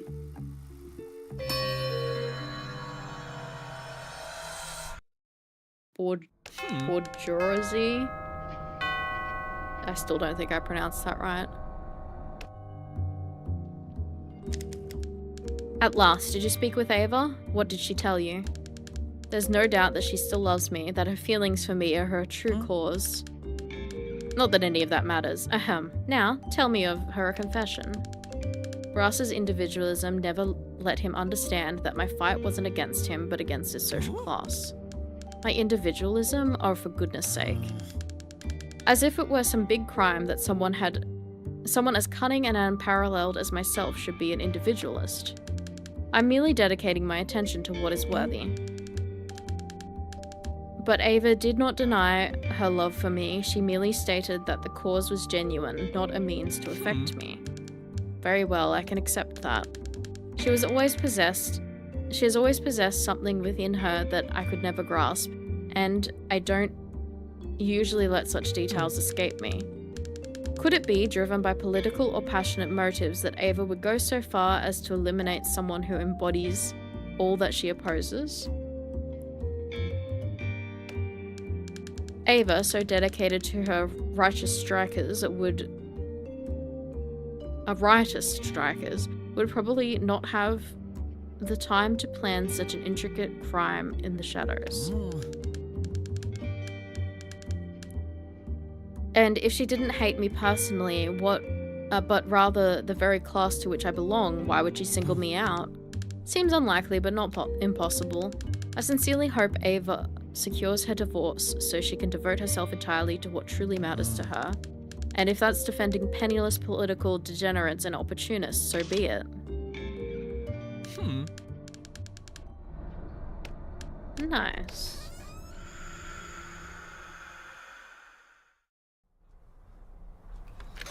I think we've made pretty good progress tonight. I wonder what percentage we're up to. I might wrap it up there. I think we've done very good. Let's have a look. 82%. God, I could have hoped we did a bit more, but I think we might push it next stream. Depending how tired I am, I might try and push it next stream. Okay.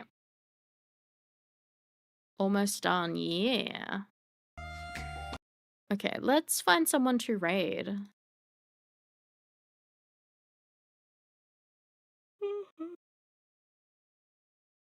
Thank you everyone for hanging out. In about an hour is the Nintendo Direct. So I'm probably gonna stay up for that, may as well. But I will raid someone. You don't think you'll be awake? I'll probably just watch it in bed. Get some wets, thank you. Thank you, thank you.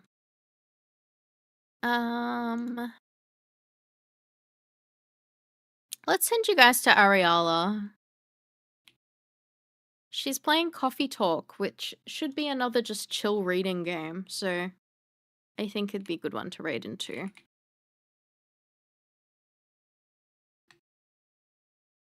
Everyone copy the raid message. Taxi raid, beep beep. Beep beep. Beep beep. Okay, I'll see you guys possibly Thursday. I don't know. I don't know. I'm so indifferent on if I should do it or not. Like, because I'm not actually sure what I would do. I guess I could have a stream to eat some cake. Because, yeah, I have no plans. I'll see. I'll think about it. I have 2 days to think. All right. Good night. Good night, everyone. Good night, good night, good night. See you guys possibly Thursday, if not Friday. Good night.